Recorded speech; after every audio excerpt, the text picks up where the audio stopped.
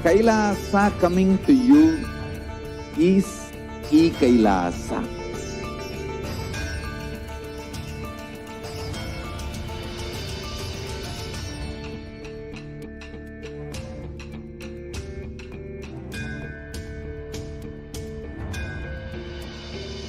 I will revive Hinduism. I am a Hindu revivalist, not by any revolution, but by evolution.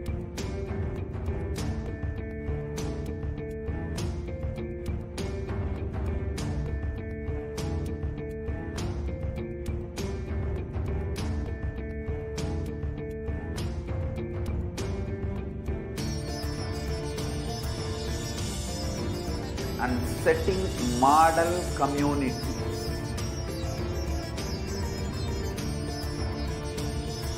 Kailasa, enlightenment ecosystems, Sarvanya Pitas all over the world.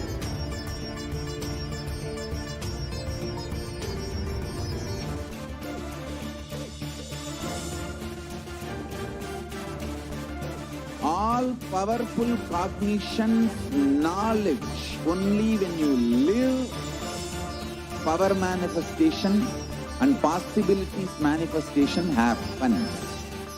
It's a fundamental truth.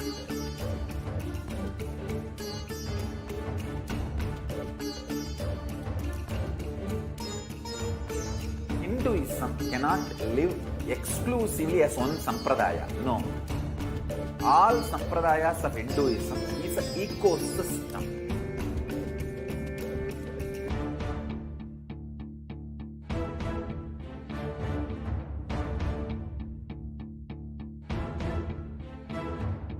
So don't keep quiet thinking that if one sampradaya is attacked, only that sampradaya is going to be affected.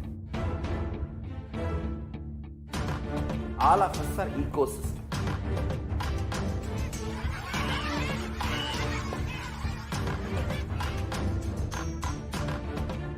I invite all of you to get involved and enjoy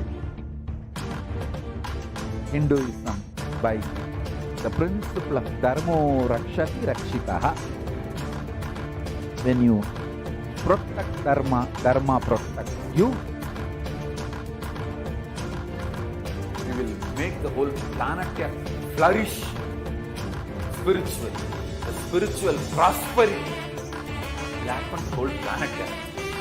We all have to coexist together.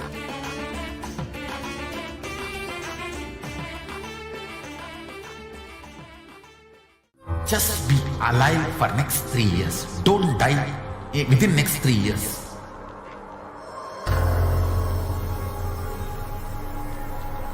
Just don't die within next 3 years. Be alive. Somehow be alive. I'm working sincerely. I will reach you somehow. Somehow I will reach you. It's my commitment to humanity.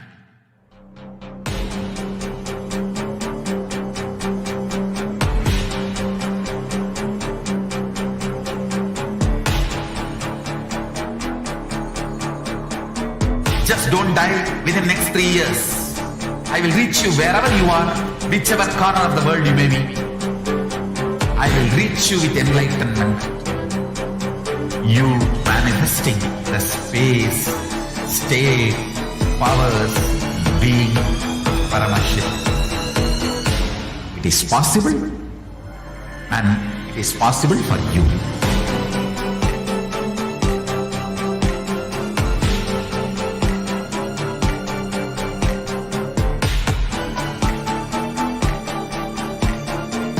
Paramashivoham will reach you with enlightenment science. I know he is going to do the job. Just be alive for next 3 years. Nothing else.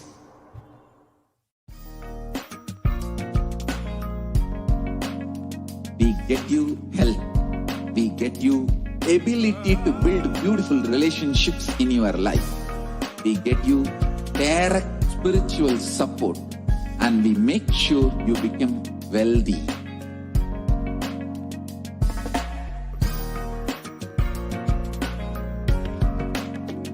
We won't stop giving you just good life. We will literally not stop till you live enlightened life. Manifesting the state of Paramashiva, space of Paramashiva, powers of Paramashiva, being of Paramashiva.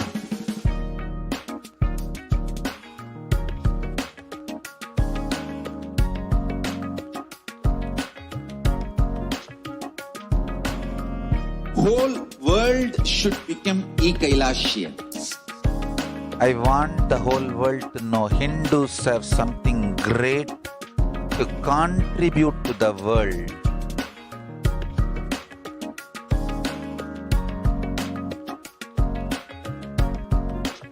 We have something great to contribute to the world.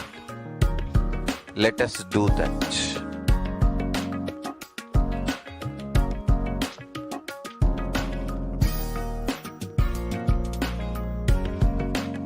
Kailasa is proper customized spiritual service helping you to identify your root patterns of suffering. We have perfected the science of helping every individual from every cultural, religious, nationality background.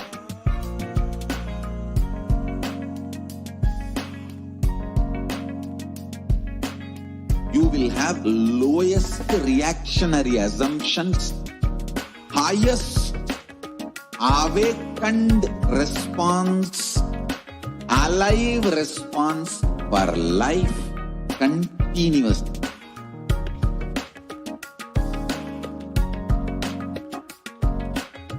Kailasa is enlightenment ecosystem, literally enlightenment itself in your own home, wherever you are. Proper customized spiritual service helping you to complete with your life negativity. Withdrawal from life, self-hatred, self-denial, self-doubt, so much of tiredness, laziness. We can support you aligning your diet, your attitude, your aptitude, your understanding about life. We can help you with everything.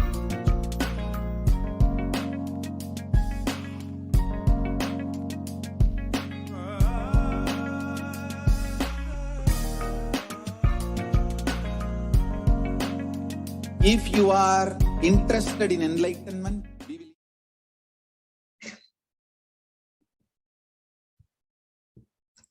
Nithyanandam Paramasukadam Kevalam Jnanamurtim Dvandvatitam Gagana Satrusham Tattvamasyadilaksham Ekam Nityam Vimalamachalam Sarvadi Sakshi Bhutam Bhavatitam Trigunarahitam Sadgurum Tam Namami.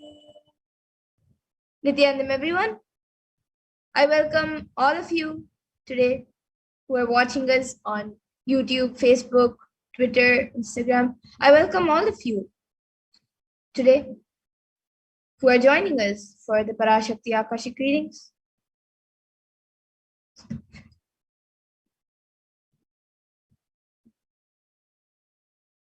And if you are here, it is not an accident, but an incident of the cosmos itself. An existence is trying to manifest itself through you and wants you to be here in this form.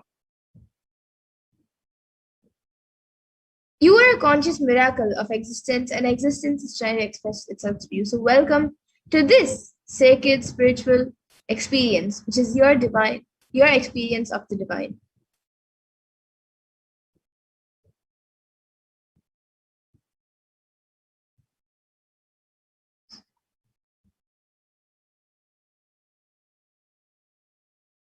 And this may be what you think as your first time in the presence of a divine cosmic being, but this is not the first time this energy has graced planet Earth.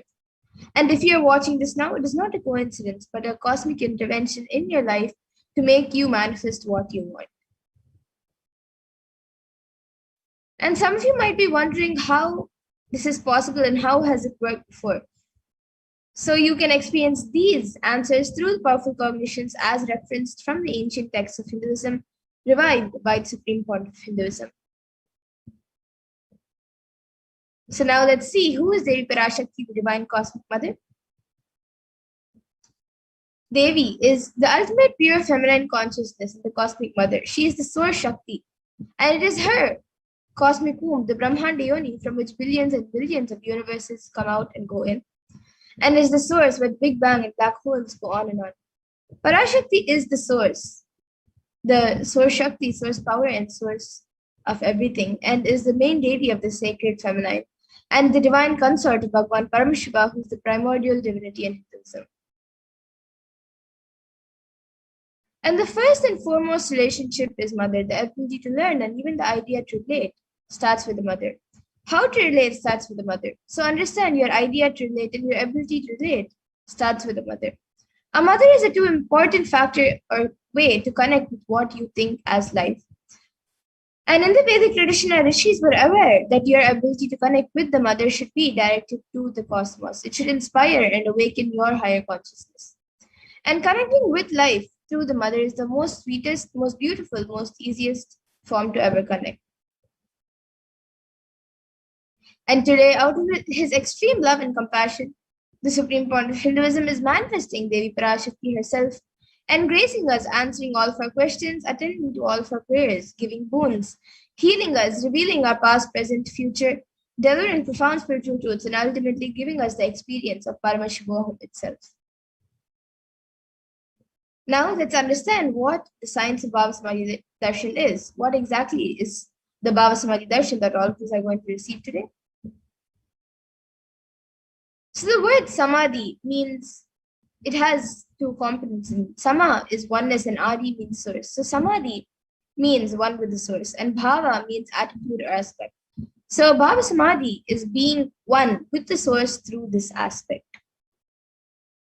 And Darshan means to have a glimpse of. So in the Vedic tradition, it is used to describe the moment when we behold a deity, an avatar, a saint, or an enlightened being, as just seeing such a being can cleanse the karmas of lifetimes and create a deep lasting transformation in the receiver, in all of you and all of us. And Darshan is a powerful superconscious vibration that is present around an avatar at all times. And he simply radiates Darshan just as the sun continuously radiates light.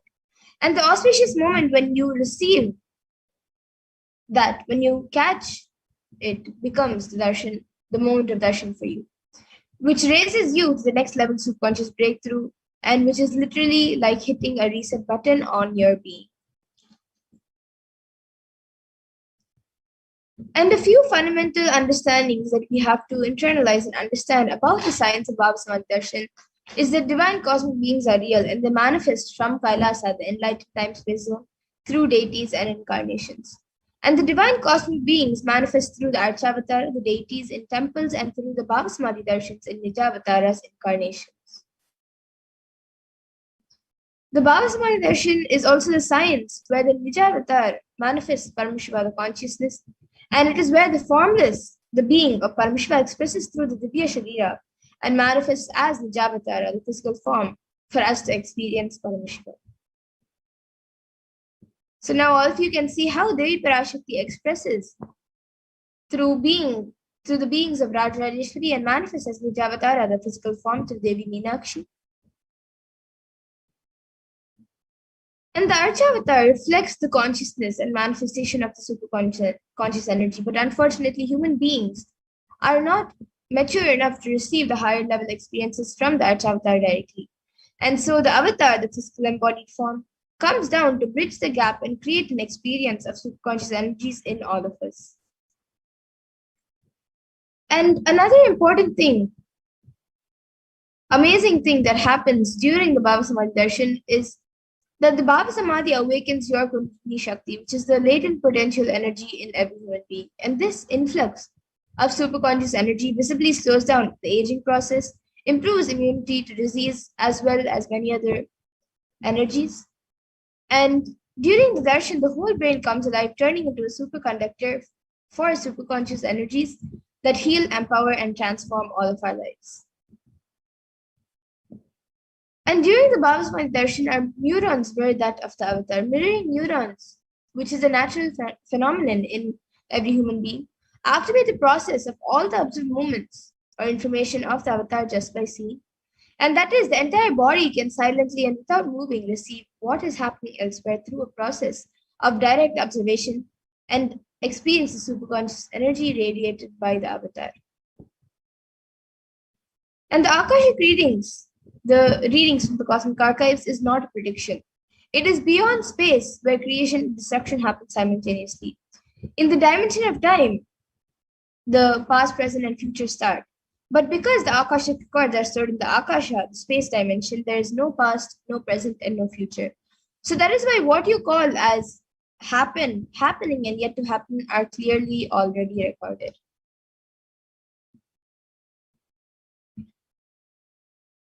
So now let's see who is the Supreme Pontiff of Hinduism. So the Supreme Pontiff of Hinduism, Jagadguru Mahasannidhanam, His Divine Holiness Bhagavan Nithyananda Paramashivam, is the reviver of Kailasa, the macrocosmic ancient enlightened Hindu civilizational nation. The Supreme Pontiff of Hinduism is the 1000th incarnation of Paramashiva as per Hinduism and is recognized by his predecessors who are enlightened masters and adepts. The Supreme Pontiff of Hinduism has made the science of power manifestation, yoga, and temple-based universities a lifestyle for humanity. And the Supreme Pontiff of Hinduism is also ordained as the 233rd Guru Mahasannidhanam of Kanchi Kailasa Sarvagnapeetham, which is the Tande Mandala Adhanam, is the incumbent emperor of Suryavamsha Sarangi Samrajyam, the present 293rd Jagat Guru Mahasannidhanam of Kailasa Shyamala Pita Sarvagnapeetham, the present Mahamandaleshwar of the Mahanirvani Akada, which is the largest of its monastic order.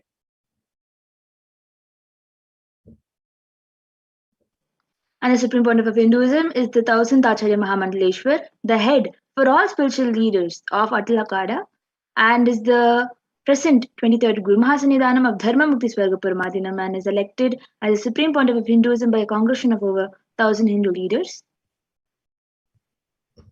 And the Supreme Pontiff of Hinduism is also revered as a teacher of Hinduism, most prolific, most viewed, read, and watched. He has authored 300 books in 10,000 articles and 10,000 articles in 3 different languages, which are English, Tamil, and Sanskrit, and these are translated into 50 languages with over 1,000 titles. And over 20 million copies of these books and articles have been sold, read, and downloaded.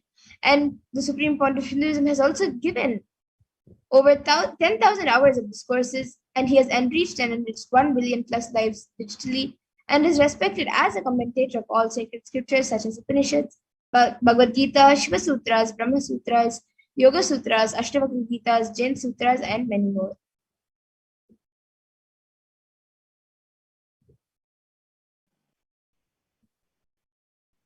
And is honored as the leader of Hinduism, the most awarded, internationally recognized Hindu leader, and is the reviver of 108 ancient Hindu sampradayas, including the Rudrakanyas Rudras, Rishis Rishikas, Bhairavas Bhairavis, and the Sannyas. Establisher of the largest Hindu university, Kailasa's Nithyananda Hindu University in the world with satellite campuses in 150 countries, and is the establisher of 1000 plus Kailasa, the enlightenment ecosystem, and is the founder and reviver of over 100 Sarvagnapeethas, and is a collector of the largest Hindu library with over 1 million books, 1 million palm leaf scriptures, and over 20 million digital books. And now with this, we will be getting into the next segment where we will be seeing a live demonstration of the power manifestation, which is given as a gift to humanity through the science of Diksha. So we will now be getting into the power demonstration, into the introduction and demonstration of these extraordinary Shaktis.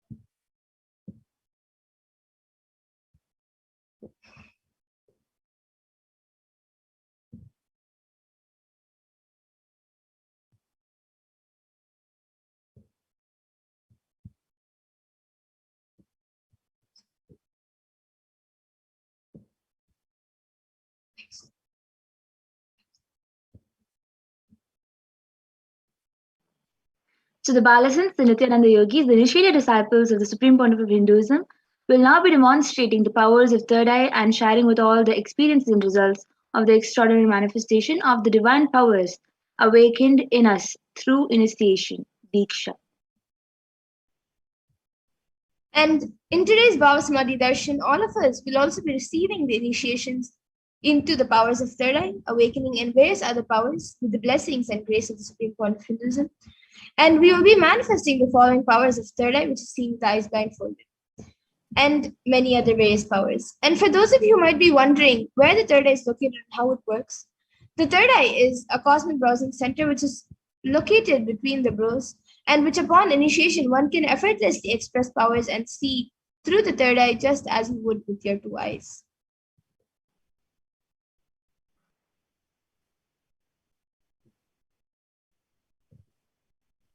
So what are Shaktis?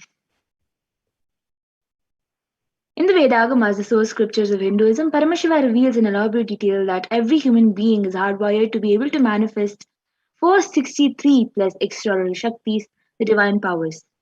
Manifesting powers, Shaktis, are described as a system, method, and science for human beings to explore the various possibilities and powers and have access to various states of consciousness. Shaktis manifest from the fundamental cognition that you are a divine, you need to manifest divine, and not that you are a man and you need to reach divine. And some of you might have heard the term Siddhis, as it is a very common term used when there's any type of extraordinary manifestation. So let's look at the difference between Shaktis and Siddhis. So Shakti is expressed from the space of enlightenment as a side effect of feeling connection with the divine and high integrity with the Guru, and are a source of enlightenment, whereas Siddhis are powers that manifest from tapas or penance for enlightenment and are on the path of enlightenment.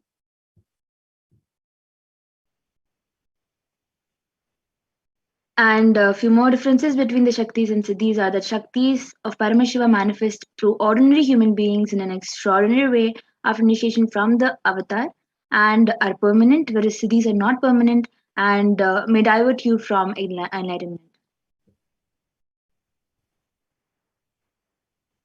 And Paramashiva, the source of all these Shaktis, is the primordial divinity in Hinduism, the ultimate reality and cause, which is self-effulgent, Swayam Prakasha, all-pervading, unchanging beyond time, space, form, and causality. And as the fundamental base of Avyakta, the unmanifest, and Vyakta, the manifest existence, he performs the Panchakritya, or the 5 cosmic acts of Shrishti, which is creation, Sthiti, which is sovereign rulership and maintenance, Samhara, which is rejuvenation, Throbhava, pulling out a delusion, and Anugraha, which is liberating grace for all living entities.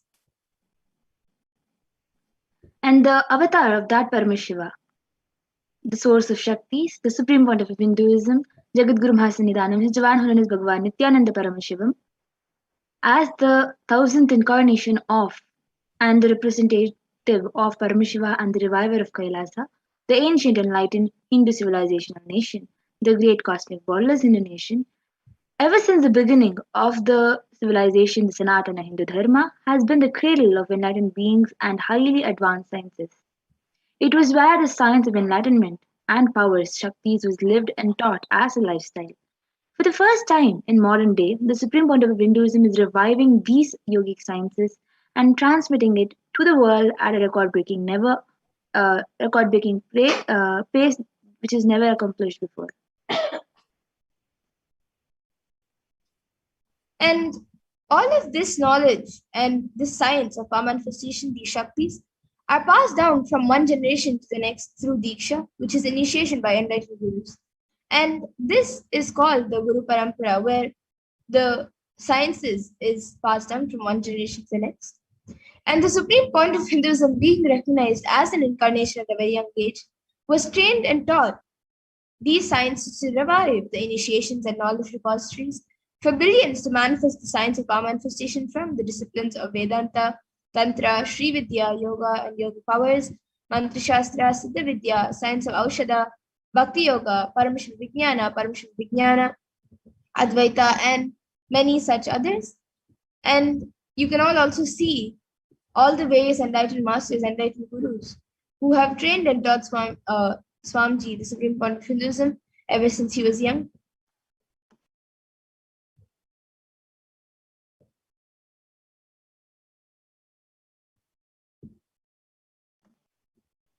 So, how do we awaken these Shaktis, these divine powers in us? Every jnana, which is the ultimate truth, mapped into your consciousness, prajna, manifests as the possibilities and the powers of every being, which is prajnana.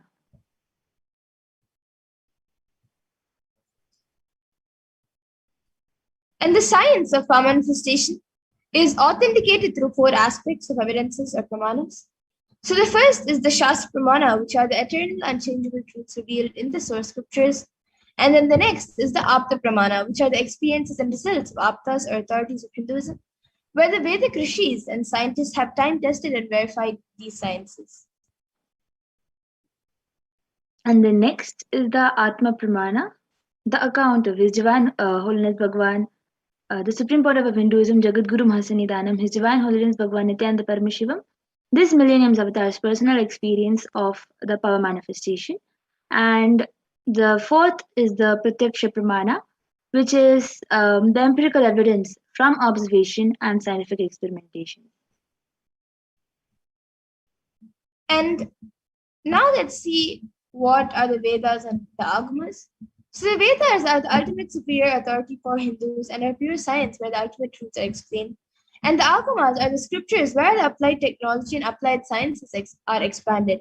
So the Vedas and Agamas, the Vedagamas, which is a living applied science for Hindus, is given the status of Shruti as they're directly revealed by Paramashiva, and they're the ultimate, eternal, unchangeable truths. And a reference cited from these Shastras or source scriptures is called the Shastra Pramana.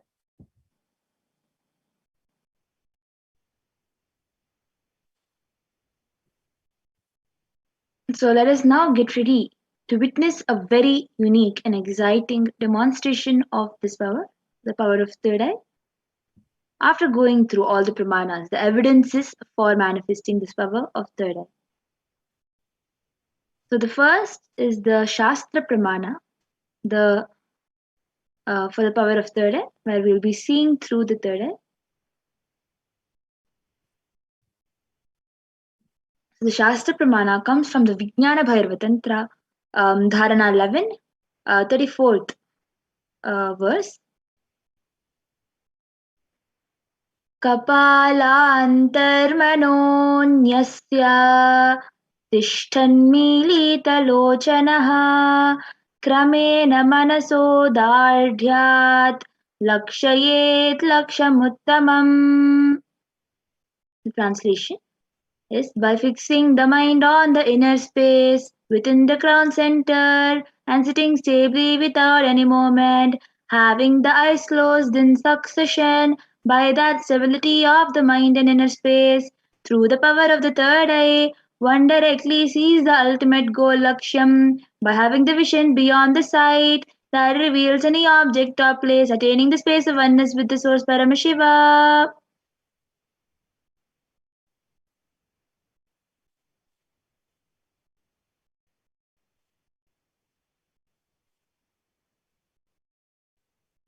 The next is the Apta Pramana, where Krishna initiates Arjuna into this power of third eye. Natu maam shakyase drashtu manenaiva swachakshusha divyam dadami te chakshuhu pashyame yogamaishwaram. Bhagwan Krishna says to Arjuna, but you cannot see my cosmic form with these physical eyes of yours. Therefore I grant you divine third eye vision. Behold my cosmic opulence. In the Hindu Purana Bhagavad Gita, Bhagwan Krishna initiates Arjuna into the power of third eye to behold Krishna's Vishwarupa Darshan, the vision of his cosmic form. The 11th chapter of Bhagavad Gita, which contains the description of Bhagwan Krishna's cosmic form, is completely narrated by Arjuna as he sees Bhagwan Krishna through the third eye.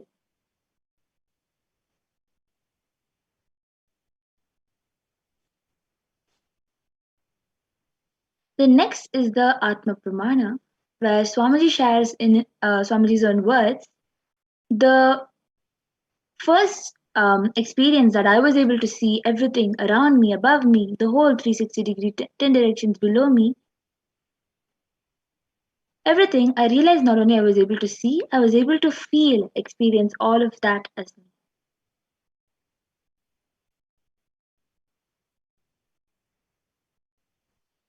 The next is the Pratyaksha Pramana, the empirical evidence from observations and scientific experimentations, where the steady measures and compare metabolic cell activity of the brain in conscious and meditative states using the positron emission tomography, the PET. When doing the daily activities, it was shown that it was proven that high activity is measured in the brain where the third eye is located, whereas when in deep samadhi state, only the third eye region is active and almost 90% of the rest of the brain is at peace.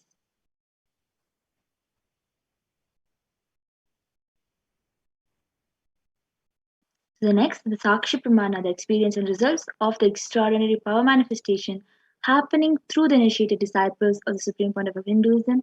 This rare sacred science of third eye awakening is being made available to humanity for their ultimate enrichment and conscious evolution by the Supreme Pontiff of Hinduism, Jagadguru Mahasanidanam, His Divine Holiness Bhagavan Nithyananda Paramashivam, as living incarnation of Paramashiva. The Supreme Pontiff of Hinduism embodies the bounds of time, space, and matter.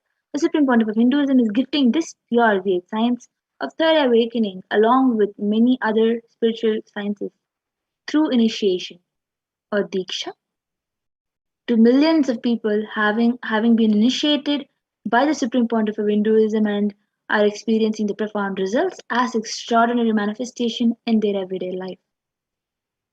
So now we will be having a live demonstration of the Sakshi Pramana of the power of third eye with the Balasins for the Nityananda Yogis initiated by the Supreme Pontiff of Hinduism.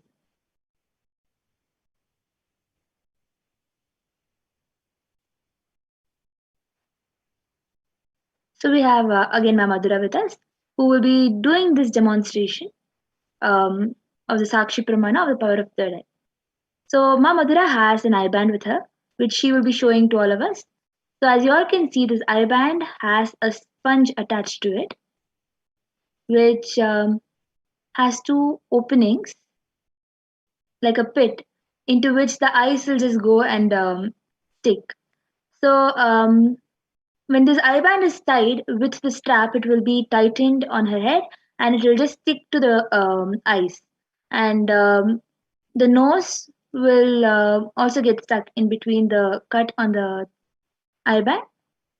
So there is no possible light that will be able to enter in through this eye band. Around Ma Madhura has a volunteer who will be helping her to put on the eye band in a secure way.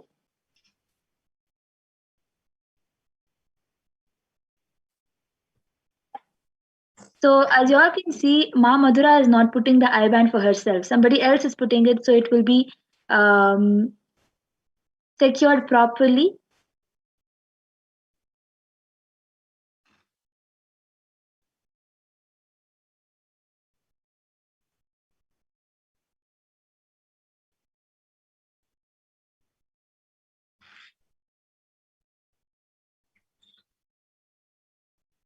And Ma Madhura will be unmuted throughout the whole time. So you can also pay attention in here. There will be it is completely foolproof. So as you all can see, Ma Madhura, you can turn to the left, right, and show up and down. So as you all can see, there is no possible gap which is visible, and no light will be able to pass through. So now whoever wants can comment random numbers, random sentences, any language that you wish, in any language that you wish, any scientific term of your choice which you think Ma Madhura will not know. Yes, You can so comment anything. Okay, so the last we have is we have a donation from Ingo Horman, and it says donation for all the sadhus, and it has come in green color, and it is 5 rupees.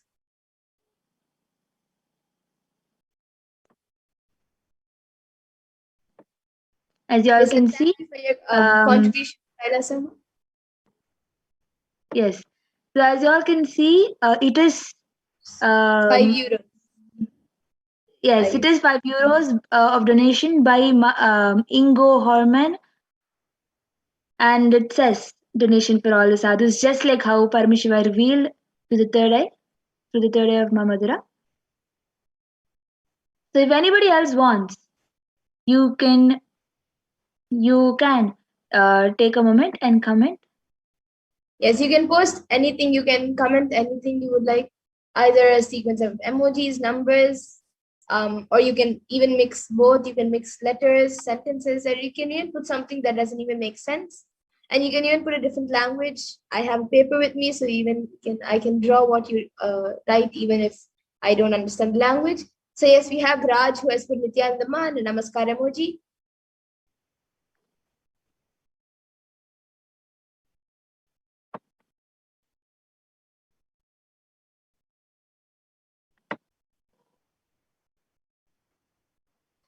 I think we can go back to the comments. Now we have some videos being shown of the Swarajya Shakti Samyama, and then it keeps you're scrolling up.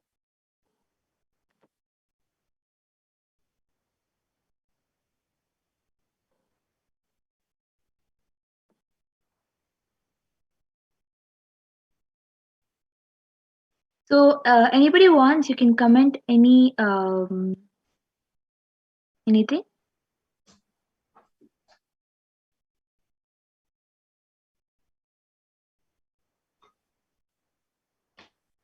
And in the meantime, I have this book with me, which is Uncommon Answers to Common Questions.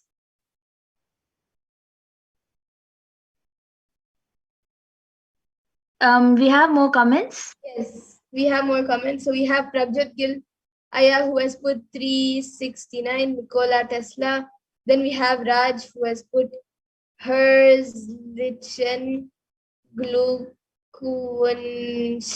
and 2 thumbs up in yellow hands. And I guess that's some European language, maybe Spanish or French or something. And then we have Saranka Rityakaran, Mantya Lalatakshananda. There is no bondage greater than one which arises from speech. So as you all can see, it has been projected in front of you all. Exactly whatever people have been commenting is what Paramashiva has revealed through the third eye. So if anybody else also wants, you can comment anything to confirm yourself that it is exactly what you are typing and sending. Yes, so I have this book with me. Okay, so we have Raj, who has put super, it's German language man, and 2 thumbs ups in the yellow hands.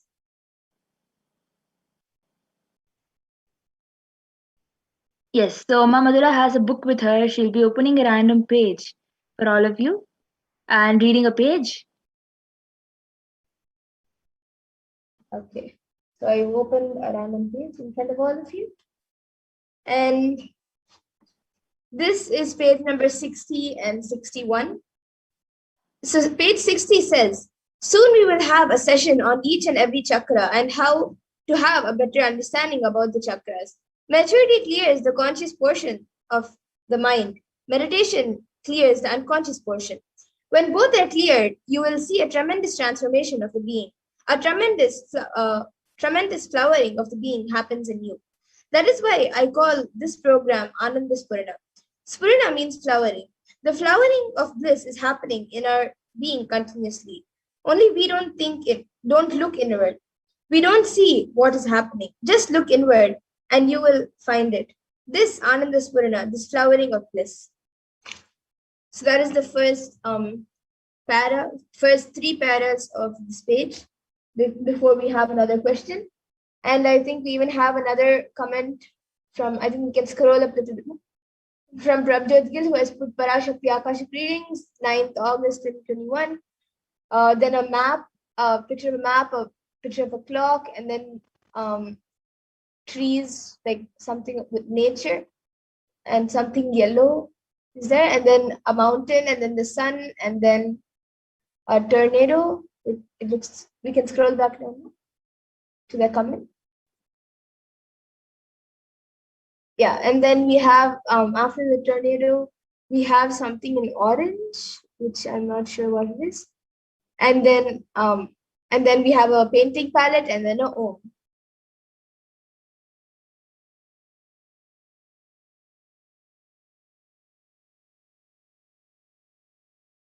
And then we have Saranka, who has put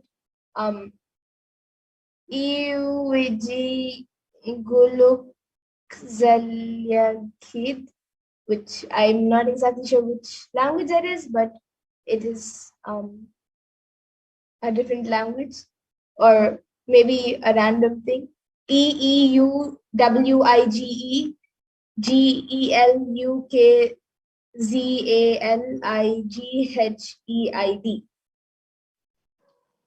And As then you all she can has, see, it has been projected. It is exactly the letters that Mama Dora had just spelled out. yes, and she has put, next she has put 3 roses and 3, I mean 2 party things, and then a sunflower, and she has put something in Tamil. Maybe before that you can all see the book, the page which I read, the part I read. Yes, so as you all can see, the book, whatever Mama Dora read, is exactly what is in this page. Yes, so now okay, Saranka has gotten back saying yes, ma, it's Dutch, and now I'll be drawing what she has typed in Tamil. So all of you can see this is an empty page. So as you all can see, it's an empty page. Yeah, and now I'll be writing what Ma Saranka has given. So it's in Tamil.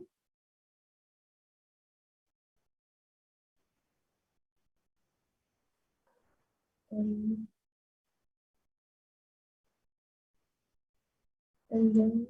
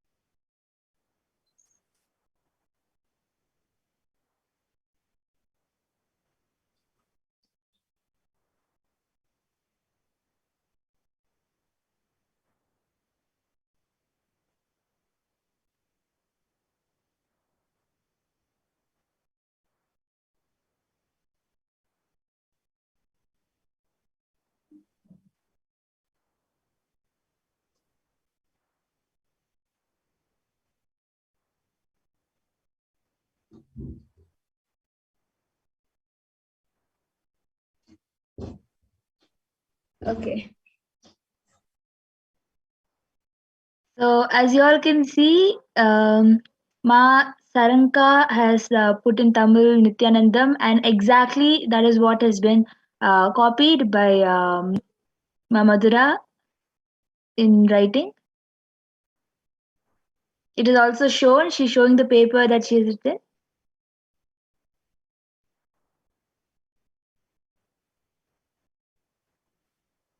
Yes, so now with this, yeah, so the last comment we have is from Ma Saranka saying yes, ma, it's Dutch. And do we have any more comments, ma, which have come after that? Nope. As of now, it is just that much. Yes. So if anyone else would like to comment before we move to the next power. Okay, so we have Ma Saranka, who has put a smiley emoji and then a party phone emoji, and then we have Prabjot Gilaya, who has put wow with so many O's. 1, 2, 3, 4, 5, 6, 7, 8, 9, 10, 11, 12, 13, 14, 15, 16, 17, 18, 19, 20, 21, 22, 23, 24, 25, 26, 27, 28, 29, 30, 31, 32, 33, 34, 35, 36, 37, 38, 39, 40, 41 O's. And then emoji with a cat in a box, and then emoji of funny face. I don't know exactly what that is. And then another party emoji with a face, and then a emoji with a magnifying glass, an emoji with sunglasses, and then a heart, and then Nithyanandam, and then a fire emoji with a heart, and a namaste, namaskar emoji, and then Raj, who has put 3 namaskar emojis, and then Masaranka, who has put laughing emoji. So as you all can see, it is exactly whatever Paramashiva revealed, and even how many ever O's is exactly what Paramashiva has revealed. So then with this, I think the volunteer can help Mamadura out of the IBAN, and we'll be entering into the next power of body scanning.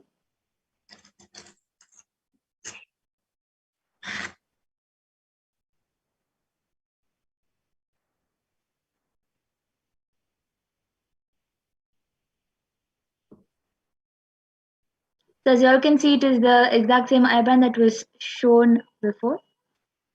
With this, we'll be entering into the next power, which is the power of body scanning.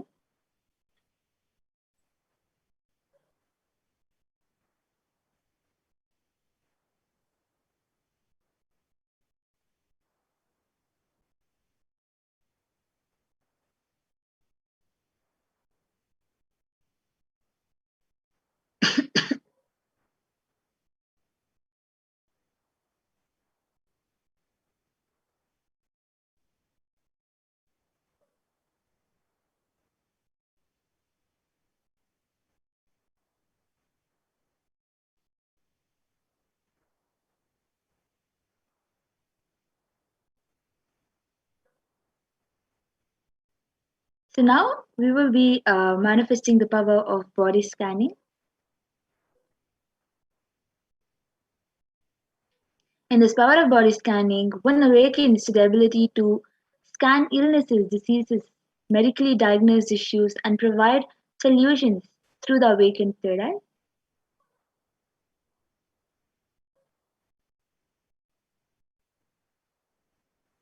So the Shastra Pramana, the scriptural reference to manifest this power of body scanning.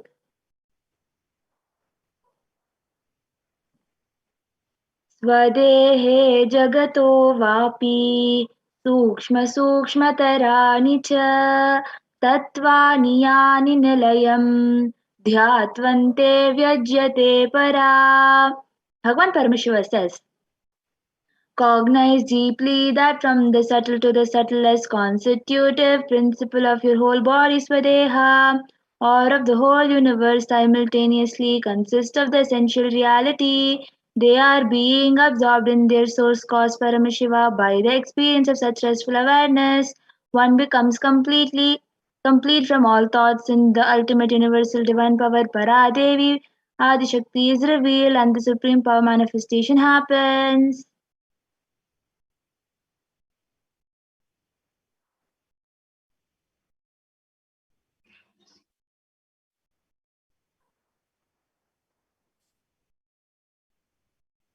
And the Apta Pramana for this power is from the life of a Siddha, whose name is Teriyar. And he was one of the prominent disciples of Agatya. And one day a man suffering from severe headache comes to Agatya for healing, and Agatya uses the power of body scanning and identifies the root cause of the headache. He reveals that there is a small tere, a type of frog, sitting in the person's brain, and Agatya immediately instructs Teriyar, his disciple, to perform an open head surgery and remove the frog. And after the surgery is completed successfully, the person is healed and cured of the headache, and thus he gains the name Terayar.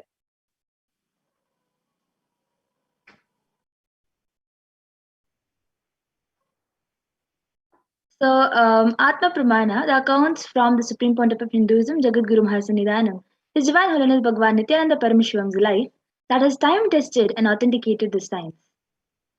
On the 22nd December 2019, the Supreme Pontiff of Hinduism, His Divine Holiness Bhagwan Nithyananda Paramashivam, revealed how Swamiji uses the power of body scanning, paraphrasing Swamiji's own words. Only when I had the multiple compound hand fracture, I was forced to go for surgery and therefore for medical checkups related to that. At that time, they detected heavy metal quantity in my different organs. It was revealed that I had been poisoned without our knowledge. I immediately used diagnostic methods instead of medical facilities to study the body conditions due to the poisoning. Through body scanning, I found out what the problems, imbalances had happened, and where balance has to be done. I used allopathy as a second opinion to verify my findings.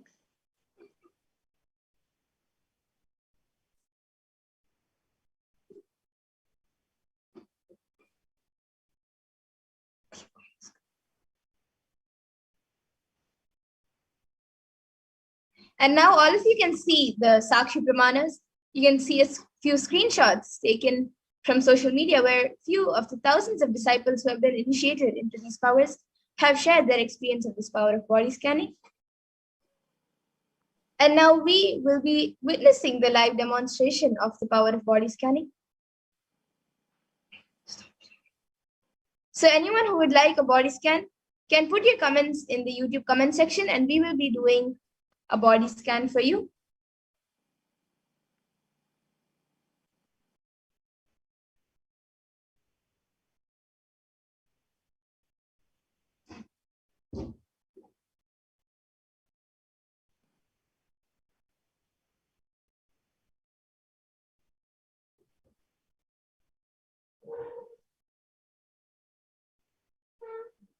So if you would like a body scanning or a healing, anything, you can put it in the comment section on the Kailasa's HDH Nithyananda YouTube channel, and we will be doing a body scanning for you. So yes, we have Prabjot Gilaya, who is asking, can you please scan my body? There is pain under my left shoulder and there is a problem with my gums. May you please scan? Yes, Ma Pragna, you can start scanning for Prabjot Gilaya. And Ma Saranka has also asked for a body scan. Yes, Ma, now I will be scanning your body. So we will be chanting the Mahavakya and starting with manifestation. Prabjot Gilaya, Ma Pragnana is scanning you, and Ma Saranka, I am scanning you, Ma. Om Nithyananda Paramashivoham. Om Nithyananda Paramashivoham. Om Nithyananda Paramashivoham.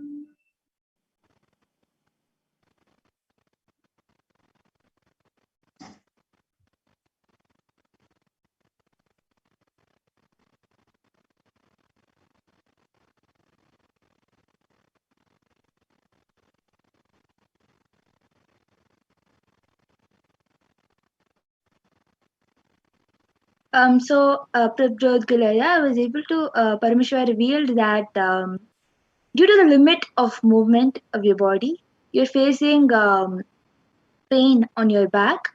And as you said, the shoulder pain is also because of the limited movement of your body. So I was able to see that you need to do yoga twice in a day, and that will increase the movement of your body. And the more you do the yoga and the stretches, stay for some more than 10 seconds in each posture, and you will see the body stretching. You'll feel the strength in the body, and that will help you to undergo to relieve the pain in your back and the shoulder. And I was able to see that the food that you're consuming is what is causing the problem with your gums. So I was able to see that first eat lighter food and have more liquid diet. So this will help you with healing the gums, and then have more of Ayurvedic diet and diet that is there in the Bhagashastras. So this is what Paramashiva had revealed for you, Prabjot Gilaya. Yes, so Prabjot Gilay, you can get back in the comments. And Ma Saranka, for you, I was able to see, Ma, that there's a lot of dryness in your body, lots of heat getting accumulated in that body, and that heat is not allowing the food that you eat properly get digested, and that is also affecting your stomach badly because the digestion is not happening properly. So for this, I was able to see that you first have to take an oil bath at least for the next 3 days and cool down your body. Use castor oil, take oil bath, cool down your body, and a full body bath, including you can take even a head bath. Apply the castor oil on your head and take a head bath also for the next 3 days. That will help in cooling down your entire body. And on your stomach, keep like that also for the next 3 to 5 days. In the night before you sleep, keep a wet cloth on your stomach for 10 to 15 minutes. That will help in the digestion to get healed. So this is what I was able to see for you. So you can get back in the comment section. Yes, so I was just scanning Ma Celine G. She's asked for body scanning. So what Paramashiva revealed is there is a lots of excess in bile juice that has been forming, Ma. So I was able to see that consumption of more water will help you relieve the problem, and that is one of the major problems that I was able to see. And one more thing is that you're having a lots of knee pain. That is also due to the digestive problem that you're facing. So, consumption of water and haritaki is what Paramashiva has revealed. And Ma Ananda Parameshwari has asked from Christian Nithyanandam, someone break in place I live and work. They take money from us and internet equipment and expensive pencil with diamond from a boss, or also other wallet for few days miss. So you can come back for this power in either Venkateshwara readings or for Akashic readings, Ma. This will be scanned in the Akashic records. You can ask Ma Christine to sign up. And Ma Salanji had also asked for body scanning, and Rajaya has also asked for healing for the skin problems.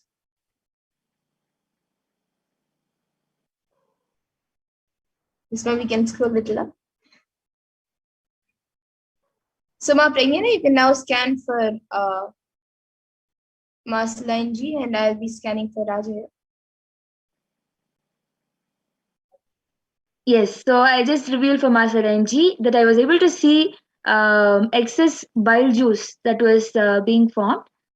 So the solution is to have haritaki and water, Ma. And I was also able to see that you're having knee pain, a lots of knee pain that is occurring very suddenly. So the solution I was able to see for your knee pain is also digestive related, and I was able to see that the same haritaki and water consumption will help you with even your knee pain. This is what Paramashiva has revealed. Yes, and for Rajaya, for you, I was able to see for the next 1 or 2 weeks in the water that you take bath in, you can mix little basma or turmeric. Get the basma. If you can get the basma from the nearest temple. If you don't have basma right now at your house, then you can keep some turmeric in front of the screen as you watch the darshan. Get the turmeric energized and use at least 5 pinches of the turmeric in the water that you use to take bath. And with that turmeric water, you can take bath for the next 1 or 2 weeks. That will help in healing your skin, Aya. So, Ma Christy Jan Baran, I was able to see you have also asked Nityanandam, I would like to have a body scanning. I feel stressed because of experience of robbery. And can you please see if things also will be returned? So when I when I scanned for the body scanning, I was able to see that see that there is some sort of mist that is forming in your throat, ma, that is making your voice hoarse. So the solution I was able to see for that throat mist that has been formed is for you to have 1 spoon of honey with pepper mixed with the honey, at least half spoon of pepper mixed with the honey, and that will help you with the throat. And I was able to see that you are becoming mentally unstable because of the experience that you have faced. So I was able to see that the solution for that is to spend your time listening to Mahavakya and to take part in the Swaraja Samyama, which is you either listen to the Mahavakya and lessen your talking. So I was able to see the solution for your stress is to do the Swaraja Samyama, and it will help you. Naveen Kumar Somanathaya has also asked for body scanning, which my Madhura is already doing. Yes, so Aya, for you, I was able to see that for the past few days, you have been putting a lot of pressure on your feet, and also overall you are getting quite stressed, and due to that you are having frequent headaches, and that is also affecting your eyes. So I was able to see that for that, if you watch satsangs, any satsang that you would like, you can watch the live programs every day. And if you're not able to do that, then at least every day watch some satsang, any satsang of Swamiji's of your choice. You can watch that satsang, and that will help you in relaxing and getting into the space of Paramashivoham, and that will also heal you completely. And you can also drink lots of hot water. This is also one more solution I was able to see. So that was for Naveen Kumar Somanathaya.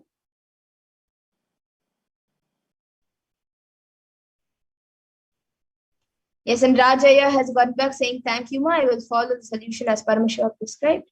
Yes, Aya. And you will surely be healed by the grace and blessings of Paramashiva and Swamiji.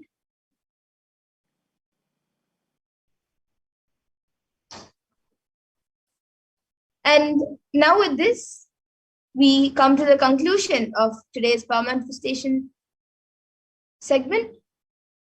And we will be moving on to the further segments where we will be learning about who is Devi Parashakti and how we can receive her, and also what she has revealed for humanity. So we will be moving on to the further segments.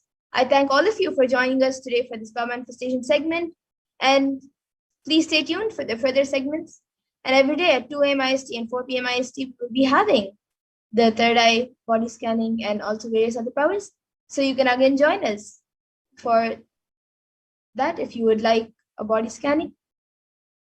And with this, we will be moving on to the next segments. Thank you, Nithyananda.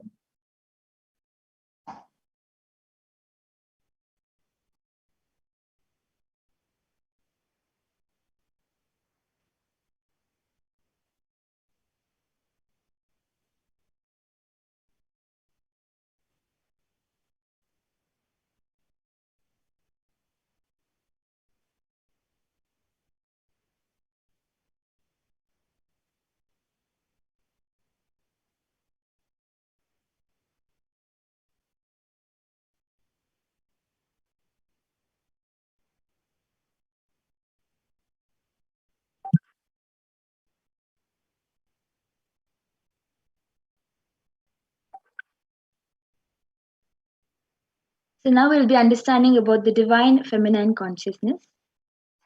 Yes, so we'll be learning about Devi Parashakti, and as Mapagina said, about the divine feminine consciousness. Yes. So the Dhyana Shloka of Devi Parashakti from the Lalita Sahasranamam. Sinduraruna vigraham trinayanam manikya spurat taranayaka shekharam smitamukhi मापी नवक्षोरुहां पानिभ्यामलिपूर्णरत्नचषकं रक्तोत्पलं बिभ्रतीं सौम्यां रत्नगतस्थरक्तचरणां ध्यायेत् परामम्बिकाम्. The translation is that the Divine Mother is to be meditated upon as shining in a vermilion red body with a triple eyes, sporting a crown of rubies studded with a crescent moon, a face all smiles, a splendid bust, one hand holding a jewel cup brimming with mead and the other twirling a red lotus.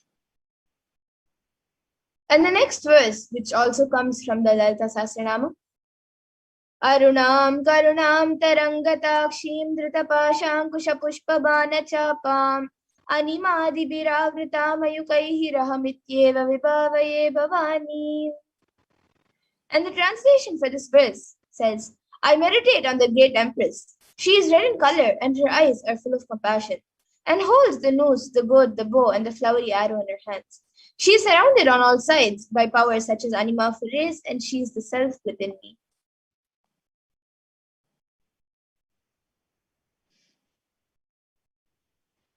Devi, the ultimate pure feminine consciousness, Parashakti, is the cosmic mother. It is her cosmic womb from which billions and billions of universes come out and go in. Source, where the Big Bang and black holes go on. Parashakti is the source Shakti, source energy, source power from which all of us came, in which all of us are even now, in which all of us are going to merge.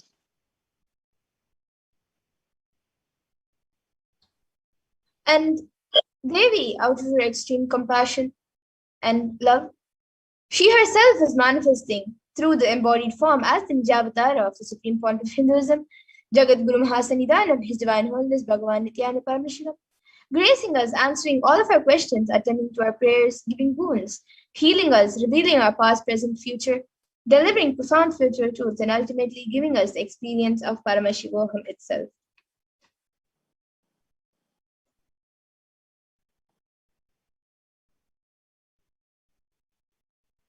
So, in the words of Parashakti herself, raising as Omkara, expressing as Vedas and Agamas, blossomed as Rimkara, filled as Parashodasi, living in 40 triangles, the Kailasa Swamini, who is in Kailasa Sripura Chintamani, Parashodasi, sitting as part of Paramashiva Parameshwari, who rules the world, Paramashakti, Manonmani Meenakshi.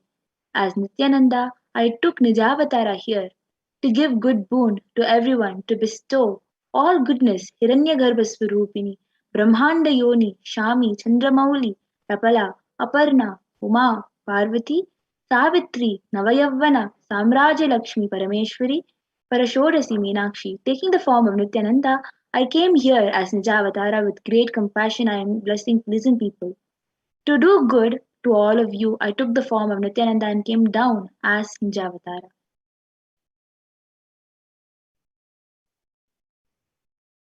And again, in the words of Devi Parashakti herself, she beautifully says, raising in Omkara, blossoming as Shiva, Shiva, manifesting as source of existence, powers of existence, expression of existence, from the oneness of Om, blossoming into two as Prakriti and Purusha, blossoming as three Shaktis, Icha, Kriya, and Jnana, growing as 4 Vedas, expanding as 5 Panchabhutas, beyond 6 chakras, filled as Gotras of 7 Rishis, expanding as 8 directions, existing as 9 Grahas, blossoming as 10 Indriyas, being as 11 Rudras, creating all the worlds, bringing life to tell and make truth blossom and to do good. Parashodasi Meenakshi, in the form of Nithyananda, I came to bless every one of you.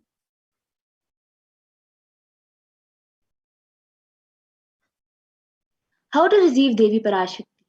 Literally, you're seeing Paramashivan Parashakti at the moment. She is there in your screen, so always receive her very traditionally. Keep 2 betel leaves, 1 banana, 1 betel nut, and 1 coin in front of the screen. Watch Devi.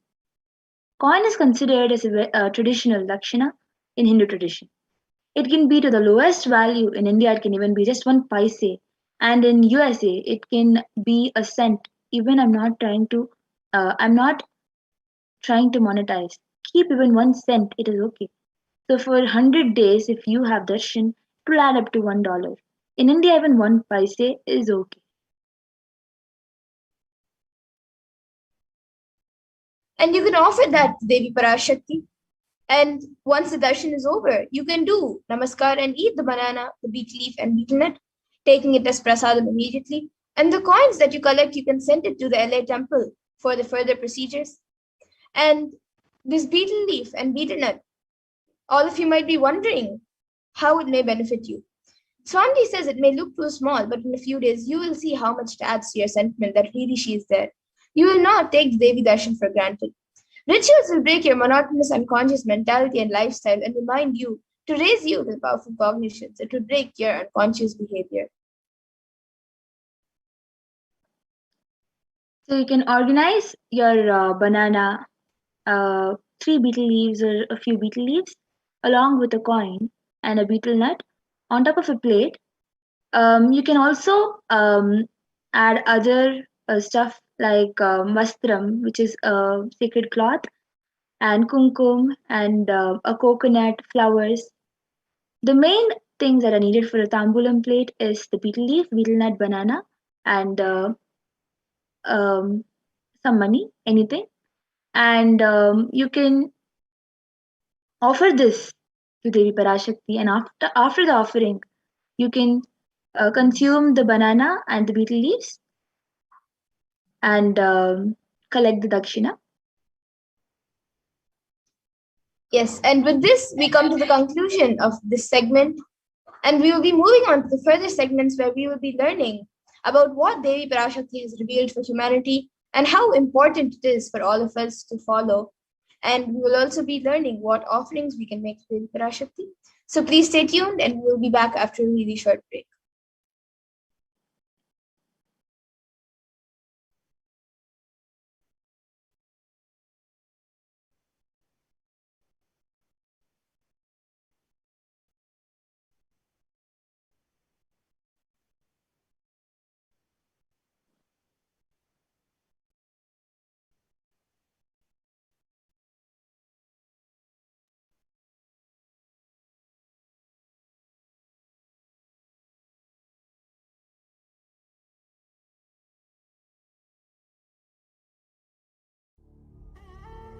What I mean by the word Kailasa, listen intensely. Enlightenment ecosystem, literally enlightenment itself, in your own home, wherever you are. If you cannot come to Kailasa, it's okay. Kailasa can come to you. Kailasa coming to you is Kailasa.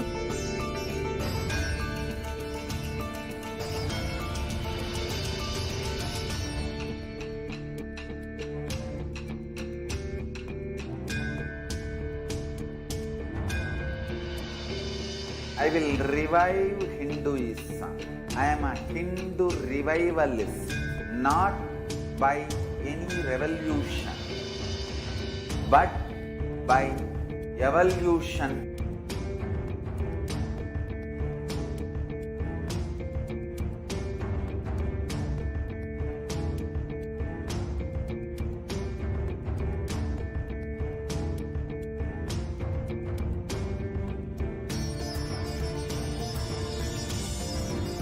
And setting model communities.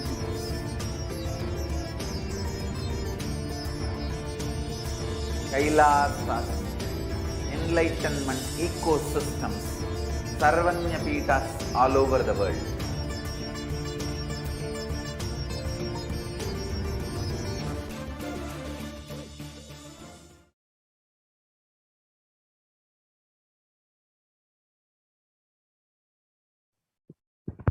Nithyanandam, welcome back, dear viewers.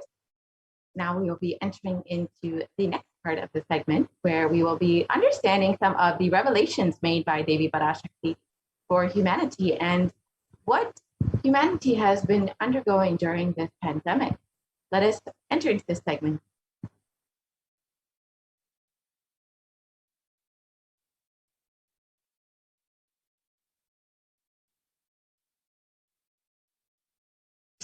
out of his extreme compassion and love, the Supreme Concept of Hinduism has been manifesting Devi Parashakti herself and gracing us, answering all of our questions, attending to our prayers, giving boons, healing us, revealing our past, present, and future, delivering profound spiritual truth, and ultimately giving us the experience of Paramashivoham itself.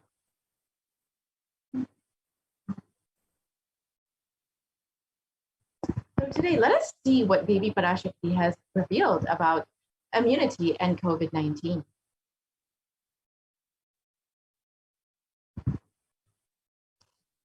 So let us first understand what is happening in the world today, right now.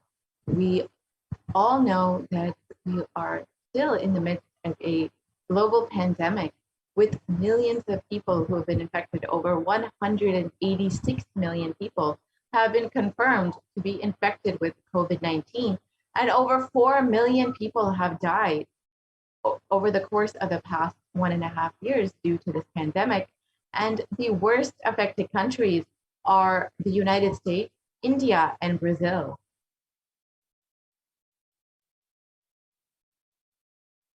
So let us hear Devi Parashakti's revelations directly on the 18th of June, 2021.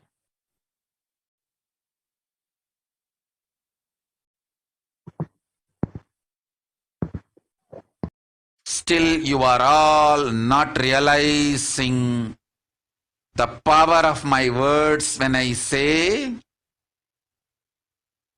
Corona is very much out there with the support of decision makers, rulers, people who are supposed to protect all of you.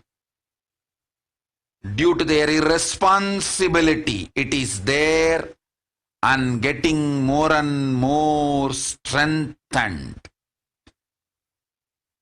It is becoming more and more stronger in multiple forms. And all the other diseases which are waiting to attack human bodies, because Corona has made the immunity strength weak in human bodies. Human bodies have lost the strength of immunity power.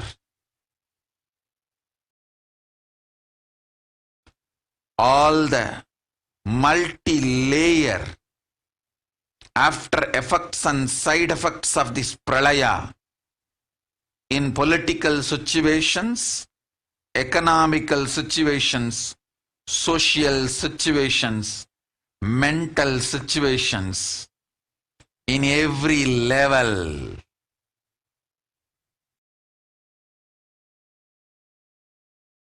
Cannot be described. Wait. This year, focus on keeping yourself alive.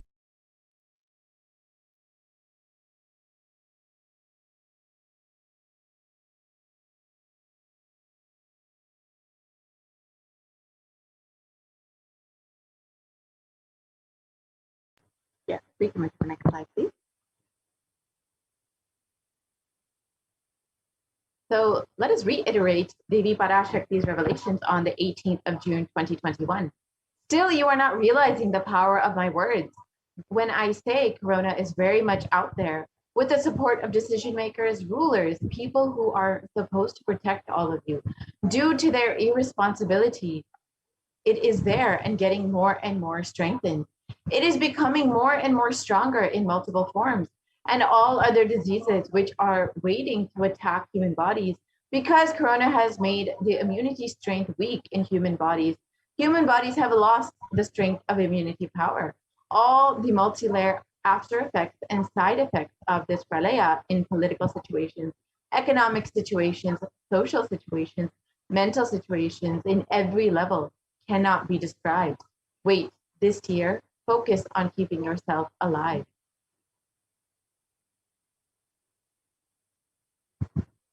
So we will focus on three main revelations made by Devi Parashakti. The first is that corona has made the immunity strength weak in human bodies. So let us analyze this revelation and understand how it has been manifesting in our reality.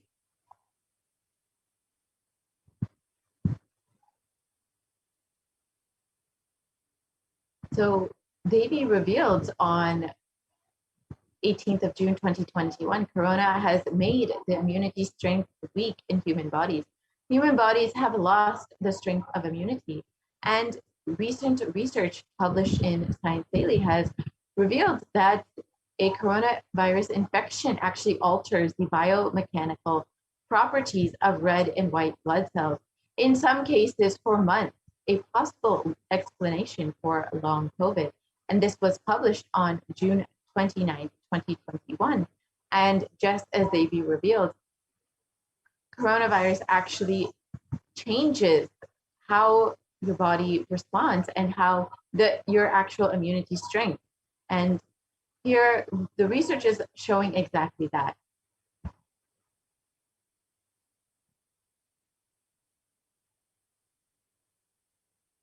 And the article continues on, COVID-19 significantly changes the size and stiffness of red and white blood cells, sometimes over months. And these results may help to explain why some affected people continue to complain of symptoms long after an infection of COVID-19.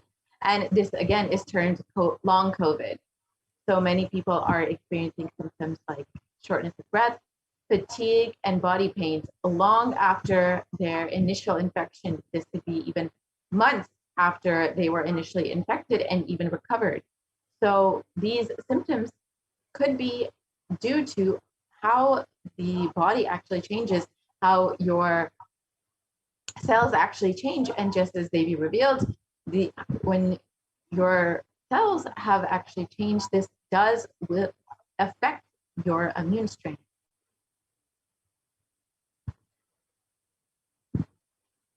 And let us understand how corona actually affects the body. In this article published by the Academy of Medical Sciences, it says that the way that the body defends against a virus is to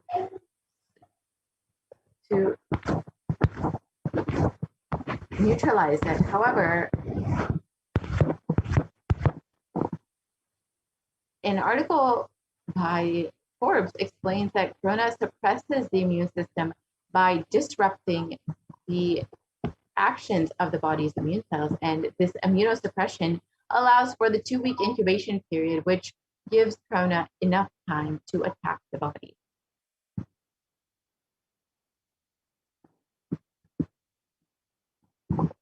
And the typical timeline for someone infected with COVID-19 is it usually lasts about 2 weeks, and the first 5 days are the incubation period.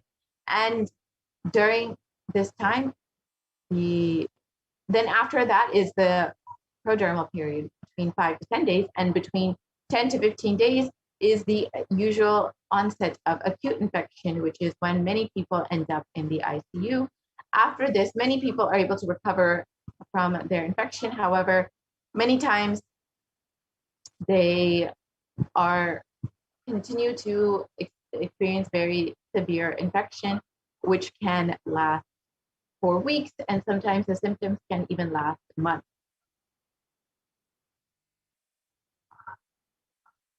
And let us understand COVID-19 in perspective of other deadly diseases that humanity has battled in the past.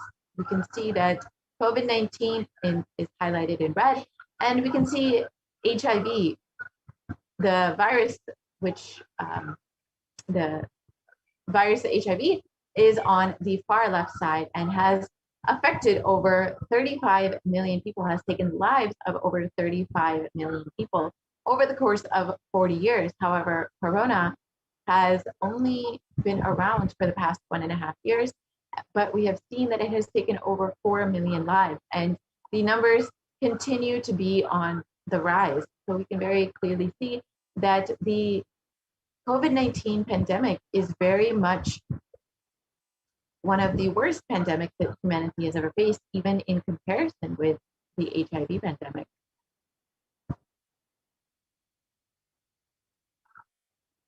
And further studies done by the University of Oxford found that cells are profoundly impaired after recovering from COVID-19. And the British Society for Immunology has also claimed that the effects of COVID are far beyond respiratory health.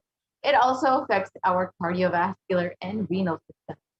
So just as Devi revealed, COVID-19 actually does affect the immune system in other multiple organ systems, just as Devi has revealed.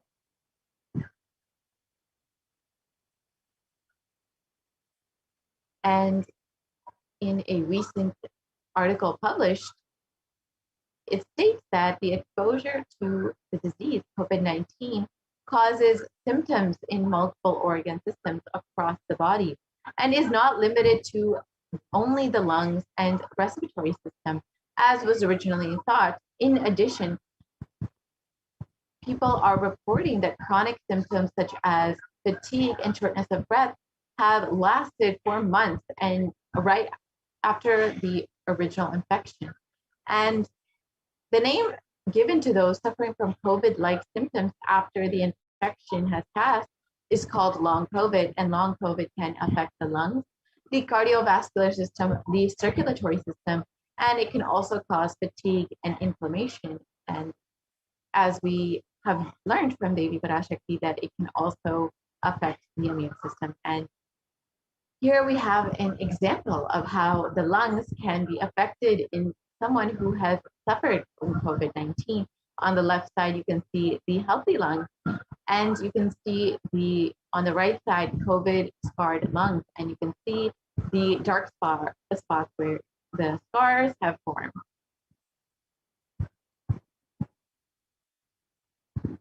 And even after contracting COVID-19, your immune system remains weakened and you are much more susceptible to other diseases.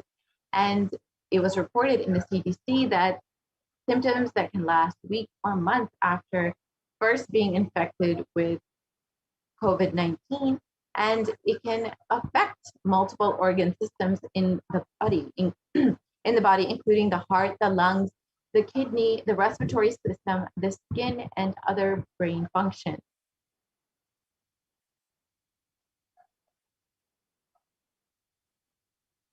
So let us look at the third revelation, the second revelation made by Devi Parashakti. All other diseases which are waiting to attack human bodies are attacking the human body after the immunity strength has been weakened in human bodies. And as we have all heard, the black fungus, white fungus, and other fungal diseases have been sweeping the nation in India and have been primarily affecting patients who have recovered from COVID-19. And in one article, it has reported that over 9,000 cases of this rare infection have been reported. And in another, it has reported that over 4,500 patients are, of 5,400 patients are COVID recovered patients.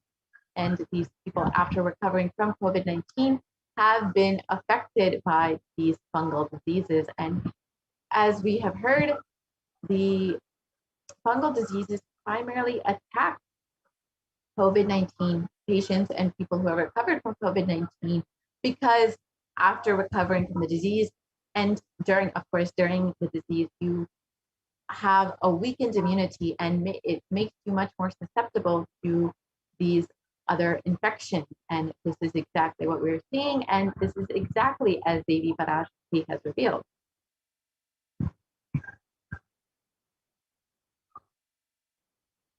And here are some of the photos of people who've been devastated by the COVID-19 pandemic and who have also been infected with black fungus and the other fungal diseases. And the last revelation that we will look at today is how Corona is becoming more and more strong in multiple forms.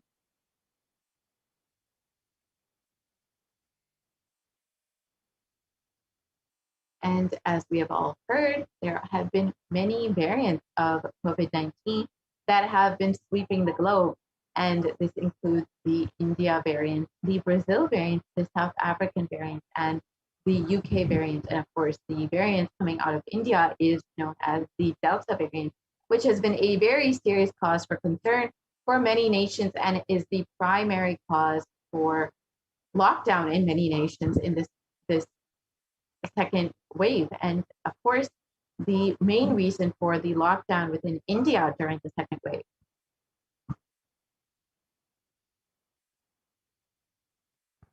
And here are the different variants and the countries which they have emerged out of. The Alpha variant, which has emerged out of UK, the Beta variant, which has emerged out of South Africa, the Gamma variant, which has emerged out of Brazil, and the Delta variant, which has emerged out of India. And generally, viruses mutate, but in the case of COVID, we have seen that they are becoming more dominant, and we are seeing how this has played a significant role in our ongoing pandemic, how it has been, how we are forced into continuous quarantine and lockdown in many, many nations, and how India especially has been severely affected by this.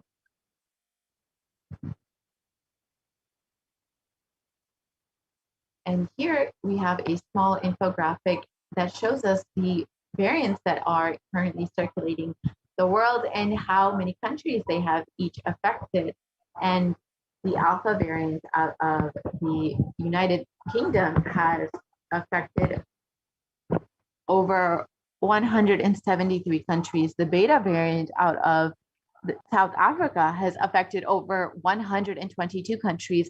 The Gamma variant out of Brazil has affected 74 countries, and the Delta variant, one of the most severe variants, has affected over 104 countries.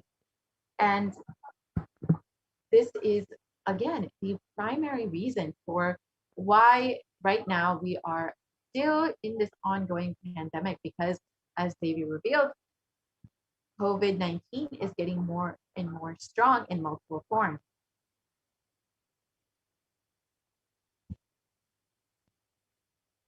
And other variants of corona have also been recently discovered, as we have heard from the Supreme Concept of Hinduism himself.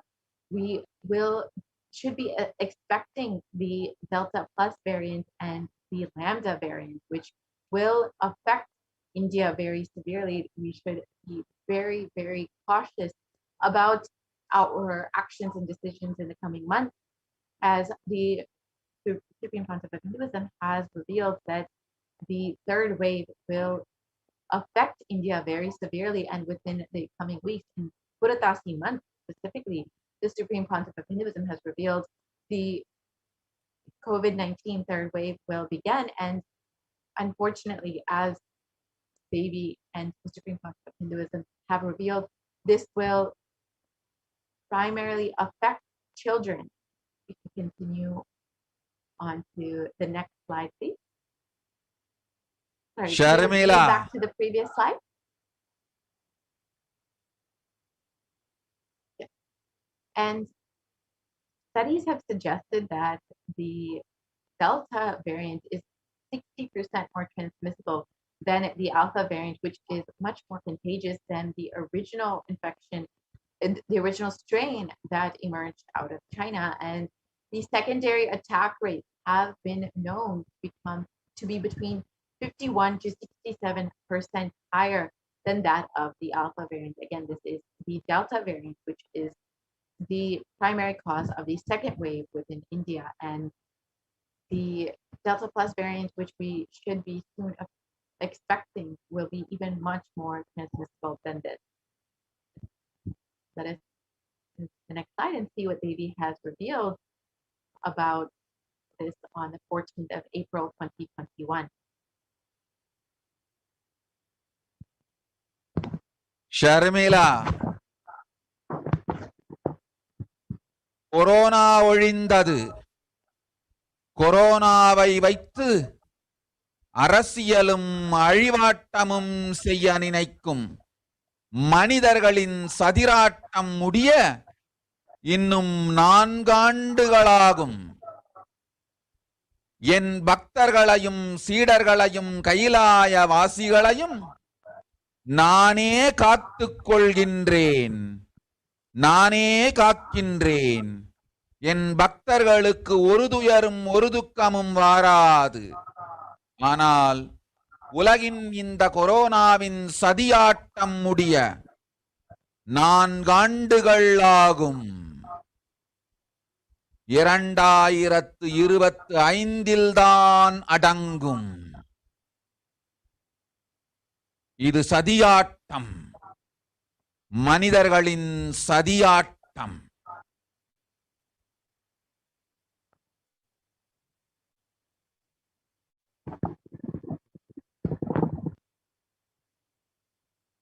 And the translation of Devi Parashakti's revelation, Corona is destroyed, but it will take 4 years for the political conspiracies done by humans to end. I will protect my devotees, disciples, and Kailasa-vasis. No suffering will come for my devotees, but it will take 4 years for the conspiracy of Corona to end. It will come to an end only in 2025. It is a conspiracy, a human conspiracy. And here we can see in this article below the highlights of the prediction for the future of COVID-19 within India. And as Devi revealed, the third wave will be coming in the coming week and month. And the peak of the third wave will be in October and November. And this is nearly inevitable as per the current scientific report. And as per Devi's revelations, we can see that below there, in the below articles, we can see that there are going to be many more waves of COVID-19 to come in India. And the article continues to say that if any new variants are discovered, it would spread much faster in this third wave. And as the Supreme Pontiff of Hinduism has already revealed, there will be other variants that are discovered in the coming future, including the Delta Plus variant and the Lambda variant. So as Devi has revealed, there will be many more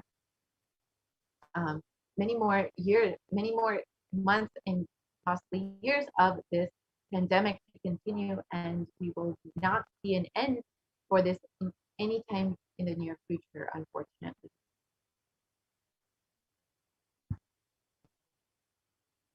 So with so many waves of COVID-19 to be coming in the future, what is the best way to protect ourselves? And does anybody have a solution?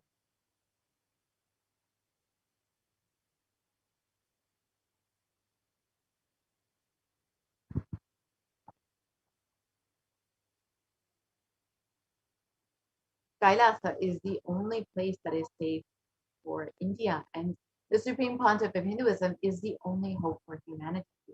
The Supreme Pontiff of Hinduism has opened up all of the Kailasas within India as COVID care centers for anyone who is interested in quarantining with multi-layer quarantine during this pandemic and who wants to protect themselves during this ongoing pandemic. And the Supreme Pontiff of Hinduism has revealed, and Devi has revealed again and again, the only priority for this year is to keep yourself alive. And if you would like to ensure that you are protecting yourself and protecting your life, your loved ones, and your family, you are welcome to sign up today at kailasa.org/kailasacare to register to quarantine in one of the COVID care centers opened across the country of India. And again, the Supreme Pontiff of Hinduism has revealed, and even many articles and research has shown that the only way to protect yourself, ensure that you are fully protected, is through quarantine, and specifically multi-layer quarantine. And fortunately, the Supreme Pontiff of Hinduism has opened up all the COVID care centers with multi-layer quarantine for anyone, any person, whether you are an initiated disciple or just watching this segment for the first time, you are welcome to sign up to protect yourself and to avail the benefits of this multi-layer quarantine in one of the Kailasa COVID care centers. And with this, we will be moving into the next part of the segment where we will understand some of Devi's revelations made on black fungus. So if I could just request the volunteers to open the slides on black fungus.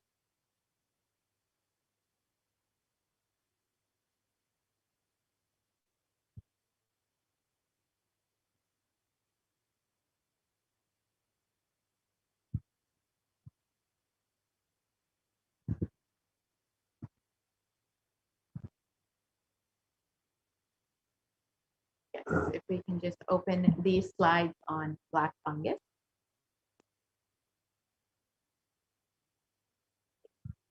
So Devi has been continuously guiding us during this pandemic, has been continuously blessing us, answering all of our prayers, and giving us boons to guide us and to ensure that we are protected during this pandemic. It is in our best interest to heed to Devi's instructions and guidance and to protect ourselves during this pandemic. As Devi has revealed, the best way to protect yourself is through multi-layer quarantine, and the best place to experience that is the COVID care centers opened by Kailasa. So you can visit again kailasa.org/Kailasa care to avail the benefits of the COVID care centers and multi-layer quarantine. And all of these services are provided completely free of cost to anyone for the duration of this pandemic. So if you would like to register, you are welcome to visit kailasa.org/Kailasa care. And we will be entering into the next part of the segment where we will understand some of the revelations made on black fungus and how it has been affecting India today.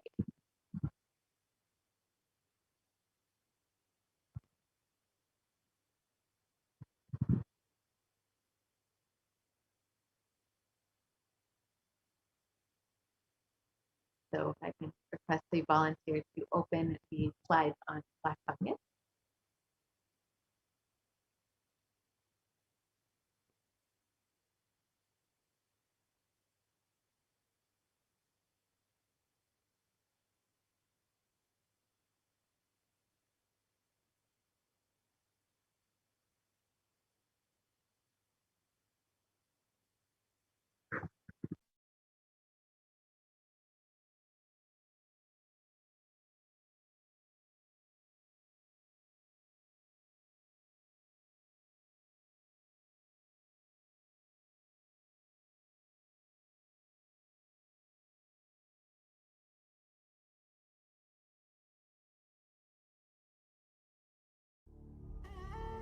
What I mean by the word Kailasa, listen intensely. Enlightenment ecosystem, literally enlightenment itself, in your own home, wherever you are. If you cannot come to Kailasa, it's okay. Kailasa can come to you. Kailasa coming to you is Kailasa.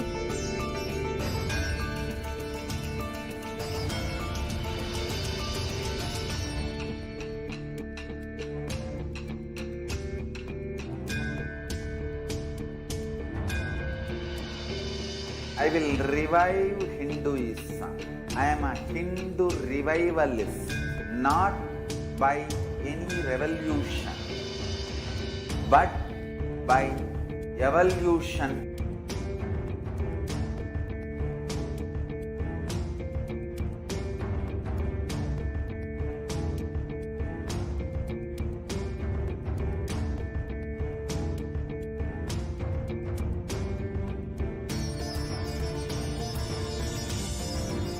And setting model communities.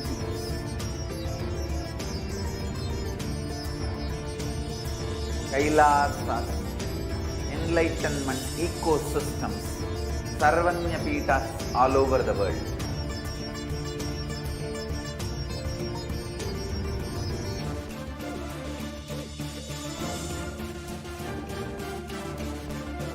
All powerful cognition, knowledge, only when you live, power manifestation and possibilities manifestation happens. It's a fundamental truth.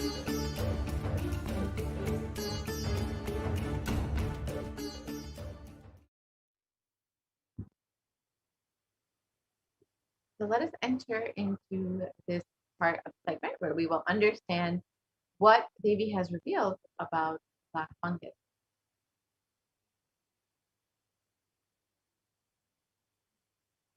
So let us listen to Devi Parashakti directly on the 19th of May, 2021.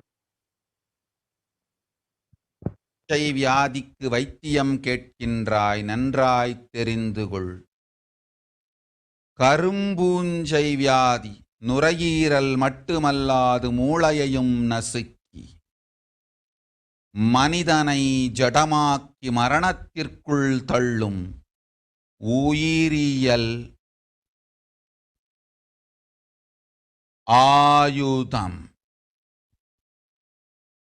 மனிதர்கள் மீது நடத்தப்படும் உயிரியல் போர் இது.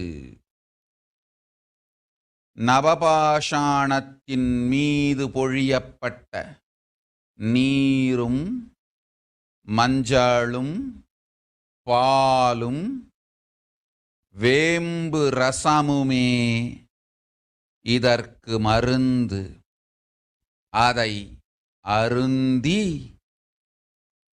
உடலிலே அதை ஊற்றி நீராடி இருந்தவர்க்கு காவல் அம்பிகையின் சக்தி.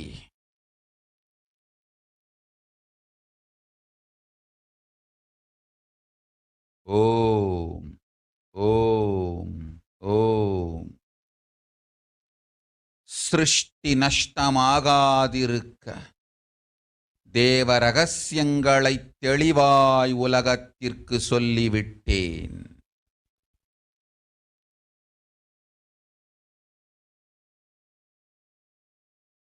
இந்த ரகசியங்கள் எல்லாம் உலகத்திற்கு நாம் நித்யானந்தன் வடிவு கொண்டு சொல்லும் பொழுது எதிரிகள் பெருங்கோபத்தொடு நித்யானந்தன் திருவுருவை அழித்திடாமல் இருந்திடவே அவன் திருவுருவை கைலாயத்திற்கு கொண்டு வந்து பாதுகாப்பாக்கிக் கொண்டு பிறகு இந்த உண்மையெல்லாம் உலகத்திற்கு சொல்லுகின்றேன்.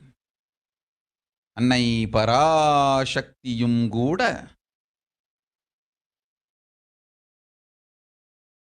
உண்மைகளை உலகிற்கு சொல்லும் முன் தற்காப்பு செய்து கொள்ள வேண்டிய அளவிற்கு மனிதர்களின் அரக்கத்தனமும் அட்டூழியமும் உலகத்தில் அரண்டு ஆடுகின்றது.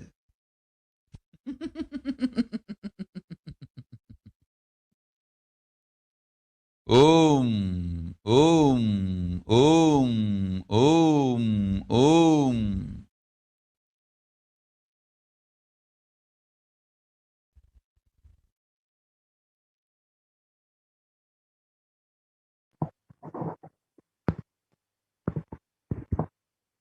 Yes, we can continue with the slide, please. And Devi's revelations mapped into English are: you are asking a remedy for black fungal disease.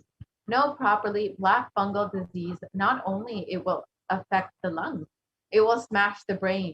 Also, it is a bioweapon that makes humans a lifeless matter and pushes them to death. The demonishness and atrocities of humans is dancing in the world, that even Mother Parashakti needs to do self-protection before telling the truth to the world. So let us understand what Devi revealed about black fungus and how it has been affecting our world today. Initially, black fungus was denied and dismissed as very rare, and later it became declared as an epidemic by several states. And eventually, it was declared as a pandemic within a pandemic. And as Devi revealed, it eats the brain and mutilates the body, the face, and even eats the bones. And it primarily affects COVID-19 patients and is extremely fatal with a 50% mortality rate with for especially for those who have been infected previously with COVID-19.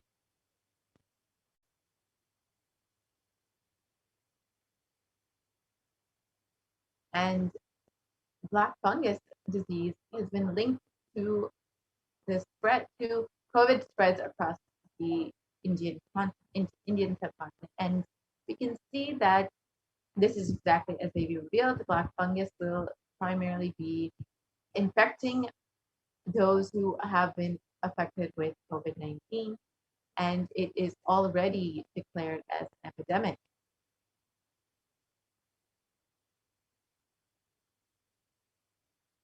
And COVID-19 increases the black fungus infection risk within India, and India faces a shortage of treatments within the face of the two pandemics.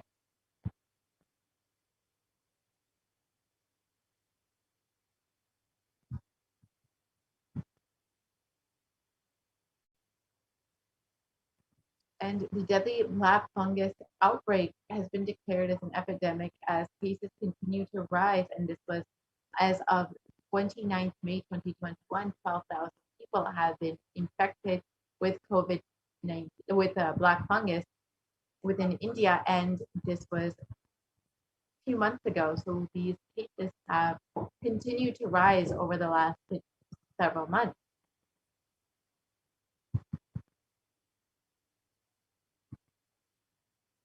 And as we stated, black fungus is a pandemic within the COVID-19 pandemic.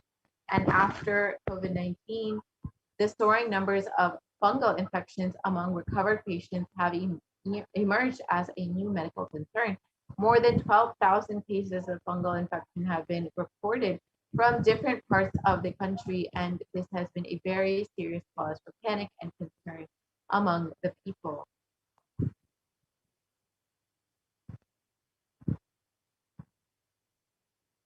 And as they revealed, it will smash the brain also. This flesh, and in this article published in news, it states that flesh-eating black fungus is killing off patients who have survived COVID-19. Doctors in India are sounding the alarm when thousands of cases are being reported. Black fungus has a nearly 50% mortality rate and is tragically killing many who are relieved to have beaten COVID-19. The infection can eat through skin, soft tissue, or even bones as it attacks the brain. And this is exactly what they've revealed, that it will smash the brain. And it can also affect other critical organs. Once it starts growing this way, it's very difficult to control. Doctors studying the outbreak in India have said that steroids used to treat COVID also weakens the immune system, leaving the patients more susceptible to the fungus.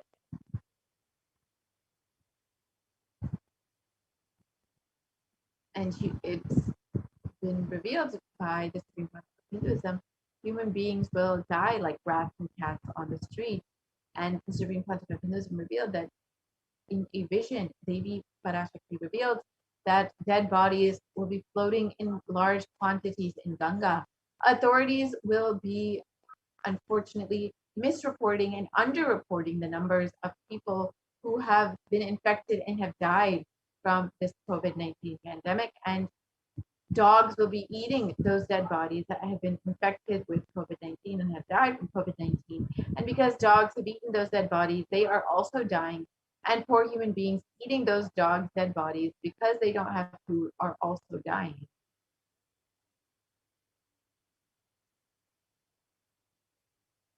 And as the Supreme Court of Hinduism revealed, I saw clearly dead bodies floating in large quantities in Ganga.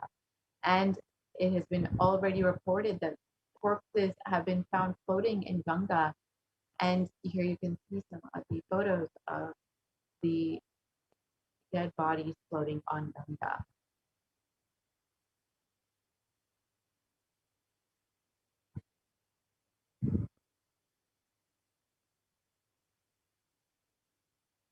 And as the revealed, dogs will be eating those dead bodies. And in one article, it reports that scores of decomposing bodies laid uncovered in the Sangam area.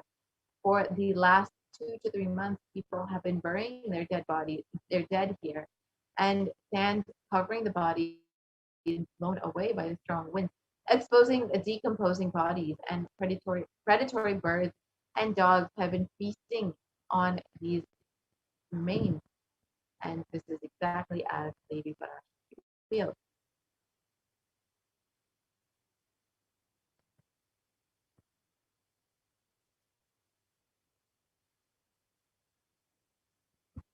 And more reports show that human beings have been very severely affected by the pandemic.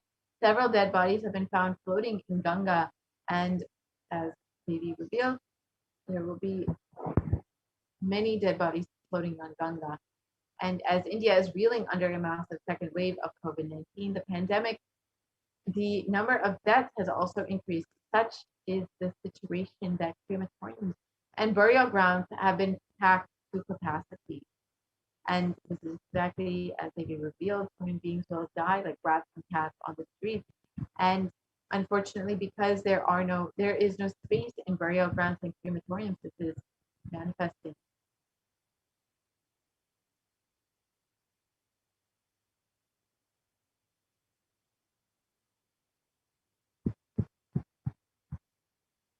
And over 150 dead bodies, which have been reported as COVID fatalities, were dumped on the banks of Ganga. These COVID bodies will be washed down further and can be eaten by stray dogs, which will further spread the COVID-19 pandemic, as per report.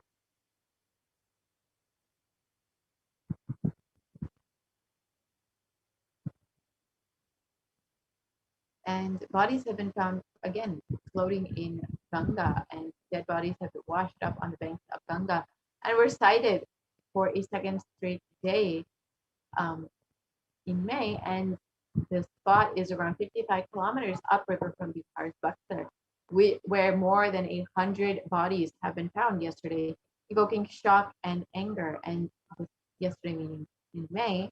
And the Bihar authorities have argued that the corpses have floated down from the Uttar Pradesh, and because their state does not have a tradition of consigning bodies to water.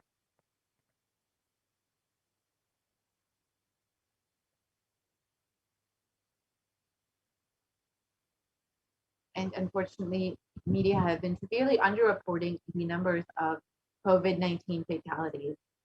Next slide.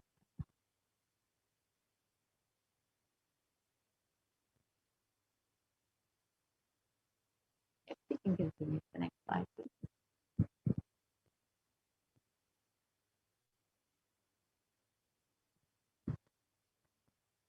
And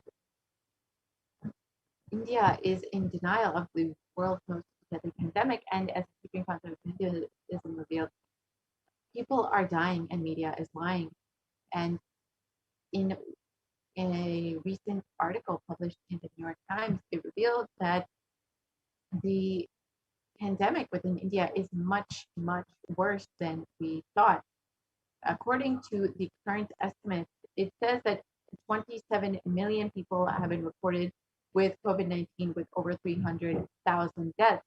However, the likely actual number of people who have been affected is much higher, and a conservative estimate states that over 400 million people are actually infected with this pandemic, and over 600,000 people, nearly double the number of people that has been reported, are likely have died from this COVID-19 disease. And the actual number could be even higher. The more realistic number is probably around 1.6 million people who have died from this deadly infection, and over 500 million people have probably likely been infected with COVID-19.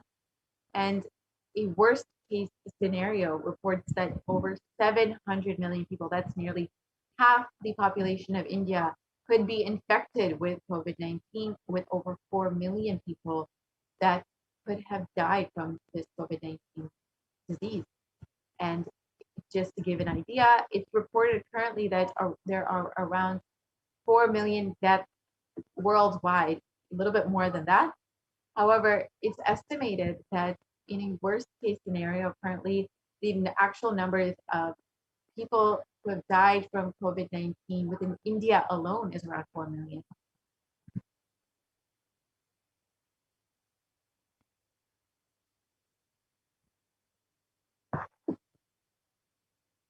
And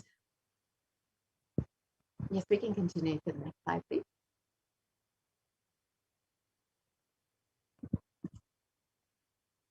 And in the New York Times, it says that the figures are actually much higher than what has been reported, with more than half of the Indian population that could possibly be infected with COVID-19. The Indian population is around 136 crore, or around 1.36 billion people, and around 74 people, or 700 million people, could actually be infected with COVID-19.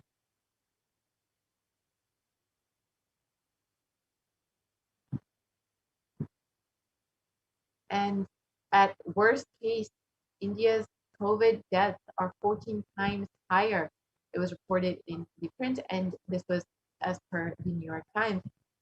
And this is 14 times higher than what the government has reported. And this is exactly what the Supreme Council of Hinduism revealed. Media is dying. India is dying, and media is lying.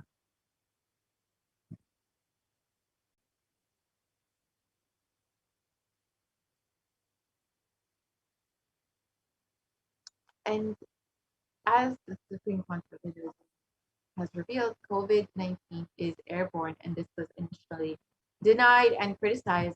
However, it later was accepted as a theory and a possibility. And eventually it was accepted as fact. And because of this delayed warning, it has cost the lives of so many people across the country.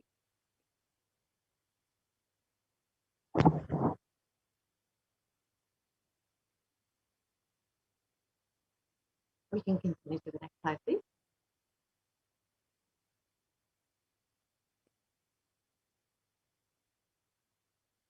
We can continue to the next slide. Yes, we can continue on.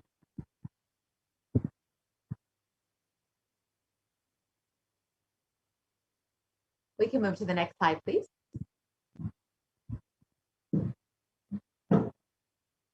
We can move to the next slide. And here are the reports that show that COVID-19 is in fact airborne, and the key difference in transmission has actually affected how we should respond to this infection, and how we need to maintain much more strict standards of social distancing and quarantine. And this has led to a very severe change in how we should be reacting to this deadly disease. And as the Supreme Council of Hinduism has revealed, the only way to protect yourself is through the multi-layer quarantine.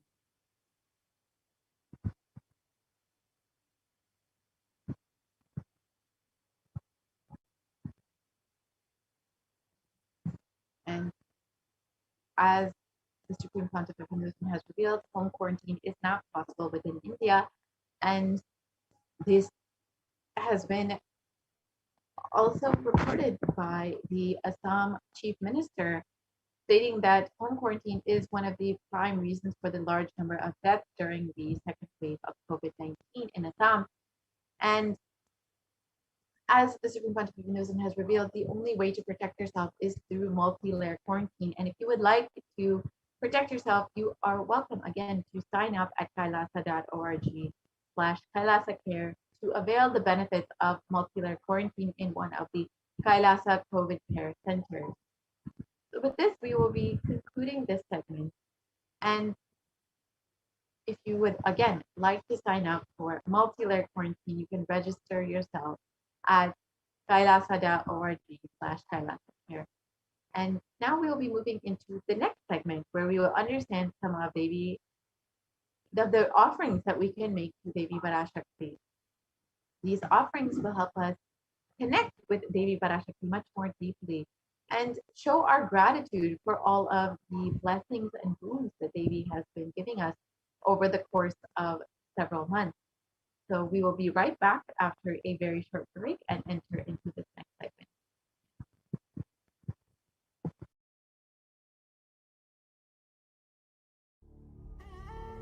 What I mean by the word Kailasa, listen intensely. Enlightenment ecosystem, literally enlightenment itself, in your own home, wherever you are. If you cannot come to Kailasa, it's okay. Kailasa can come to you. Kailasa coming to you is Kailasa.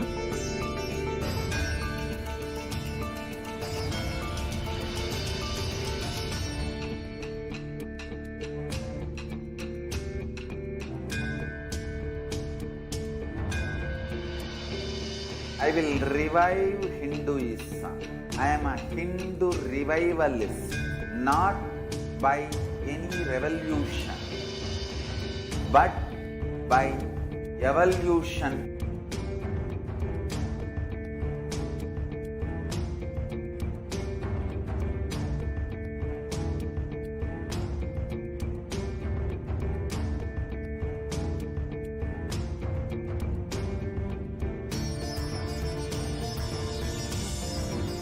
And setting model community.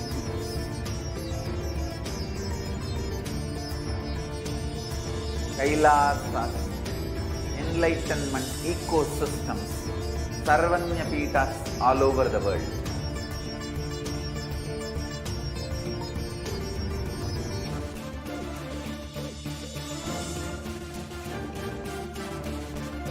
All powerful cognition, knowledge, only when you live, power manifestation and possibilities manifestation happens.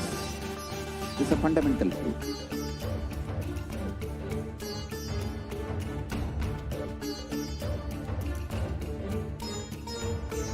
Hinduism cannot live exclusively as one sampradaya. No. All sampradayas of Hinduism is an ecosystem.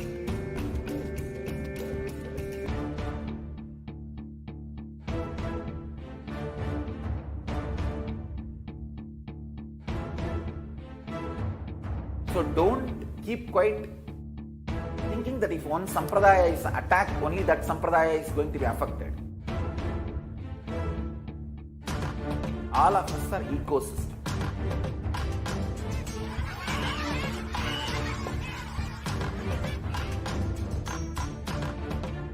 I invite all of you to get involved and enjoy Hinduism by the principle of Dharmo Rakshati Rakshitaha. When you protect Dharma, Dharma protects you. We will make the whole planet flourish spiritually. The spiritual prosperity will happen to the whole planet. We all have to coexist together.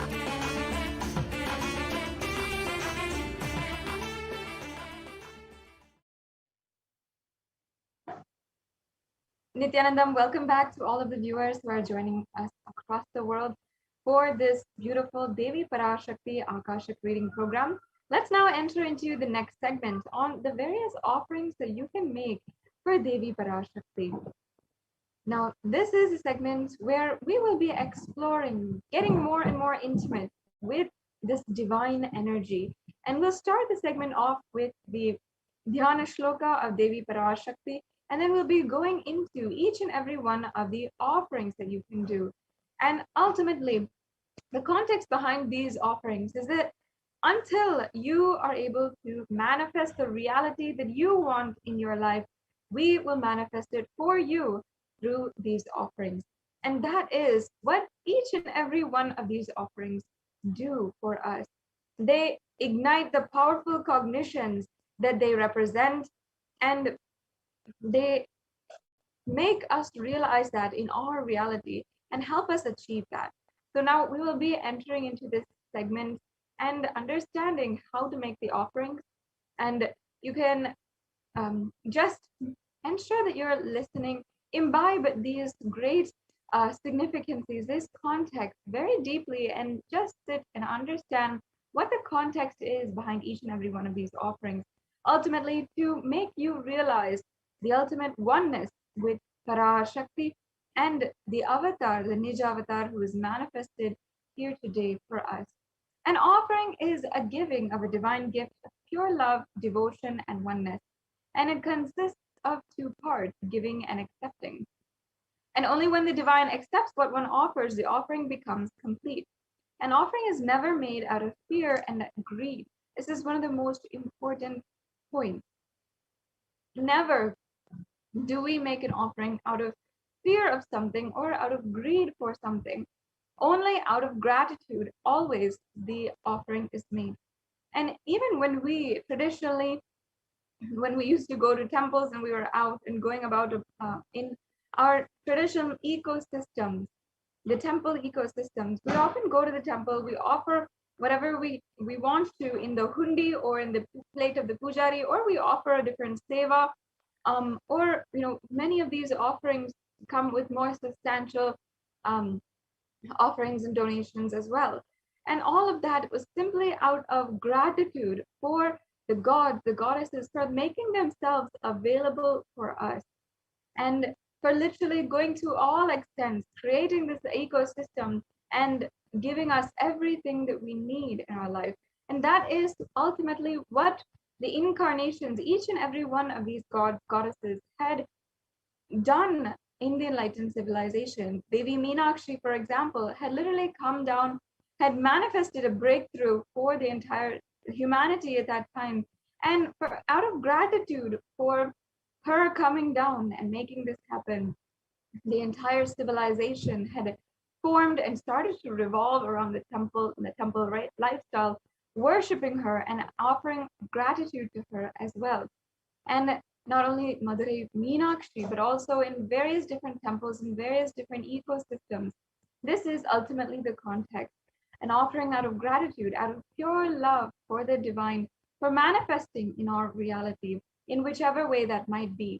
And especially while the supreme pontiff of Hinduism, the incarnation of Paramashiva himself is in the body, manifesting in the physical form, as we had discussed earlier in this program, then we especially can offer these sevas in order to manifest ultimate oneness, really ultimately have that grace in our lives. When an avatar lands, the offerings are purely a part of the grand Leela played out for the only purpose of enlightenment.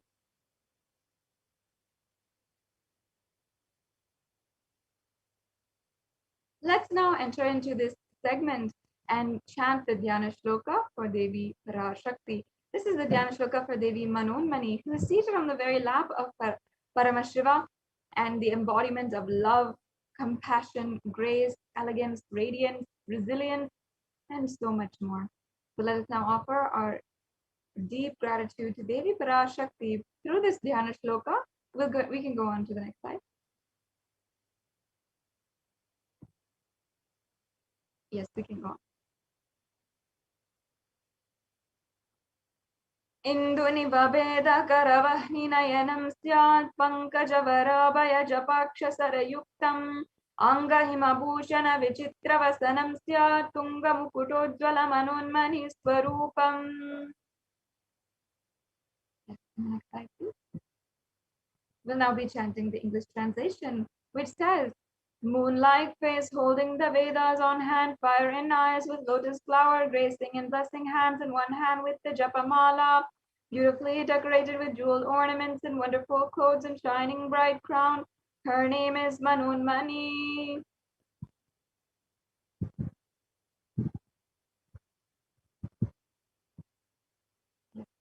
And the next verse I'll be now chanting is still the Dhyana Shloka of Devi Parashakti. ध्याये देवीं त्रिनेत्रां शशिनिभवदनां वेदहस्तां ददानां सव्ये पद्मं वरदमपरे चाभयं चाक्षमालां दिव्यैराभरणैर्विभूषिततनुं ब्रह्मादिभिः पूजितां देवीमेव मनोन्मणिं प्रतिदिनं कामत्र धात्रीं शुभाम्.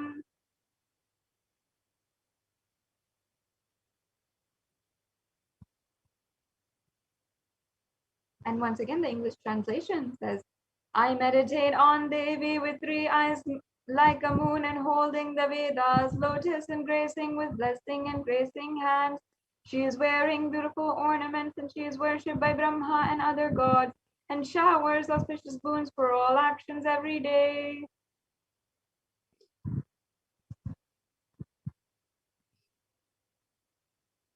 Yes. Now, having thus invoked the divine presence of Devi Parashakti, let us enter into this segment, understanding the significance of the element gold. Now that we have invoked and invited the presence of Devi Parashakti, we can lay the foundation for the offerings that we can make today. And that is understanding this significance of gold. You'll see that many of these offerings are offered in gold exactly. And that is because gold has a very significant quality that makes it very powerful in manifesting super consciousness. And here we have the verse from the Atharva Veda, where it says, triply born by birth is this gold, from the atoms of Agni is one. Sorry, can we go back to the last slide? And it becomes dearest to Agni. One fell away from the Soma when it was heard. One they call the seed, a virtuous and powerful Apaha. Let that triple gold be for your long life. So here you can see gold is referred as virtuous and powerful and is also associated with long life. And this might be familiar to you, especially in popular culture nowadays. If you are familiar in many mythologies, the gold is associated with immortality, with the sorcerer's stone, with so many different popular culture, mythology ideas and ideologies that are running in the media and entertainment and making people go frenzy about these different ideas. However, it was in Sanatana Hindu Dharma that we understood the reality and we understood the deeper significance, not just some mythology or something that was food for thought or something that was entertainment, but something that was a science and literally capable of making you manifest the highest reality, making you manifest powers itself. And even today, even in our day-to-day life, we understand that gold has a significance in the economy. We do know that gold has economic value, but gold is a divine element. I can say it again and again. The gold actually has so many divine qualities that are associated to it.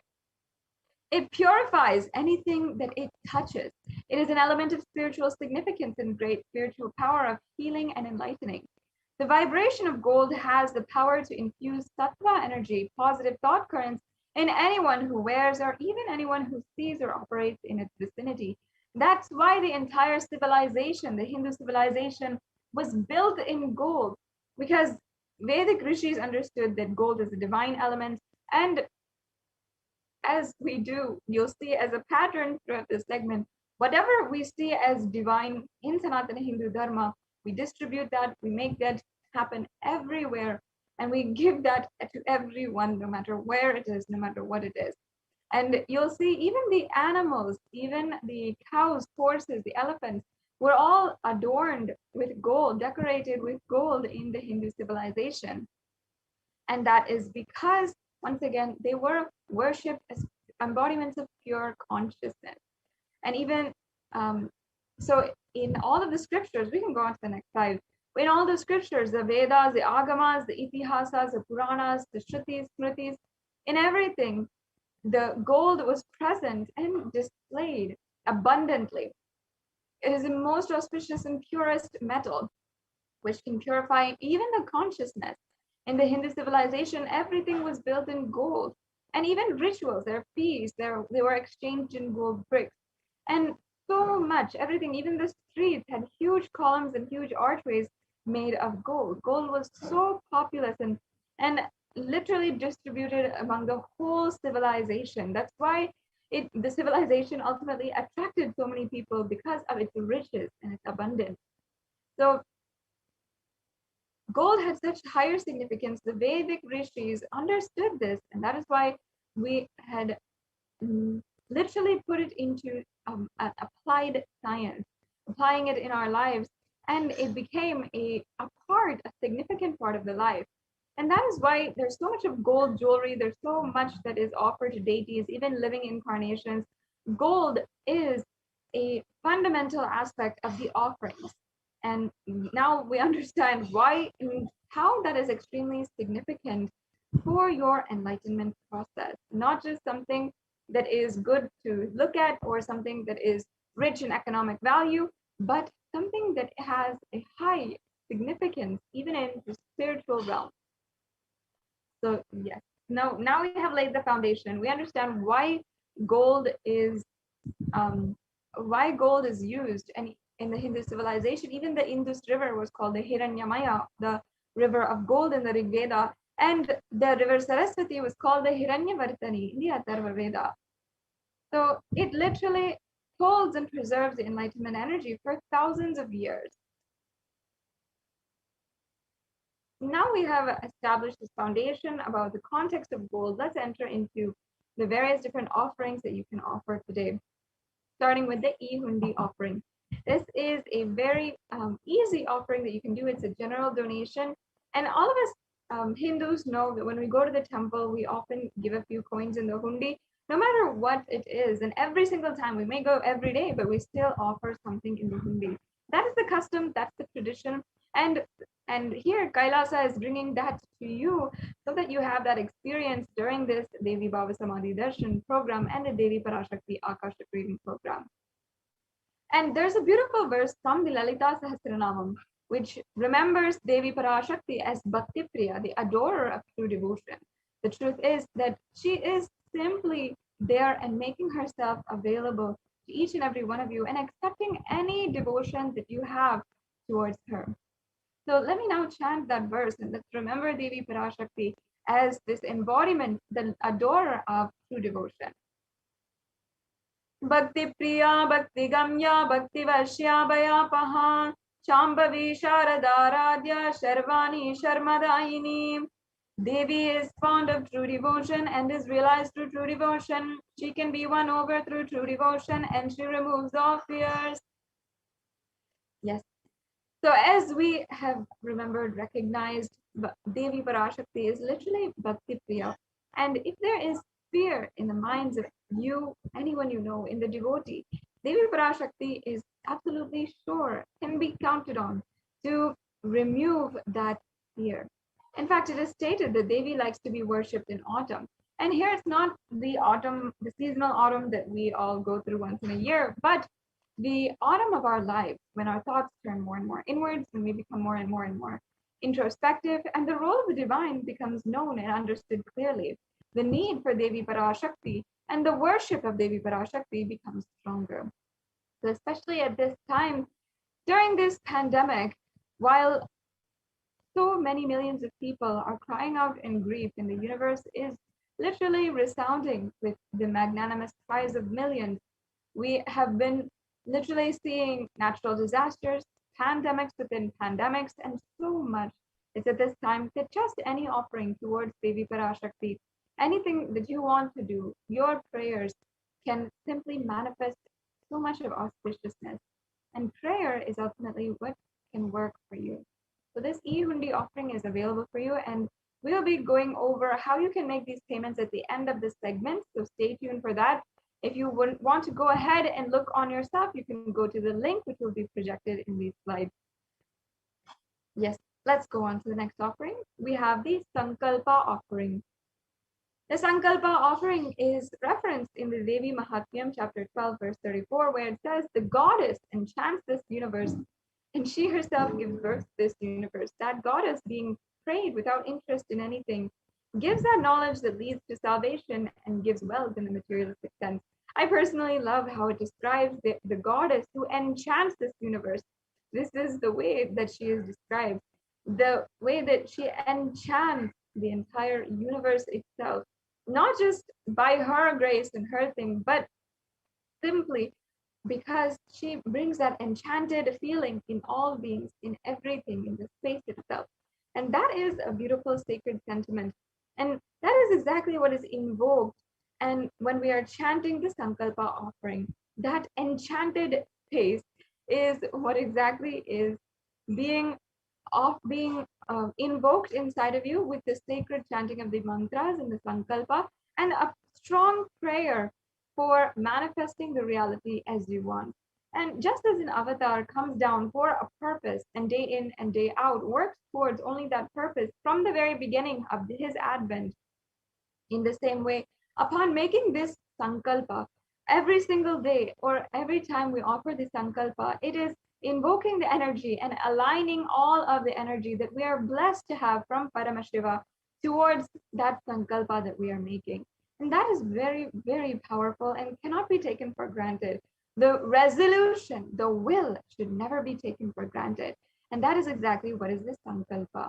And before every ritual, it is traditionally chanted, but here it is, Sankalpa is an offering itself, and you can offer the Sankalpa for just $1, $1 USD, and it'll just be the offering for the blessings of the all fruition and of the desires and wishes which you are yearning for. Now let's go on to the next offering, where we have the Sahasranama Kastu, Sahasranama Swarna Kastu. And as I was saying, there is actually no way we can doubt or underestimate the power of prayer. Prayer has such amount of power, and especially during this Sahasranamavali, especially in the Hindu customs and traditions, the sadhana, one of the very sacred spiritual practices, is chanting the name and doing the japa or the Sahasranamavali or the Ashtotaranamavali, just chanting the name of the divine. And in these, we are chanting the various different names or the various different qualities of the divine. When we do that, when we are ruminating and remembering and soaking in that positive energy of the divine, that literally manifests into our reality. We start becoming those qualities, and those qualities start radiating from each and every one of us. And in the Lalita Sahasranamam, it is actually referenced Devi Parashakti as Nama Parayana Prita, meaning she who likes the repetition of her own name. This is the offering of 1008 names of Devi Parashakti, and it's a very special and unique archana to the Mahameru of Devi Parashakti. You can offer this gold coin, literally, which is inscribed with all of the 1008 names, and receive the blessings to have the Ananta Kalyana Gunas, all the divine qualities of Devi Parashakti.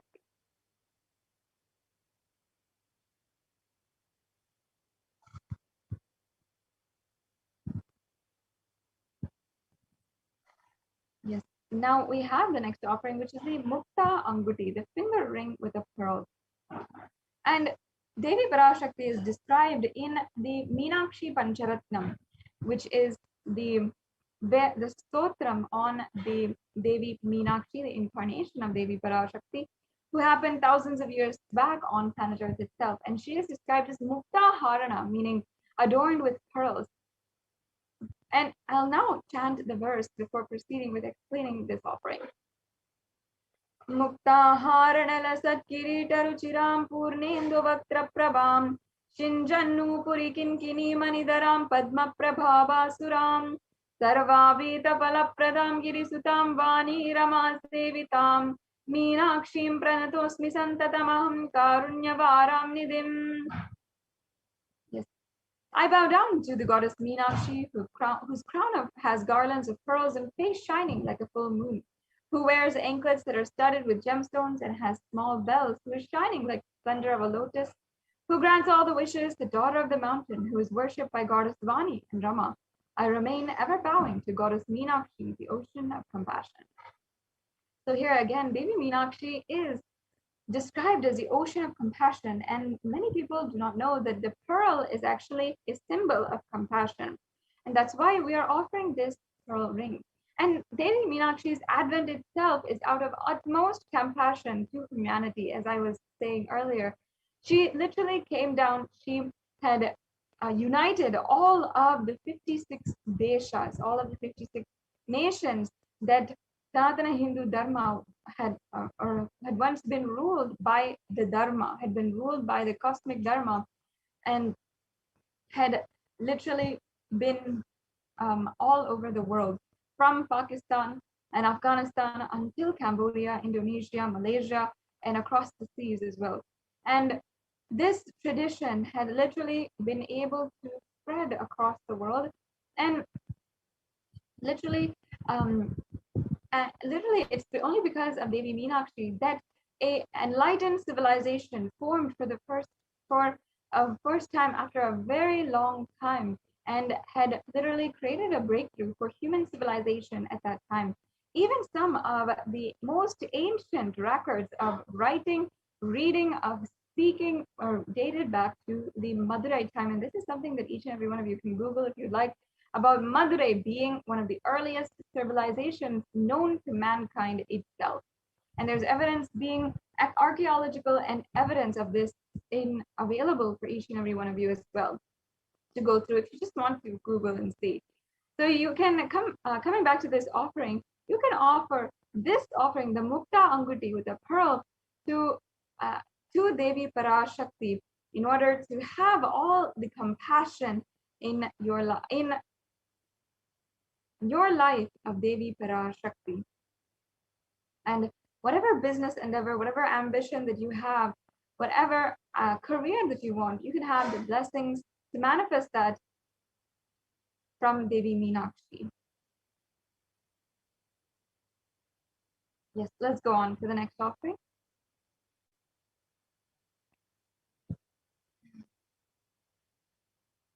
The next offering is the Swarna Padma Pushpa.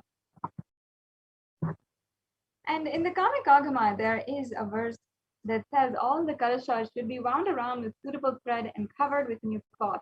They should be adorned with a lotus flower made of gold. And here, as you can see, the lotus flower is being used in the worship of Paramashiva. And it's not just this verse, but hundreds of scriptural references for the use of the lotus in the worship of Paramashiva. And you might be also familiar in the arts and architecture, in yoga itself, in power manifestation. There are so many references to the lotus, and even in the science of consciousness, all the chakras, all the energy centers in our body are even symbolized by lotus. That's because there's so much of deep significance, not just the lotus flower, but also the lotus leaves, the lotus pericarp, the lotus stem, and even the lotus petals all have a very profound significance in Sanatana Hindu Dharma. And they literally represent the divine. And that is because the lotus has an innate divine quality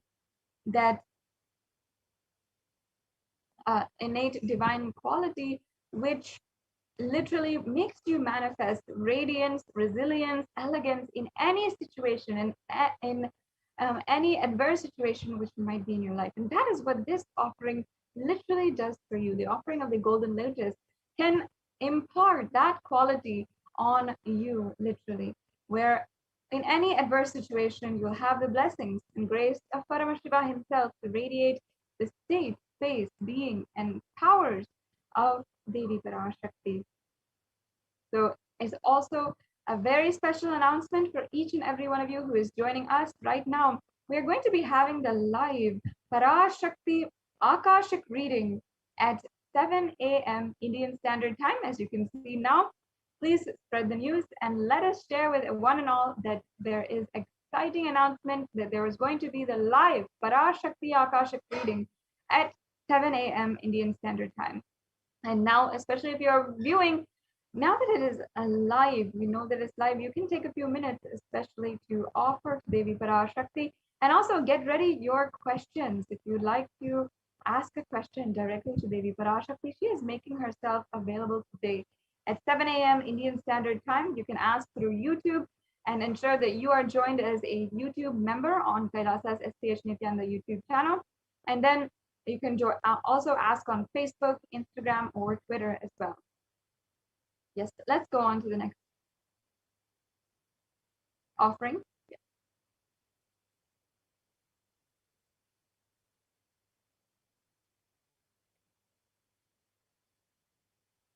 The next offering is this Swarnameti, the golden toe ring. And the toe ring in popular culture nowadays has become very fashionable. I'm sure many people have started to use it, even if you're not Hindu. But you should know that toe ring actually has a very deep significance in Sanatana Hindu Dharma, and it's actually referenced here in this verse. And it's all rooted back to the worship of Devi Parashakti herself, because in the scriptures, it is told how extremely graceful, valuable, and powerful is Devi Parashakti, and even the last inch of her body radiates such grace, such power, that even from the toenails, she can literally destroy the darkness of ignorance and liberate you completely. That is the power of Devi Parashakti. And until today, in the Hindu custom, Devi Parashakti is invoked in each and every one of the Hindu bride. When her marriage ceremony is going on, she is adorned with this toe ring in order to invoke Devi Parashakti in her. And the toe ring is literally to adorn Devi Parashakti, whose toenails literally are so powerful enough to destroy the darkness of ignorance. So before going on, let me chant this verse from Devi Parash, from the Saundarya Lahari, a beautiful stotram which is composed by Adi Shankaracharya. Nakaditi samjana namajjana tamo guna padadvaya prabhajala parakrita saroruha. And the English translation says, you whose brightness from toenails destroys the darkness of ignorance from the minds of your devotees who prostrate at your feet, you whose brightness and 2 feet overpowers that of the lotus flower. So it's a very significant offering here. The toe ring is adorning the very feet, which is granting us liberation. And that is the significance. And here you can see that it's just that last inch of Devi Parashakti's feet, not needed the feet, not needed the whole body, not needed any part, but the toe itself has the power to simply liberate you. That is the grace of Devi Parashakti. And you'll be able to receive that grace just with this offering of this Swarnameti. Yes, let's go on now. The next offering is the Swarna Mangtika. We can go on. The Swarna Mangtika is another very traditional piece of jewelry, the hairline jewelry, which often goes from the center of the head to the forehead or across the forehead sometimes. Also, another very beautiful and significant piece of jewelry, which we offer to Devi Parashakti. And again, it is only on her that all of these pieces of jewelry was originally described, whether it is this Mangtika or the toe ring. It was only on her that we started to even adorn them. Only then it became a part of our daily lifestyle, and it became a part of, even popular culture nowadays. But it started with Devi Parashakti herself, where literally it says, we can go on to the next slide. It says that Devi Parashakti is Shuddha Saravi Varshini, meaning she who makes the nectar flow in all of our nerves from the Sahasrara, she who gives a very pleasant experience of the ultimate. Now, what exactly can represent nectar flowing in all of our nerves? Why? It can be gold. That is exactly what the Mangtika is. It represents the nectar flowing from the Sahasrara Chakra, which is fully open. If you don't know, the Sahasrara Chakra is right at the crown of the head, and the Mangtika is representing, right, from the crown of the head to the forehead, the nectar which is overflowing from the Sahasrara Chakra. It's representing that beautiful experience of bliss oozing from you. And that is why Devi Parashakti is even wearing a Mang Tika, is wearing that gold jewelry. And it just beautifully signifies the entire, even the symbology and the details of how Hindus had even made the context behind the deities and had the context behind all the jewelry in Sanatana Hindu Dharma as well. So this Mangika can be offered, and you can receive the blessings to have that very same experience with Devi Parashakti is radiating, the open Sahasrara Chakra, and that very pleasant experience of the ultimate, the complete completion and overflowing gratitude. Yes, let's now go on to the next slide.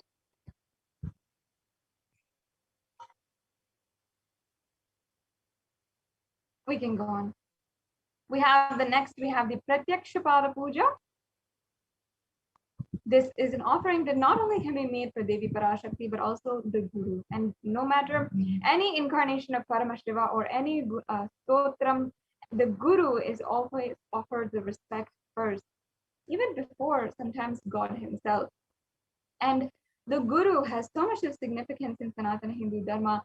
An offering to the feet of the Guru, whether it is the Guru Padaka Stotram or the Guru Gita, there's so much of significance that is denoted for the Guru Padakas. This Pratyakshapada Puja is directly an elaborate offering for the Guru Padakas, and you have the opportunity to be blessed to offer for Devi Parashakti herself, manifesting through the Nijavatara, the Jagat Guru, the Supreme Pontiff of Hinduism.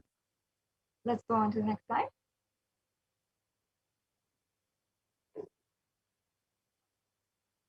We also have the Vastra Seva here. This is the offering of the sacred cloth, which is also very powerful to bestow all the auspiciousness and blessings of the Supreme Pontiff of Hinduism. The next slide, please.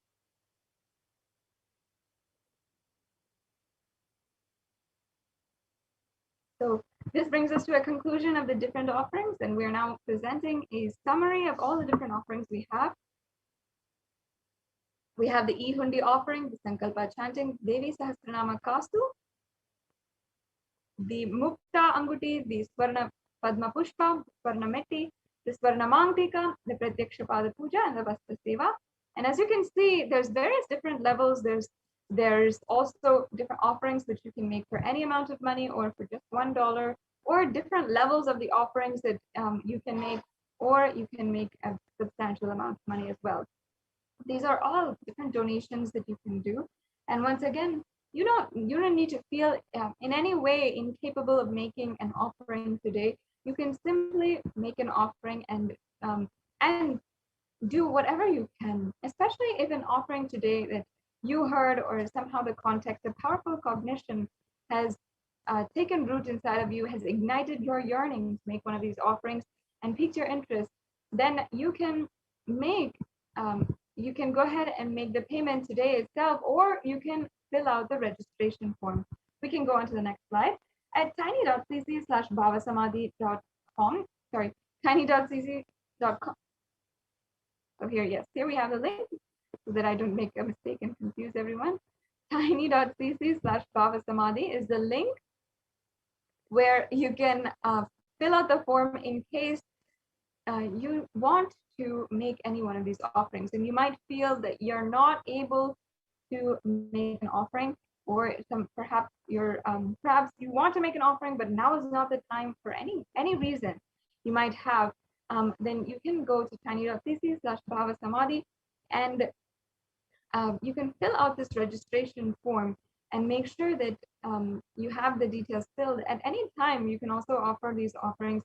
There's events coming up. There's so many different ways that you can offer, and you will be notified as soon as the live Bhava Samadhi Darshans are happening, when these offerings are available for you, and you can make these offerings. And this is a way that you can start manifesting today.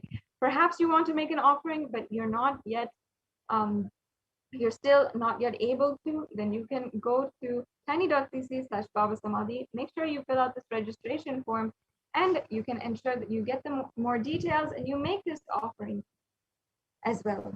Now, if you're ready for a payment, you can go to tiny.cc/Devi-offerings and make the payment right away. And right now, we'll just show you how to make that payment and give you a brief walkthrough of the different steps that are involved in making the payment. And then after the payment, what are some mandatory steps that you have to do, and also some other very fun options that we have today for making a donation. So yes, as you can see, we have the donation page. You can select the donation which you want in the drop-down menu, select it whichever you want, and then you can add that to your cart. And once you add it to your cart, you can just review all the items in your cart, as you can see here, and then proceed to checkout. And then once you proceed to checkout, once you click on that, you'll be led to this page, which is your checkout. You can fill in your billing details, your payment details. It'll also tell you what kinds of cards are accepted, and any additional information as well that you can submit. And you'll be able to make this make the payment right away. As you can see, it's a very, very easy process, and it's just 3 clicks away from finishing and just making the offering. Now, we also make sure that you need to fill out the Sankalpa 2021 form. And this ensures that you are filling out and submitting the names, your names, and all the names of the people on behalf of whom you are offering this puja.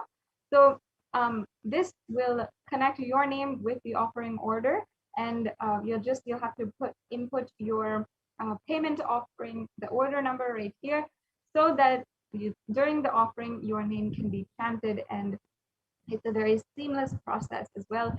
And you're bestowed with all of the blessings of Devi Parashakti today.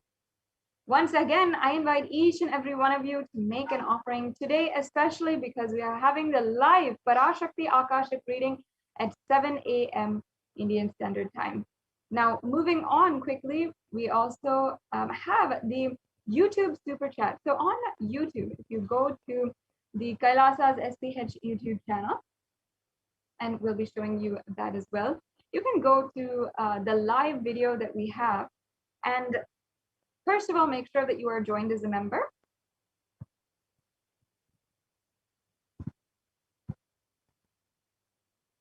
Yes. So as you can see, once you're on YouTube, you can go to the live video, you're joined as a member, and then you can, yes, as you can see, you should join this channel. There's different levels, and it's very easy for you to join. And then after you've joined, you'll have 2 options here. You'll be able to participate in the live chat, and then also you can join in the super chat. And the super chat is an option where you can make a donation towards Kailasa through this right here, as you can see. And also there's an option to select a super sticker. So if you'd like to, you can make this offering with a sticker and send that towards the Supreme Council of Hinduism, towards Devi Parashakti herself. Yes, as you can see, this is how you can adjust the offering. And yeah, a very simple process. And YouTube has also made available a credit card payment, debit card, or even PayPal. So that's another option that you have as well. So I can see many people who are also offering right now and who are making a donation towards Kailasa. Thank you so much for your donations towards Kailasa. This brings us to a conclusion of this segment. And once again, if you are joining us today, I welcome you. And you can register at this link, as you can see the form, BHAVA Samadhi Darshan, and you can make an intention to make an offering. And this registration form will give you more details about the further programs and so much more in this simple form. So yes, we are now coming to a conclusion of this segment in today's program.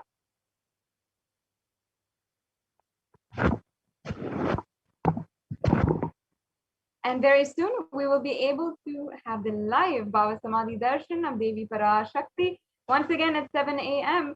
Indian Standard Time. And before that, we will enter into the BHAVA Samadhi Darshan preparation, and as well, we'll quickly be joined by the representatives from the Adi Kailasa Sarvajna Peetham and hear from them the various different updates from Adi Kailasa, including the UN recognizing the Hindu multilateralism and the solution for COVID-19 proposed by Kailasa to the United Nations. So there's a very exciting upcoming segment ahead of us, and we have Ma Dayami Swami, who has joined us in order to lead us in that segment. Thank you so much. Thank you, Ma Sadashivapriya. Yes. Nithyanandam, everyone. So welcome back. Now, in this segment, we are going to see the Kailasa's multi-layered quarantine opportunity for India during the COVID-19 as a practical solution resulting in health, joy, and bliss.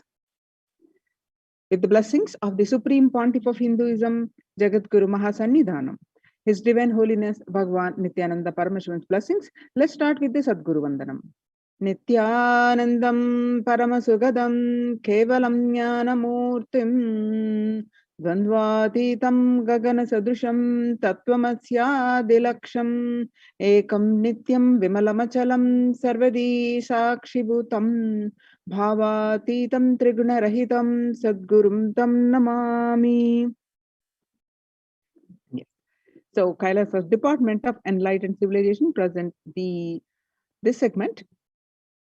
In this segment, we are going to see the Devi's Akashic readings in many revelations, especially on 5th June 2021, about the mental health of the all across the world, especially the younger generation, how it is getting affected, and what are the solutions Devi suggested: doing yoga, serving at the feet of Paramashiva, and what the Supreme Pontiff of Hinduism revealed in many satsangs about practicing spiritual practices and doing yoga and other practices, and how they help each one of us to combat this COVID-19, and how the Supreme Pontiff of Hinduism established the Kailasa's de facto spiritual embassies and successfully implemented as a multi-layer quarantine and saving many lives.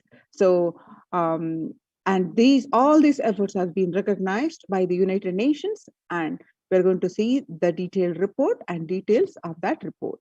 So, on 5th June 2021, Devi Parashakti revealed that not only people dying in crores, financial and mental retardedness, you will also see minds getting collapsed. Freedom from all this suffering is the life of living enlightenment. First, prevent yourself from this deadly corona. Oh, people, do the job of saving your life as first priority. Listen properly, people. The only way to protect yourself from this overflowing cosmic pralaya and from the demonic people who search for destruction for themselves and for others because of pralaya, go to Adi Kailasa, getting shelter at the feet of Paramashiva. Save yourself from corona and death, economic crisis and mental collapse that is formed because of corona. Save yourself and move towards living enlightenment. Move towards Paramashiva, Paramporul, doing yoga and tapas, doing seva to all the devotees of Paramashiva. Live a good life. Just for that, I have opened the doors of Adi Kailasa, and for all those in the universe, not only human beings, as even Siddhas, Jnanis, and Yogis have come and are doing penance in Adi Kailasa. For everyone who come, goodness, prosperity, Jnanam, and Yogam will overflow. Do not have fear, bliss is there, and do not have worry, I will protect with goodness. Just for that, I have opened the doors of Adi Kailasa for all those in the universe, not only human beings, as even Siddhas, Jnanis, and yogis have come and are doing penance in Adi Kailasa. For everyone who come, goodness, prosperity, jnanam, and yogam will overflow. Do not have fear, bliss is there. Do not have worry, I will protect with goodness. Happiness is there, enlightenment is there. Do not have fear, bliss is there. I am solving sufferings, and I am the Samayapuratu Kanattal who comes and helps at the right time.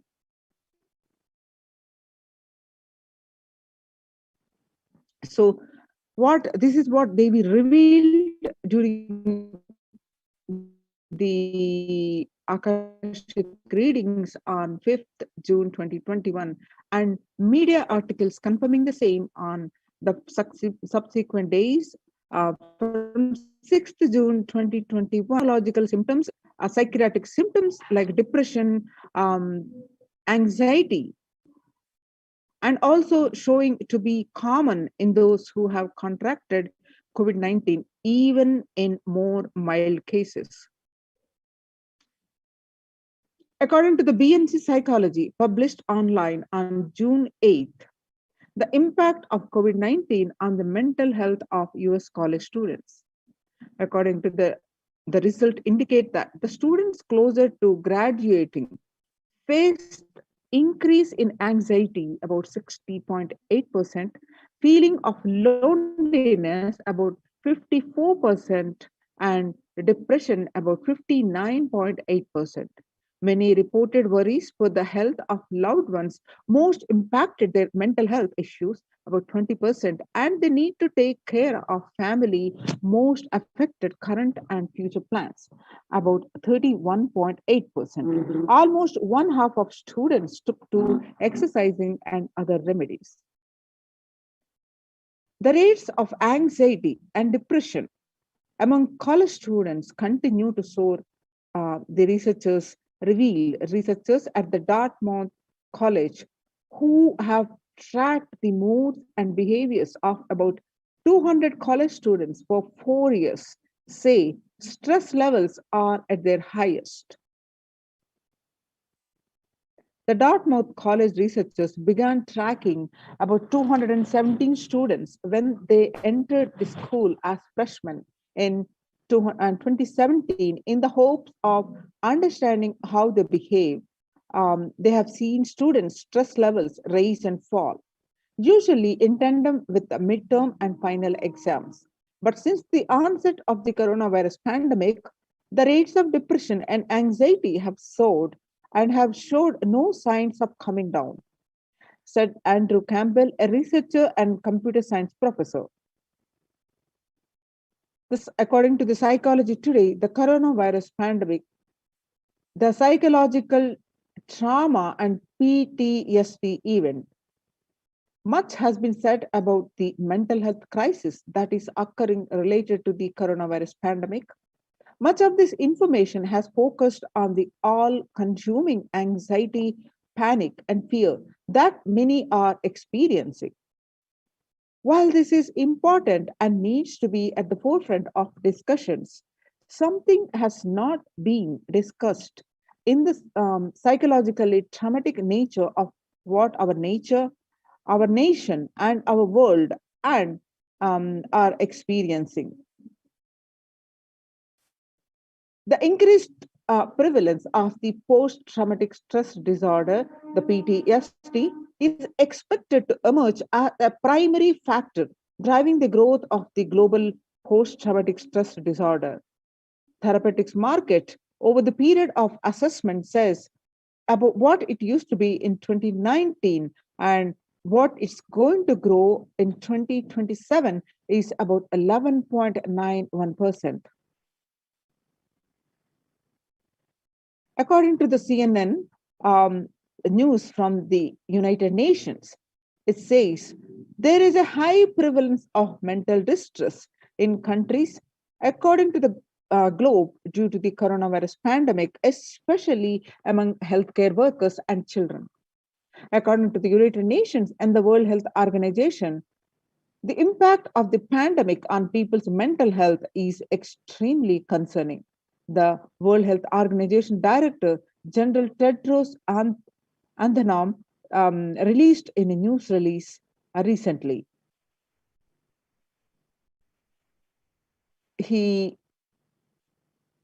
Tedros added to CNN that it is now crystal clear that mental health needs must be treated as a core element of our response to and recovery from the COVID-19 pandemic.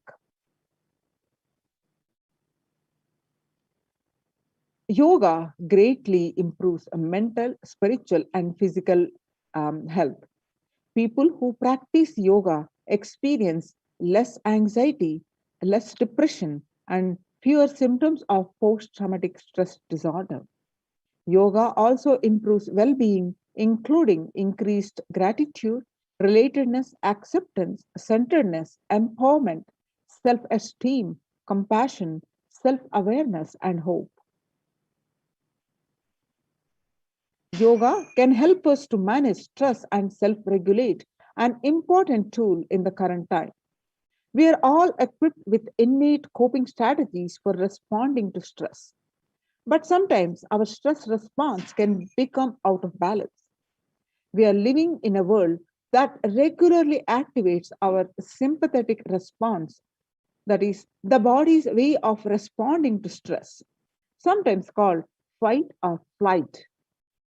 This is balanced by our parasympathetic response, the way our body helps us to rest and relax.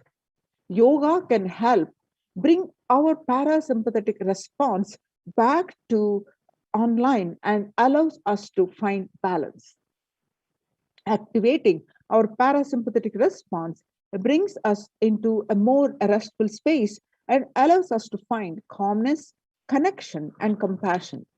The deep, mindful breathing of yoga and meditation stimulates the vagus nerve, which activates the parasympathetic nervous system and supports self regulation and stress management. Yoga can be a valuable tool for self care, especially in challenging times. Yoga is now being used as an empirically based treatment, often in combination with other interventions, with benefits for both physical and mental health. Many clinicians are recommending yoga as it may help support effectiveness of traditional treatment approaches. According to the Psychology Today, when we actively choose a tool of self care, we better equip ourselves to survive and seek resilience in different circumstances. While it is but one tool, yoga offers the potential for connection and well being, even in those challenging times. Spirituality benefits mental health. Research shows that individuals have better mental health if they belong to a particular community or have religious beliefs. Spirituality can help people in many ways.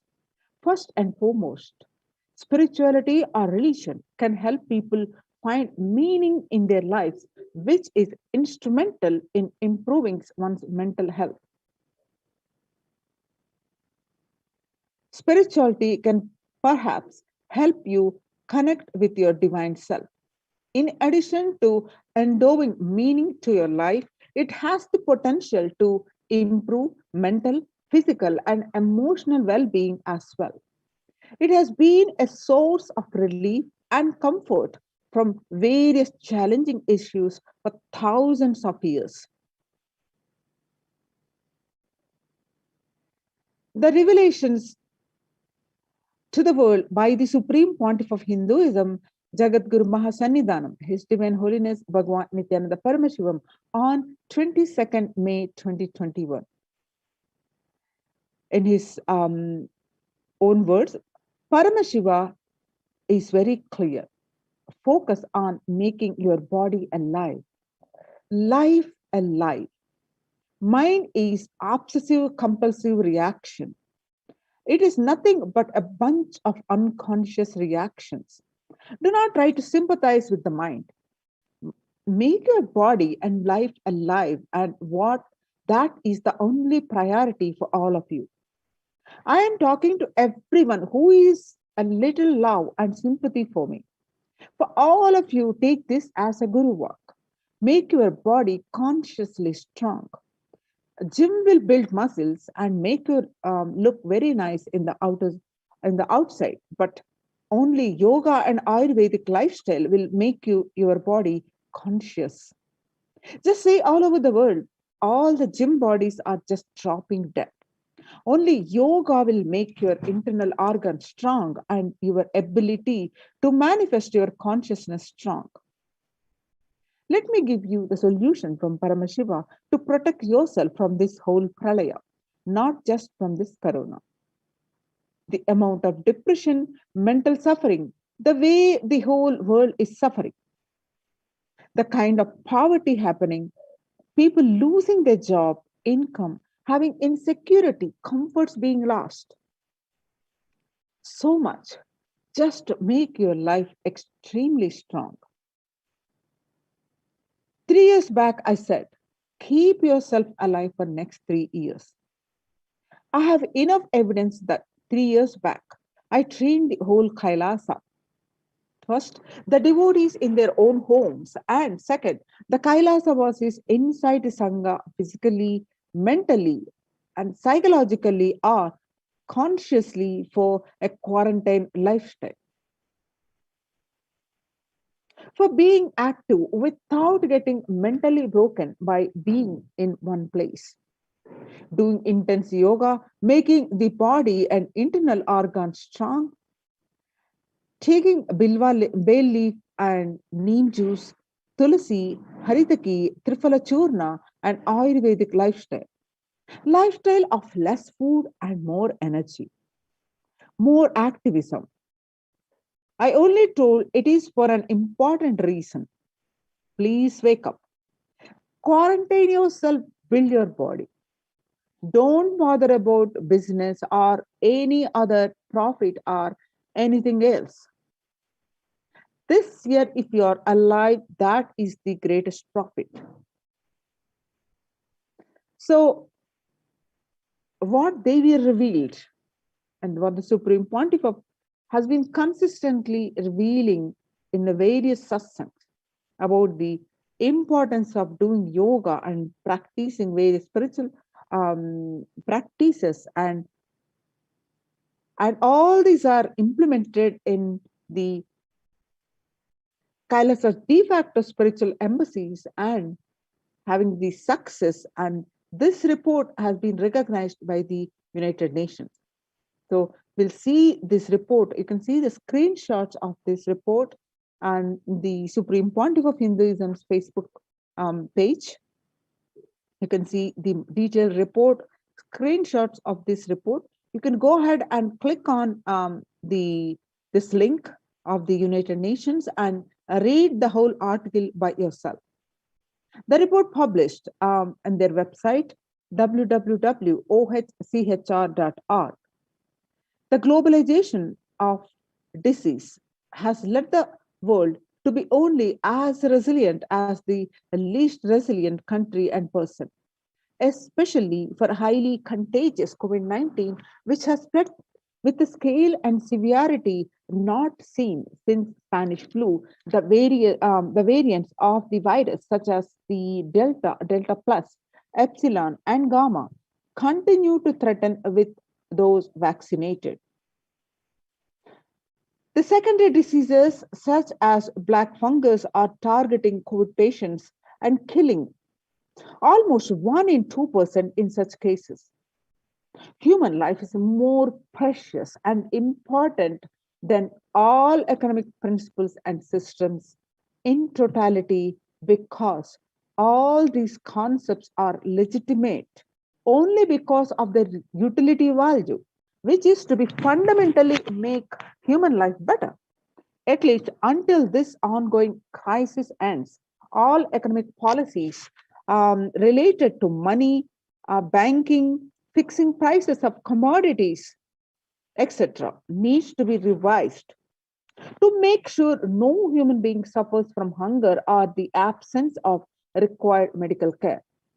For this purpose, Kailasa has presented a detailed report on effective solutions for COVID 19 through multilateralism that was published by the United Nations in their website www.oschr.org. Earlier report recognized by the United Nations are a report on rights of indigenous women and girls, second report on the femicide, and this report on COVID-19 and multilateralism is the third one. So now let us see the report which was published by the report by the Adi Shaivat Minority Tradition, which is ASMT Hindu Community Kailas Union, was submitted June 2021 and was published by the United Nations on their website last week. So now let's see the details of this report, the introduction, the key obstacles presented are the globalization of the disease is the first part. This globalization of the disease has led the whole world to be only as resilient as the least resilient country and person, especially for highly contagious COVID-19, which has spread with a scale and severity not seen since Spanish flu. The variants of the virus, such as Delta, Delta plus, Epsilon, Gamma, continue to threaten even those vaccinated. The secondary diseases, such as black fungus, are targeting COVID patients and killing almost 1 in 2% in such cases. Second, the distorted policy decisions and conflicting principles can lead to polarizations amongst the nations and within, leading to various extremes, such as the hoarding of vaccines in some places, the wastage of vaccines in others, and an unaddressed shortage of vaccines globally. The pandemic has exposed the fragility of the global system. The disruption in the supply chain is especially worrisome for essential food supplies, which disproportionately affects the already most vulnerable even more. Next, the fourth point is lockdown have brought the global economic into crisis, bringing recessions and worsening unemployment rates. Frequent lockdowns and the ongoing threats of famine, especially in countries where the employment is predominantly informal, are exacerbating worries that starvation may cause more suffering than the virus itself. Far from the SDG2, the zero hunger, the number now predicted to come close to 1 billion. You can see the supporting articles here, which are part of the report published in the United Nations OHCHR website. These are the various articles which are part of the report. Now, what are the solutions? The first solutions revised economic policies. Human life is more precious and important than all economic principles or systems in totality, because all these concepts are legitimate only because of their utility value, which is fundamentally make human life better. At least until this ongoing crisis ends, all economic policies related to money, banking, fixing prices of commodities, etc., need to be revised to make sure no human beings suffers from the hunger or the absence of required medical care. As per Hindu principle, the world, including the economy, evolves through 5 phases. First, creation or growth. Sustenance or stagnation. A recession or revitalization. Next, reinvention, and the fifth one is breakthrough. As per Hinduism's conventional economic growth is observed when the best practices um, are applied diligently. However, during the times of crisis, lead us to the fourth and fifth phases, wherein the need to reinvent and deliver a breakthrough becomes both a survival need and an opportunity to surpass any means and measures of conventional economic growth. According to the key nations, increased public expenditure during the Great Depression of 1929 improved the economy. However, the government never completely gave up trying to balance budget, which resulted in it never spending enough to bring the economy out of recession until the Second World War. Similarly, the current crisis requires the governments to temporarily discard any trying to balance economic interest that compromise quarantine safety and to put human life at risk,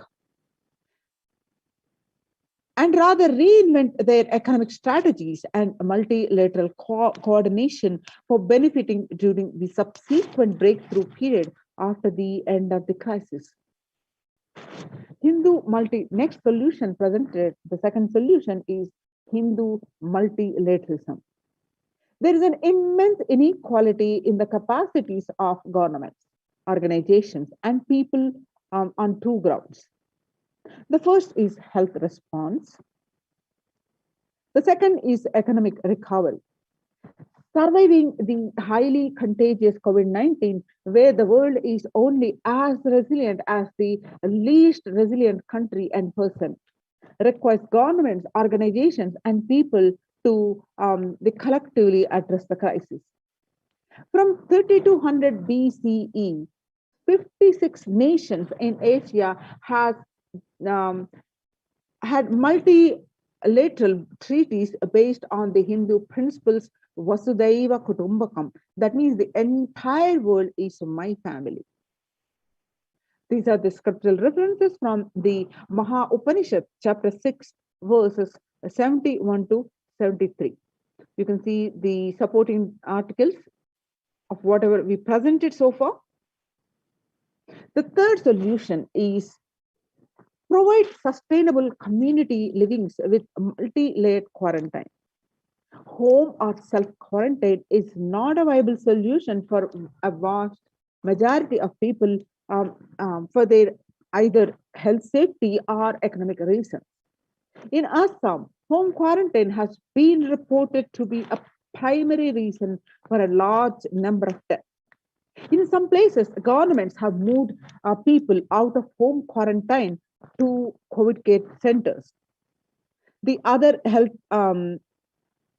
health issues linked to home quarantine, especially in small houses, are mental health problems, such as an increase in suicidal ideation, especially amongst the younger population.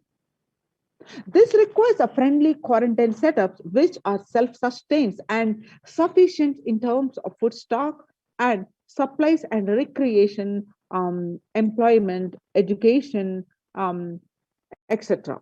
In India, state governments have attempted to provide free and paid solutions which face various challenges related to hygiene, exorbitant pricing.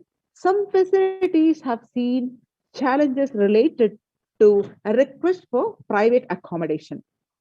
The experimental townships such as Araville have demonstrated a fair amount of success in creating a friendly, safe and compliant quarantine facility. However, solutions such as Araville are not open to public. For 2 decades, the leader of the SMP Hindu community, the Supreme Pontiff of Hinduism, Jagat Guru Mahasannidhanam, His Divine Holiness Bhagavan Nithyananda Paramashivam, had been creating township like Araville across more than 100 cities in several countries.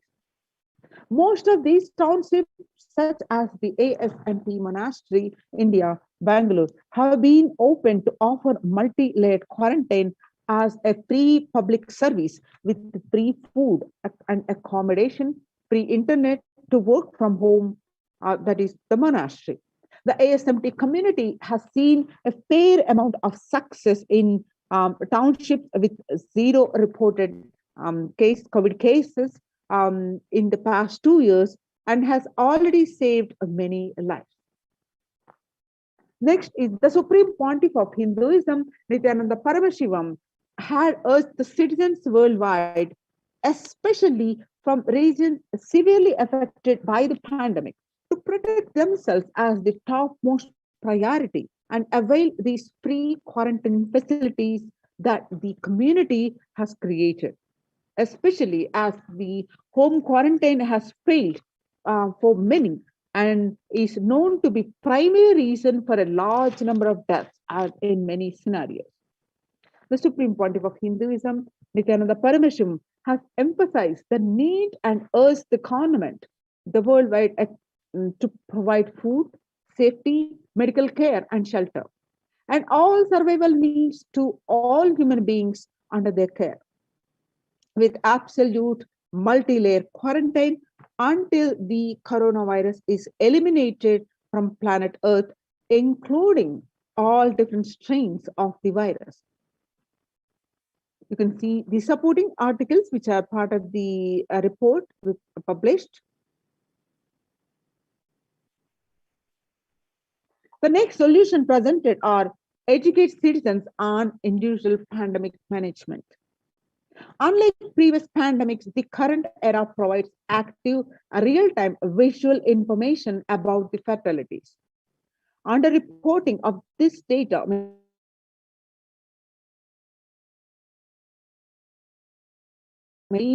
can also make people reckless as they may feel eventual death due to a coronavirus is inevitable. Proper education is extremely crucial as it will dramatically reduce the number of deaths and reduce the challenge on the healthcare systems. Alcohol-related deaths have hit a record high during this pandemic, and long post-lockdown liquor lines are some extremely worrisome issues regarding which people need to be educated as a top priority. People need to be given confidence in their life and security about their future for them to stop behaving recklessly or fall into depression and commit suicide. And you can see the supporting documentation here. The next is the systems are still in practice in the modern day, but grossly overlooked and not sufficiently studied with their close relation to mainstream economics. The World Health Organization and the GISAID provided the early success to data regarding the virus. This is an example of an open knowledge-based economic policy where the crucial data about the virus was not monetized. Similarly, South Korea helped the United States of America access to mass and testing kits. And there was hope that this would lead to a reciprocal arrangement in terms of vaccine, which is like a barter-based model allowed in food and healthcare. Next solution presented in this report are Hindu policies for food security. A highly effective concept for ensuring food security in ancient Hindu nations was that of food grain banks.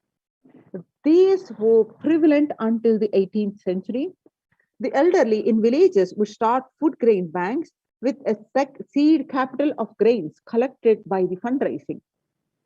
If any person met with a crisis such as a crop failure, the food grain bank would lend him grains in exchange for an interest, which is compound interest was not prohibited in grain banks, which the debtor was expected to return with the principal grain that amount during the next harvest.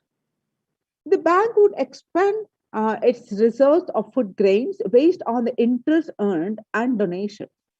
At the time of severe crisis such as famine, the entire village would be able to withdraw these grains, and if required, all such grains would be written off on humanitarian grounds.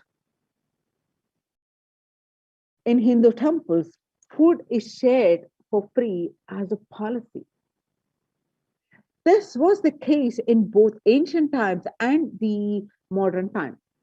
For 27 years, every month, the Hindu ASMT community has served more than 3 million free organic meals in religious gatherings to everyone without discrimination and has served over 1 billion free meals in total. Such private and public efforts are crucial in to ease the threats of starvation, which is estimated to hit 1 billion people worldwide. The next solution presented is the monitor global health. The crisis requires governments to take aggressive, proactive measures to monitoring health. Smartphone applications have been used by the governments that are based on health code, color code systems that categorize individuals into 3 color groups based on their health statuses and travel history, and then determine whether they need to be quarantined. You can see the supporting documentation here, which are projected now. Though there were privacy-related concerns associated with these approaches, some of these methods, such as the agile daily reporting system for accounting of newly suspected, diagnosed asymptomatic cases, the number of deaths, and generating area-wide statistics have played an important role in proactively responding to curb the spread of the disease and are being considered for implementation by various countries. You can see the supporting documentation here. The next solution presented is traditional medicine. In Hinduism, nature and planet Earth are respected as living divine mother energies capable of providing us with all our survival needs, food, medicines, etc. Through the traditional medicines such as TCM and Ayurveda are effective in addressing COVID-related issues. A few years ago, a Nobel Prize was awarded for scientific work based on the traditional medicine, and the mainstream Western medicines have chosen to characterize the Ayurveda as pseudoscience and TCM as unscientific. Such demeaning of traditional medicine systems have led nations to consider taking a defensive unilateral decisions to protect their interest. The outright rejection of traditional medicine is not wise, and such policies should be revised, especially as these medicinal systems are time tested and have kept people healthy for several generations. Kailasa Union recommends governments worldwide provide solutions like Kailasa's Hindu medicinal care, which includes completely free of charge services such as Ayurveda, yoga, Siddha, Western medicines, and multi-layered quarantine for complementing their ongoing public efforts. You can see the supporting documentation here. Multilateral strategies and coordination for the pursuance of the SDG 11, the sustainable cities and communities, with additional emphasis on multi-layered quarantine protection without disrupting life and economy such that effects of lockdown are unnoticeable. The waiver of patents on extremely essential vaccines and common global funding of vaccines. Everyone should be provided access to traditional healthcare systems free from policies that the prejudicial and discriminatory towards these systems. The creation of food grain bank systems and other traditional economic systems as described in this report would help the most vulnerable people of the world. You can see the supporting documentation as part of this report. Now, the sovereign order of Kailasa worldwide, inspired and guided by the vision of the Supreme Pontiff of Hinduism to save lives. A one-of-a-kind humanitarian charitable service massively mobilized to provide protection and preventive COVID care in this lasting time of globalization and this global meltdown. Through this initiative, Kailasa has been consistently supporting people through free food banks, that is annadans, and free medical care and many more services. The impact of mental disorders and lack of spiritual strength during a humanitarian crisis are often difficult to assess and inflict lasting damage. To associate this, Kailasa is offering spiritual programs, temple events, and spiritual healing online. Kailasa's recommendations on COVID-19 and multilateralism to be presented in the United Nations General Assembly and Human Rights Council.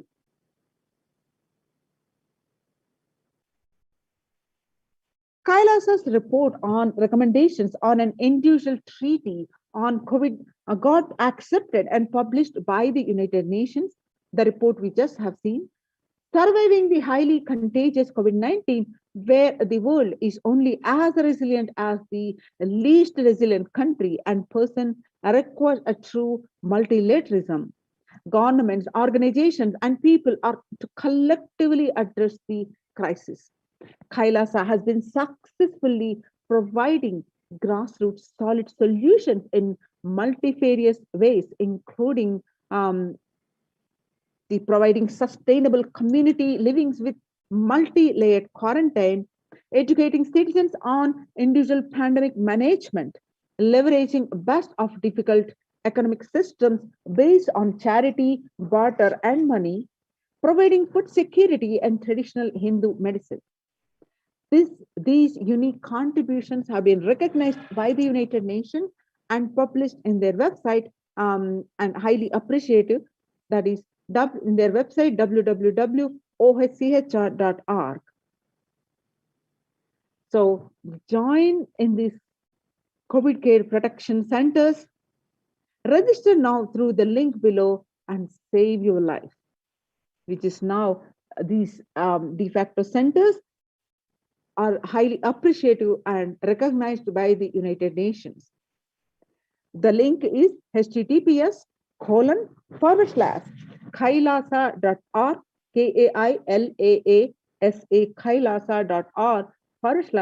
kailasa.org/Kailasa care, KAILASA care. Now, as we understood how important these COVID care protection centers and Kailasa de facto spiritual embassies, and all these embassies are mainly temple based. So let us understand why the Supreme Pontiff of Hinduism has reviving all these establishments across the world. Thousands and thousands of these de facto spiritual centers, which are mainly temple based. So let us understand these revival of temple sciences and ecosystems with the grace and blessings of the Supreme Pontiff of Hinduism, Jagat Guru Mahasannidhanam, His Divine Holiness Bhagavan Nithyananda Paramashivan's blessings. Kailasa Department of Enlightened Civilization presents the importance of the revival of temple sciences and ecosystems. And before that, let's see what is happening across India due to this pandemic, how the various famous temples are shut down. For examples, the Sai Baba temple is shut down until further notice, as The Shirdi temple administration took the decision after the Maharashtra government recently announced a weekend lockdown and night curfew in the state to control the spread of the virus. On the other hand, the Puri Jagannath temple to remain closed for public, keeping in view of the surge of the COVID-19 cases in Odisha and also in Puri, the authorities of the temple of Lord Jagannath in the pilgrim town on Sunday. The famous temple is closed for devotees since May 5th, as a statewide lockdown was imposed by the Odisha government. Not only this temple, but all the religious places closed for public in Bhubaneswar as the city recorded the highest daily COVID surge. With Odisha capital Bhubaneswar registering the highest ever single day spike of 581 COVID-19 cases, the local municipal authorities recently declared the closure of all religious places like temples, mosques, gurudwaras, and churches for devotees till further orders. In the Uttar Pradesh, the major Madura temples ban entry of devotees amidst the COVID-19 surge. Two major temples of Sapta Devalaya, the cluster of 7 temples in the Vrindavan, recently banned and the entry of devotees in view of raising the COVID-19 cases. In the state Gujarat, the famous Somnath temple is closed for darshan amidst the COVID-19 surge. In view of the surge of the COVID-19 infection, the Somnath Temple Trust has announced that the temple will remain closed, remain shut for the devotees for an indefinite period. On the other hand, in South India, Tamil Nadu, the Chola era temple murtis beheaded. Murtis of a Chola era temple have been vandalized in Pudukkottai, Tamil Nadu. A devotee who went to the temple was shocked to find all the murtis in the temple in a beheaded state. He lodged a complaint with the local police later.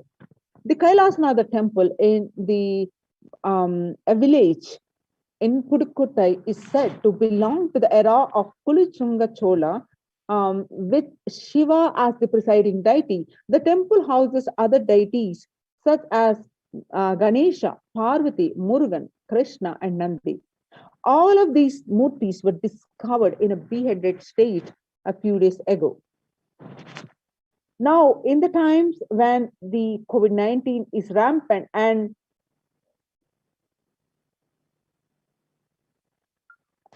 the ancient temples are in lockdown because of the risk of the widespread corona disease, the devotees of these temples were visiting and having darshan of their gods and goddesses for thousands of years.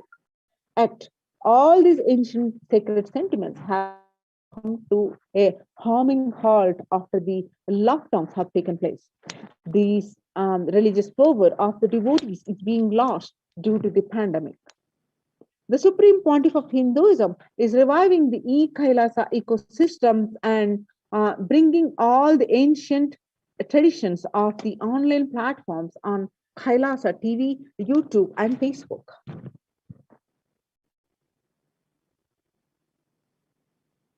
So now let's understand the basics of the temple sciences. Why do we worship? Why deity worship? With the blessings of the Supreme Pontiff of Hinduism, let's understand. Supreme Pontiff of Hinduism says, please understand, deities are not mere idols. They are embodiment of ideals. We do not worship the idols, we worship the ideals represented through the idols. When the divine is present before him in a form that he can see, touch, and relate to, the transmutation becomes an easy and joyful process. Second, deities in a real kshetra are always carved in the form of ancient masters and enlightened beings.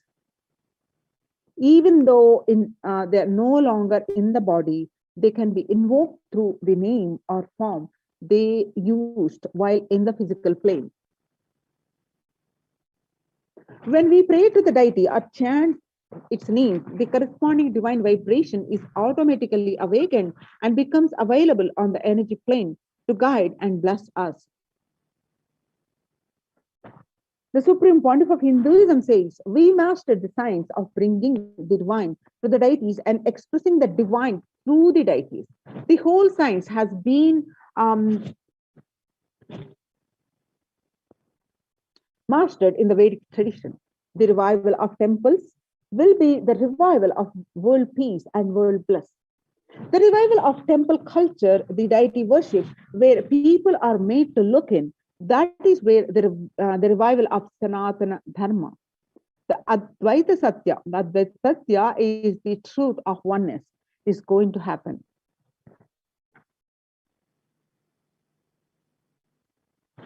The divine manifests in various auspicious forms to save the devotees or to protect the world from destruction. For example, Shiva saved Markandeya from death. Markandeya, it just happened that he was destined to die at the very young age, as young as 16 years old. Knowing this, his parents were devastated and very sad. Markandeya, to remove this sadness of his parents, intensely connected with Shiva, and on the day of his departure, the Lord Yama came and as about to take his life away, that's when the Markandeya intensely hugged the Shivalinga and intensely prayed for Paramashiva. That's when Paramashiva appeared and saved Markandeya from the Lord of Death and become Kala Kala. Kala is death. And Paramashiva, to save Markandeya, become Kala Kala, the Lord of death. In the same way, he danced, Paramashiva danced in ecstasy, and that action becomes Nataraja. Nataraja is the one who creates with his cosmic dance the Panchakritya. That means the 5 actions are the creation, sustenance, rejuvenation, and the pulling out of delusion and giving all of us the liberation. So the cosmic dancer, we can connect him as Nataraja. Vishnu's very action of showering blessings on the world becomes Lakshmi. Brahma's very action of constantly sharing the wisdom becomes Saraswati. So each of the actions of the ultimate becomes independent intelligence and energy. When you connect with these independent intelligences, those deities, whatever you want immediately happens. Whatever result you want, worship with those divine energies who are the personification of those specific actions. Immediate results are achieved by the connecting with those deities. In this world, this can be a powerful method through which you can achieve whatever you want in your life. So join in this Kailasa's COVID Gate Protection Centers. Register now through the link below, https://kailasa.org/Kailasa care. Now we'll be continuing this segment after a very short break.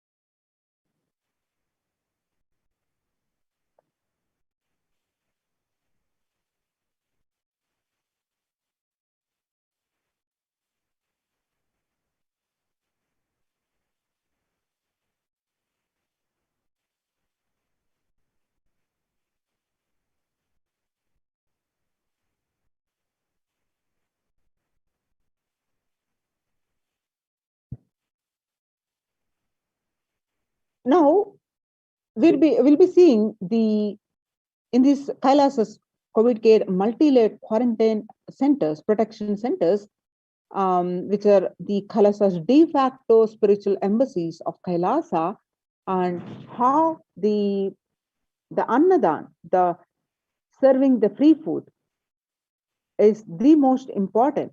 With the blessings of the Supreme Pontiff of Hinduism, let's understand this more. Then what is the need of the Annadan? Let us see what is happening across the world.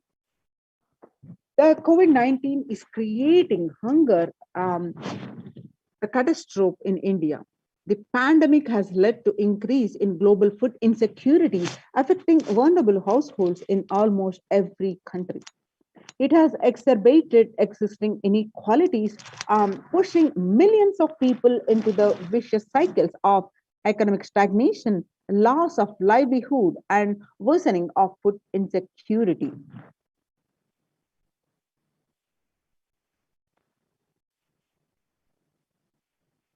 The World Bank estimates that 71 million people will be pushed into extreme poverty across the globe due to as a result of the pandemic.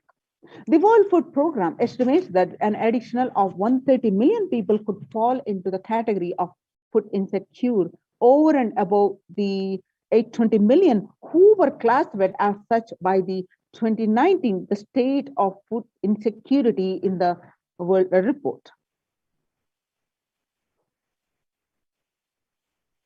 More than 50 million people have experienced food insecurity during the pandemic, up from 35 million in 2019, according to the Feeding America nonprofit, the nation's largest domestic hunger relief organization. Child malnutrition and hunger skyrocket in Haiti as COVID-19 infections spike.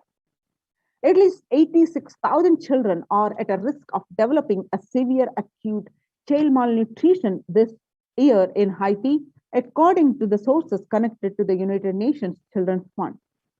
The number of children projected to suffer from starvation this year has doubled as the impoverished nation continues to grapple with extraordinary political and social crisis exacerbated by the pandemic.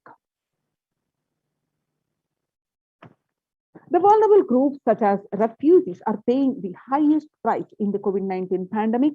We are seeing the alarming trends that show many refugees around the world are unable to pay for food or rent and are struggling to access healthcare and education. The price hikes in local markets and further displacement caused by the conflict have pushed many families further into food insecurity during April and May. Around 30,000 refugees in Cox's Bazar camps raised questions and concerns, with 63% seeking services, including urgent food relief and shelter.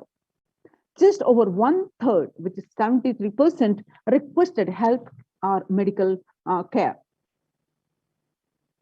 The number of people teetering on the brink of the famine has risen from 34 million projected at the beginning of the year to 41 million projected as of June.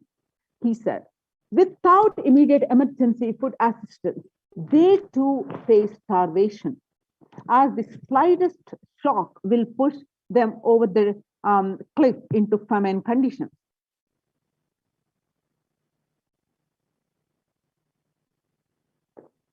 Now, the World Bank releases a report on growing food insecurity.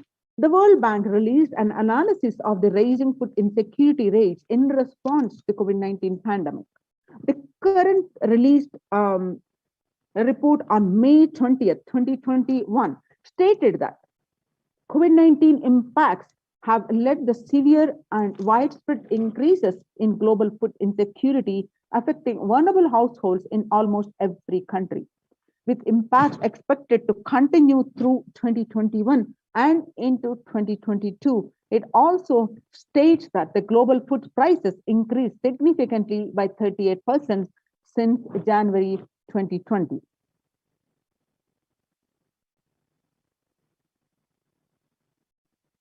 The World Economic Forum released that 155 million people are caught up in food crisis of varying severity. 133,000 people in Burkina Faso, South Sudan, and Yemen are most at risk. 10 countries account for 2/3 of those facing acute hunger. The researchers of agri-food systems is being eroded by conflict, insecurity, and environmental trends.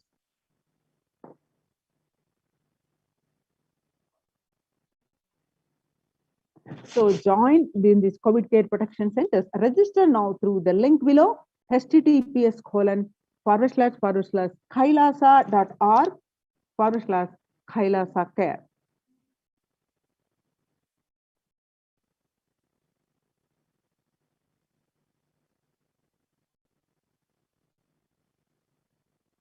Now, let us understand the fundamentals of the food revealed by the Supreme Pontiff of Hinduism. He says, you become what you eat. What you eat contributes to what you think, and what you think contributes to what you cognize, and what you cognize contributes to who you are. So what you eat directly affects who you are, and that is why I'm making the statement, you become what you eat. What is in your plate matters because that is going to become you.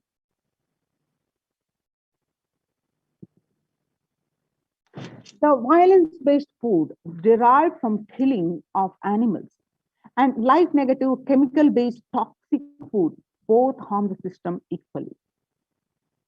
Organic vegetarian food is not just for health, it gives you an inner space, physical system, physiological flow to develop higher psychology. To develop higher psychology, not only your physical system, even your physiological flows needs to be cooperate.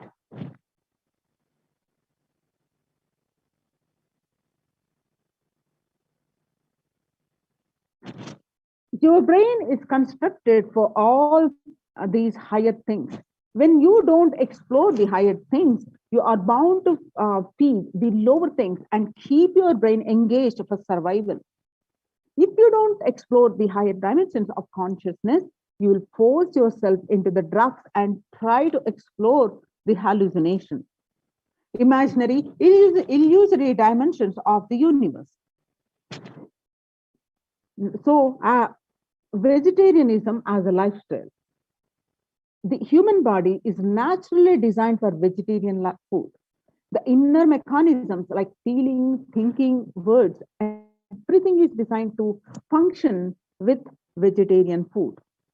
It is like having a generator which can handle only 200 volt current, or a UPS which can handle only 220 volt current, but it is given 20,000 volt current. What will happen? It will get fused.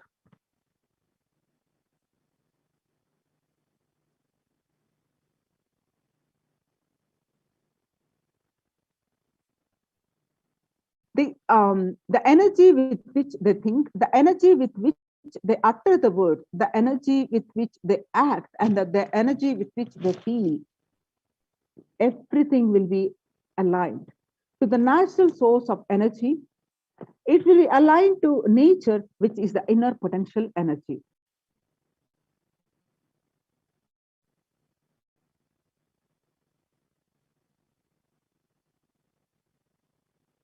So Kailasa Annalaya, which serves the de facto centers with free organic vegetarian sattvic meal for all, eliminating the hunger.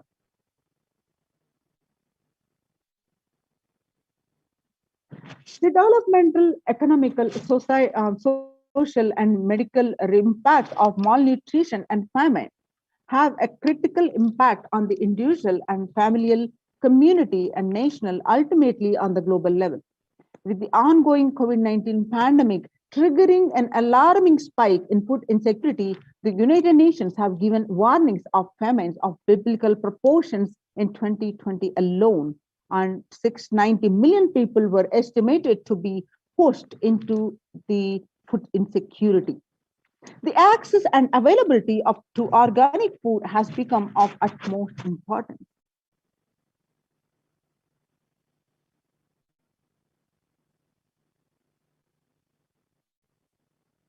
The developmental, economic, social, and mental impacts of malnutrition and famine have a critical impact on the individual, familial, community, national, ultimately on the global level.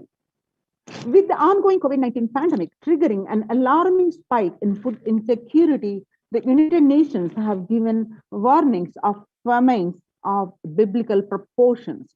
In 2020 alone, 690 million people were estimated to be pushed into food insecurity. The access and availability to organic food has become of utmost importance. Through Kailasas, the Department of Agriculture, and the Supreme Pontiff of Hinduism, Jagat Guru Mahasannidhanam, His Divine Holiness Bhagavan Nithyananda Paramashivam, has committed to the globalized distribution of food, that is free distribution of food through organic food and to everyone. It's not just since the beginning of his public life, but from his very upbringing itself.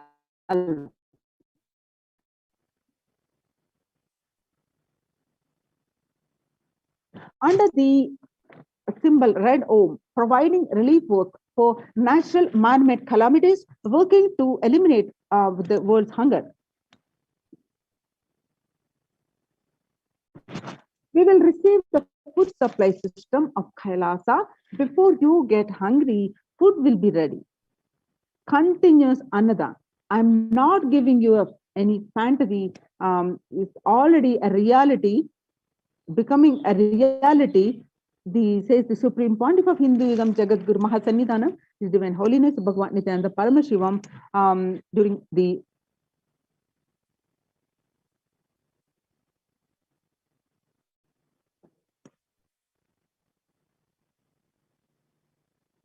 now you see in the pictures the glimpses from the early days of Kailasa spiritual mission, where the Supreme Pontiff of Hinduism himself serving the Annadan, which is providing the free organic sattvic vegetarian meal on Kartikeya Deepam, Thiruvannamalai. Now, even with the fractured hand, the Supreme Pontiff of Hinduism, Jagat Guru Mahasannidhanam, His Divine Holiness Bhagavan Nithyananda Paramashivam, engaged in selfless work day and night, inspiring the peacekeepers of the sovereign order of Kailasa to engage in selfless service, leading the nation of Kailasa by example. In 2011, the Supreme Pontiff of Hinduism had a multiple compound fracture with a bone protruding out of the skin. In 2013, the two steel implants that were fastened in 2011 were removed as the bones had healed completely. This picture is right after the surgery.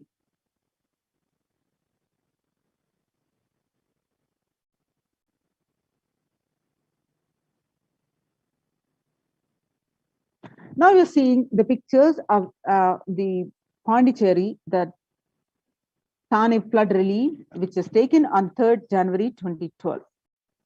And the same Pondicherry, Thane flood, as part of the Thane flood relief, can see the distribution of the food for thousands of people, which is taken on 3rd January 2012.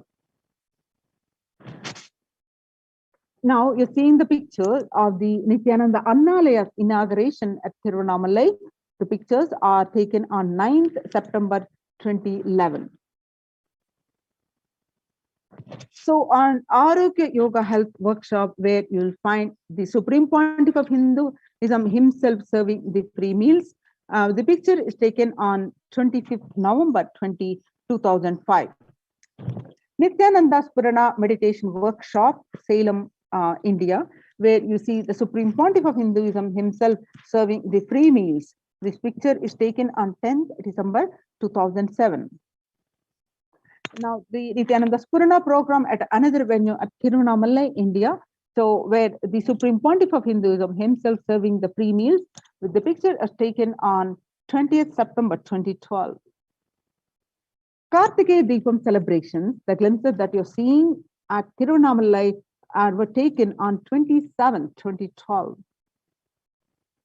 The picture that you're seeing are from the Inner Awakening Meditation Workshop in Tiruvannamalai, taken on 10th May 2017.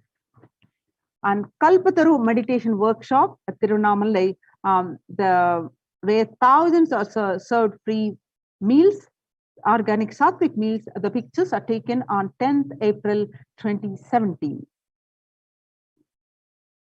The picture that you're seeing are the Bandhara feast served for the respected spiritual leaders and Hindu monks in the Kumbh Mela, the largest gatherings at the North India on 5th May 2016. Some more pictures are from this occasion where the Kalpataru meditation workshop was conducted, a free workshop where the organic sattvic meals were served to one and all. And these pictures are taken on 28th April 2016. The pictures you're seeing now are from Arunachala Sarvajna Peetham, Tiruvannamalai, India on 11th March 2017. The pictures that you're seeing are from Tiruchengodu Sarvajna Peetham, where the free Sattvic Annadan is happening continuously. The pictures, these specific pictures are taken on 18th August 2019. The pictures that you're seeing from the Western Hemisphere, the Annadan distributed during the Guru Purnima, the traditional celebration of the Guru, which are taken on 6th July 2019. Now you're seeing the pictures are from 2016 and during the Sadashivoham program meditation workshop, where you find the Supreme Pontiff of Hinduism himself serving the free organic sattvic meals. The picture is taken on 8th December 2016. Now, Annadan service continues in the midst of the COVID-19 crisis, Madurai, India. This picture is taken on 30th May 2020. Now, what is the need for the Annadan? And let us see a short video.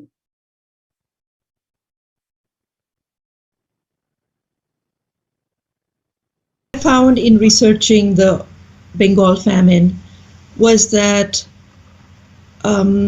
Churchill did several things that greatly aggravated the death toll. India was being used extensively for the war effort. Indian resources, Indian soldiers, and Churchill repeatedly refused to acknowledge the fact that the extent to which India was used could lead to famine. Viceroy to India, Archibald Wavell, called the Bengal famine one of the greatest disasters to have befallen people under British rule, and said the reputational damage was incalculable. During one government discussion about famine relief, Secretary of State for India Leopold Amery recorded Mr. Churchill saying that any aid sent would be insufficient because Indians bred like rabbits.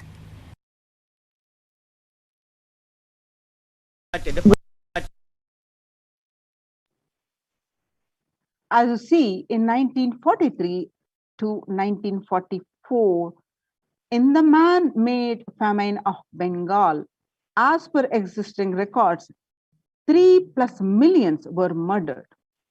The Prime Minister of the world's biggest empire, controlling the 1/3 of mankind, claimed that they could not do anything about the people dying of hunger because Hindus bred like rabbits and the famine was their fault.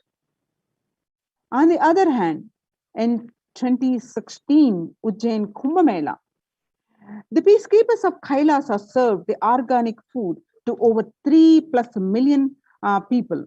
The peacekeepers of Kailasa, under the leadership of the Supreme Pontiff of Hinduism, Jagadguru Mahasannidhanam, His Divine Holiness Bhagwan Nithyananda Paramashivam, have served more than 1 billion free meals in past 26 years and are determined to end hunger and poverty in all its forms. Kailasa, with 200 peacekeepers at any given time, can deliver with what even one of the biggest countries could not deliver. Kailasa is not driven by fear or greed. It is an enlightened based nation driven by the selfless service.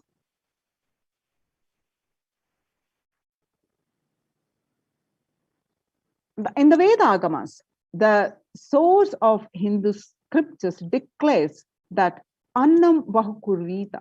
That means the scriptural reference that we just see, the Annam Bahukurvita, is from the Taittiriya Upanishad, chapter 3, verse 9, which means, let us produce food in large quantities.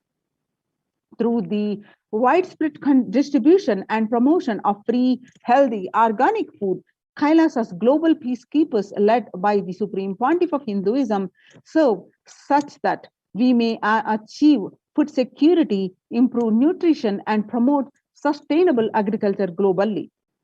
Annadan is the vision to end poverty and hunger in all its forms.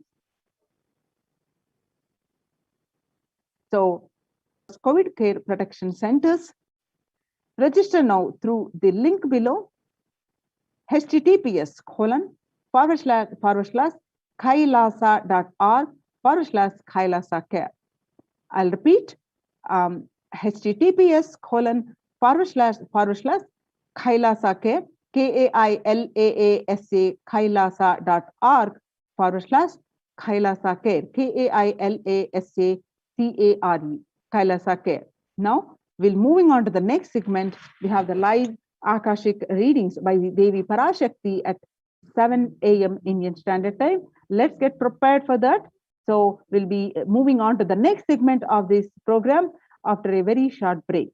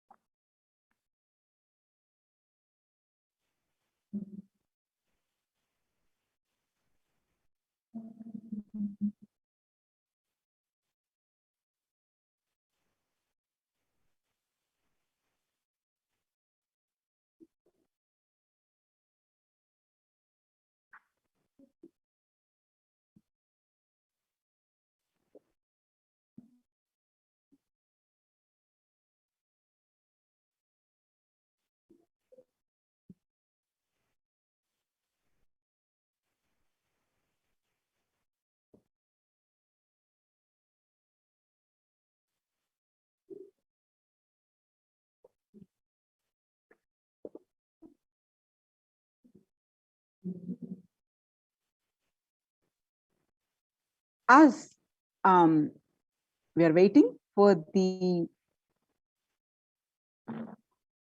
live Akashic readings by Devi Parashakti, let's understand some more of the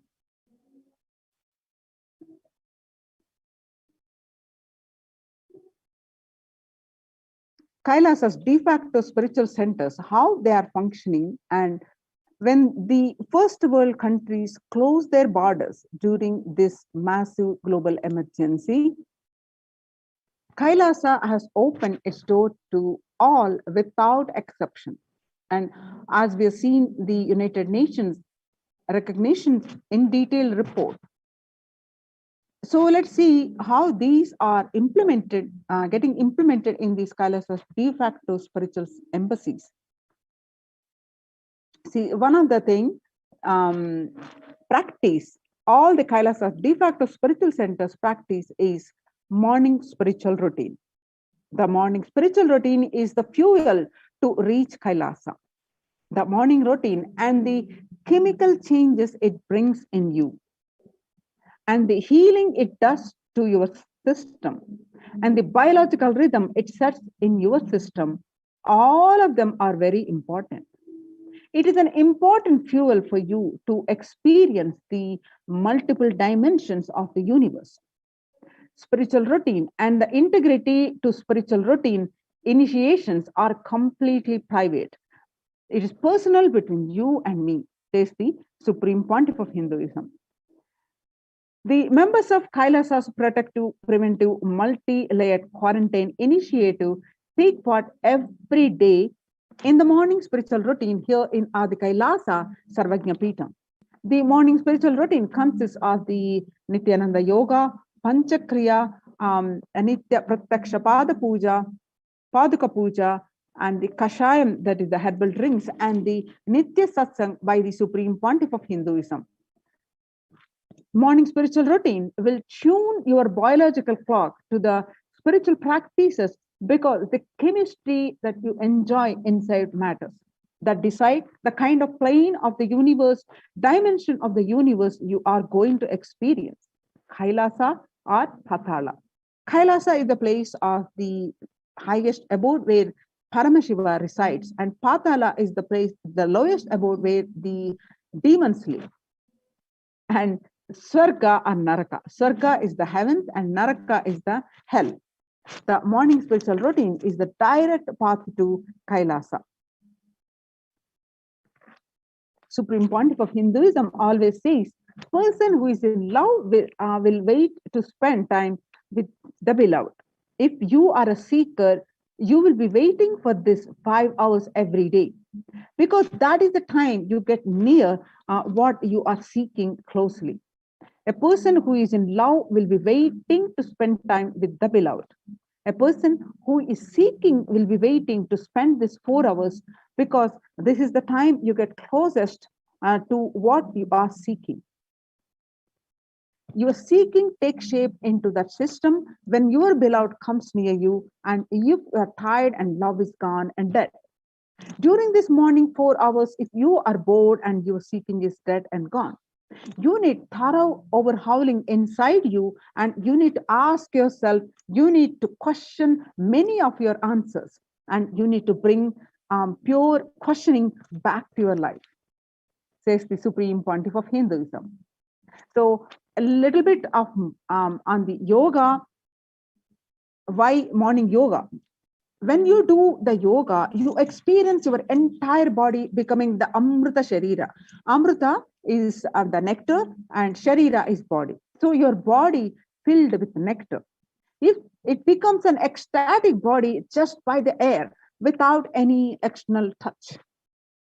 The first thing that you get up, you do is the Panchakriya, one of the morning spiritual practices, a routine. Panchakriya involves the 5 powerful processes to remove toxins and impurities from your system, just like how we take a shower every day to clean the external parts of our body. Panchakriya is a powerful cleansing process which cleanses the internal organs of the body, keeping it cool. These techniques are not just cleanse our body, but bring peace and balance to our mind and lightness and bliss to our being. Puja. In puja, you experience the space of bhakti, the devotion.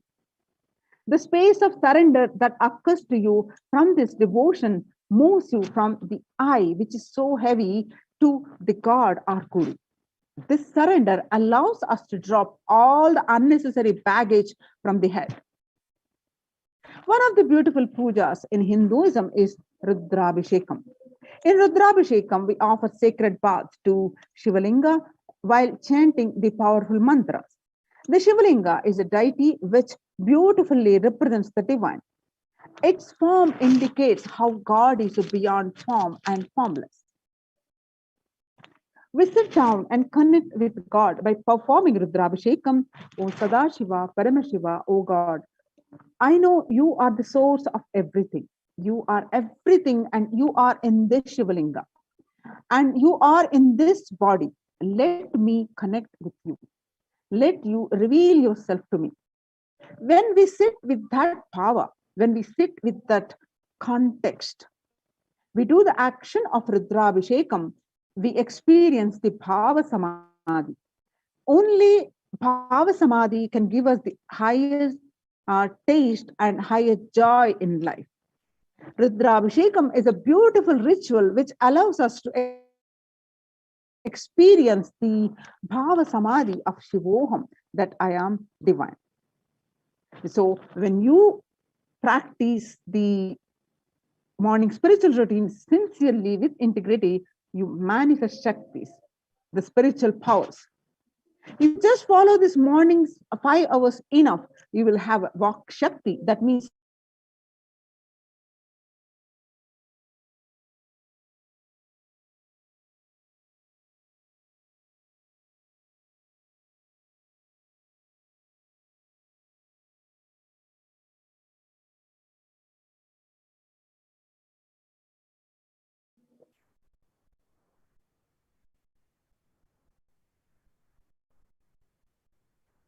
sorry for the technical glitch. Yes. So if you practice this morning spiritual routine for just for 5 hours, that's enough. You will have Vak Shakti. That is whatever you say will become reality. All the Shakti is manifesting in you, because all the obstacles for manifesting Shaktis, the tiredness, boredom, pitta, fatigue, everything will be churned out in this morning 5 hours. And morning puja is the most powerful mandala process, the Shakti Pata, melting your being, and then sitting and listening to the sacred truth from the Supreme Pontiff of Hinduism. Constantly inspiring, engaging, alive, awakening. Just this morning, 5 hours, if you can bring integrity and authenticity, all the obstacles stopping you from power manifestation will disappear. So, with this, now it's time to prepare ourselves for the live Devi Akashic readings. And now we'll moving on to the next segment.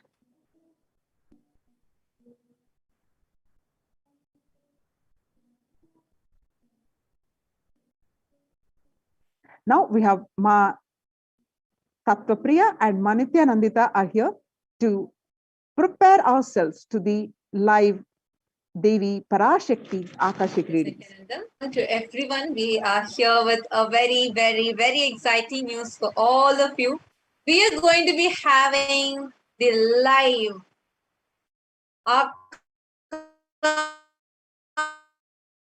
Akashik reading by Devi Parashakti herself.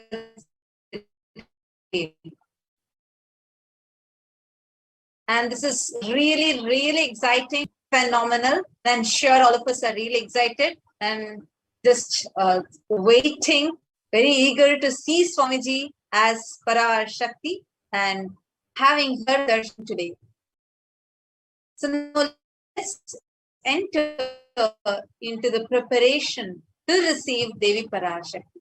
Now, as we are preparing to receive the darshan of Devi Parashakti, let us understand what is Bhava Samadhi Darshan. Bhava Samadhi Darshan is a powerful experience that each and every individual, each and every one of us are going to experience just by glimpsing, just by seeing the avatar on the screen.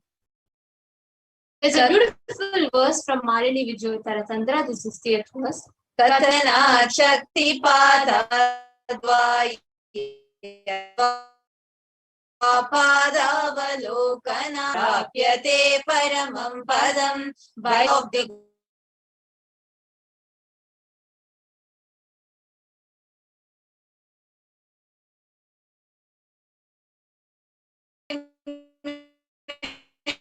goal and space attained. Bhava Samadhi Darshan is not an event in space and time.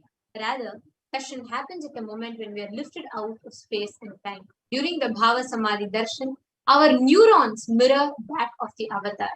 This mirroring of neurons is a very powerful process where just by you seeing the avatar, your brain neurons mirror and reflect the exact neuron activity that is happening in the avatar without the physical act of imitation. That is, our body, just by seeing the avatar, reflects the same neuron activity that is happening in the avatar's brain in us. This is an extremely powerful process. The Bhava Samadhi Darshan is defined as directing and activating the emotional and spiritual energy that is created through meditation on the avatar. The brain neurons mirror and activate and process all the observed movements or information of the avatar just by the act of seeing and without the physical act of imitation.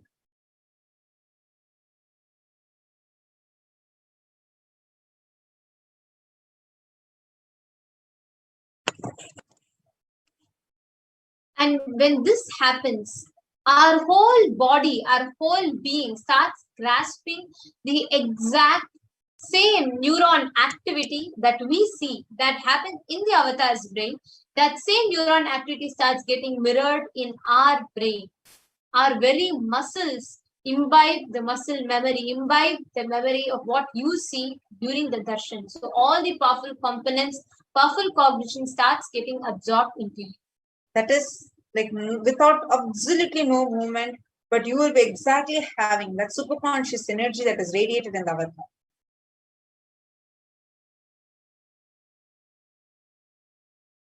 The science of Bhava Samadhi Darshan knows no distance, a phenomenon that modern science is just discovering in terms of quantum tunneling.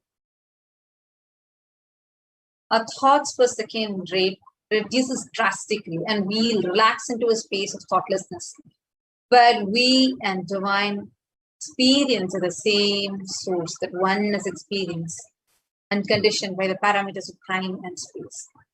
So the science of quantum tunneling, it's like it is a probability of a quantum particle like an electron, less kinetic energy, to cross over a potential energy of an energy body. An electron in quantum physics acts both as a wave and a particle. So let's imagine a scenario. What happens when an electron with less kinetic energy is approaching a hill? Will the electron be able to cross the energy peak of the hill? As a particle? No. The electron will require high kinetic energy to cross over. Whereas when it is acting as a wave, it can propagate itself through the hill and go to the other side. That is exactly the science behind quantum tunneling. This is the same science which is imposed on people who witness the Bhava Samadhi Darshan.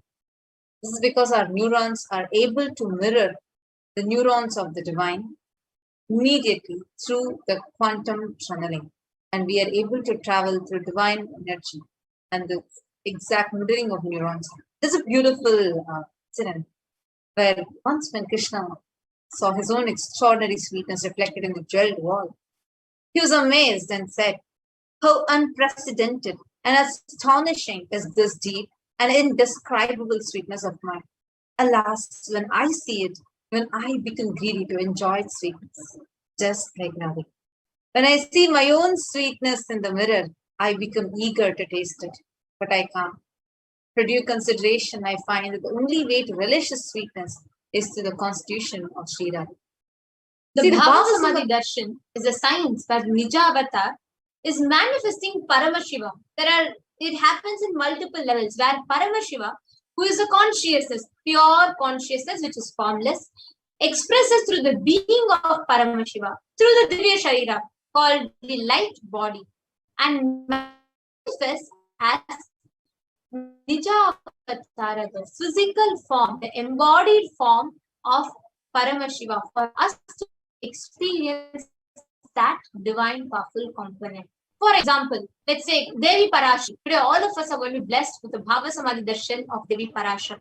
So, the consciousness of Devi Parashakti manifests through the being of Rajarajeshwari and manifests to the Nija Avatara as Devi Meena. We all can see the consciousness of formless manifests to the being. The science is very simple, where the Archa Avatara, the deity, reflects the consciousness and manifestation of the being and manifests it in Nija Avatara, the embodied form. Actually, deities by themselves they by themselves reflect the consciousness and manifestation of the being. But human beings are not mature enough to receive that higher level experiences directly from Archa Avatara. So out of their extreme compassion, the avatar descends, comes down to bridge the gap and create the experience of superconscious energy from all. When we have the Bhava Samadhi Darshan of Nija Avatara, manifesting various dimensions of Shiva, auspicious components and the powerfulness of those dimensions of Paramashiva, manifesting in the Nija Avatara, for us to manifest the same as Bhava Samadhi Darshan. Understand, Bhava Samadhi Darshan is the direct experience of costlessness. During Bhava Samadhi Darshan, our whole being comes alive and celebrates the energy wave of existence.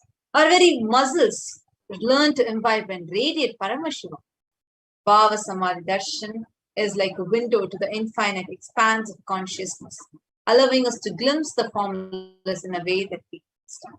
Even without much effort from our side, our very bio-memory awakens the space of Paramashiva, the ultimate consciousness during Bhava Samadhi. To have a glimpse of or having darshan of an avatar cleanses the karmas of lifetimes and creates a deep and a lasting transformation in us. Gratitude. What is the best space to experience is gratitude, to have the best of the darshan. Gratitude enables the reflection of consciousness in all levels, be it physical, psychological, ultimately even in your conscious level. The best way to enable that gratitude in you is meditation. Before the darshan, we all will be doing a meditation, and that enables you into that receptivity or the space of gratitude. And what is the context? What is the space exactly that you should sit within to receive the Bhava Samadhi Darshan? Just sit with this space, telling Parashakti, the cosmic mother, I know you are the source of everything. You are everything, and you are in the embodied form of the supreme pontiff of Hinduism, Bhagavan Shri Nithyananda Paramashivam, and you are in this body also. You are the source for both. Let me connect with you. Let you reveal yourself to me. Let me be in the Bhava Samadhi path. Now, in this same space, let us take a minute or two to quickly set up the Panchopachara Puja kit. Please set up your Panchopachara Puja kits, which consists of sandalwood powder, sandalwood paste, some flowers, Naivedyam, incense stick, Naivedyam is any food offering. And little lamp, please set all of these up. Take a minute or two.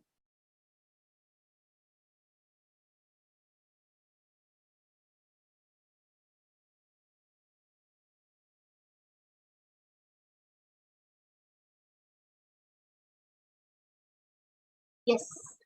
Now, as you're all setting up, let us enter into the Paramashiva Dhyana.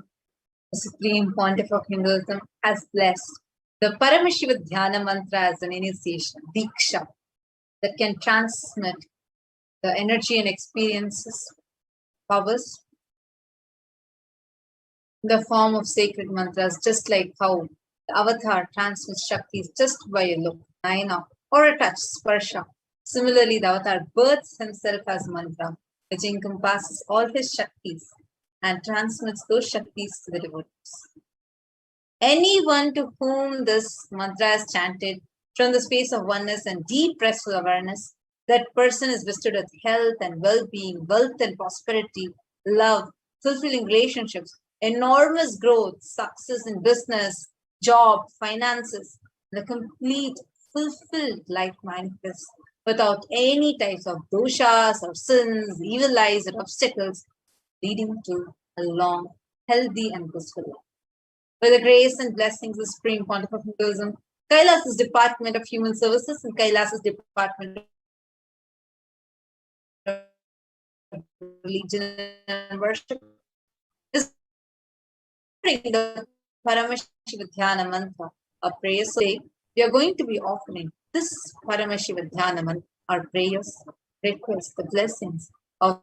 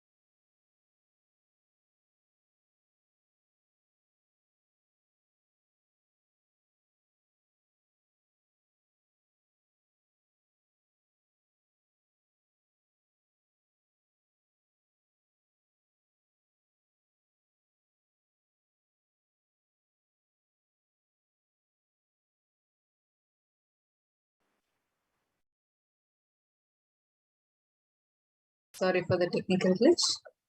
Hope all of you are able to see us and hear us now. Thank you for your patience and sorry for the Let us now resume the Paramashiva Dhyana. Today we are going to be offering this Paramashiva Dhyana Mantra prayer service to Devi Parashakti on behalf of each and every one of you, for all of you to experience healing of any health issues, for you all to be walking out of your psychological stress, anxiety and fear, for you to experience liberation from any addictions that you are suffering from, for you to be liberated from all your obsessive compulsive patterns and obsessive compulsive behavioral patterns that you are suffering from, for you all to be healed with having a beautiful relationship in life with your spouse, with family, in workplace, etc.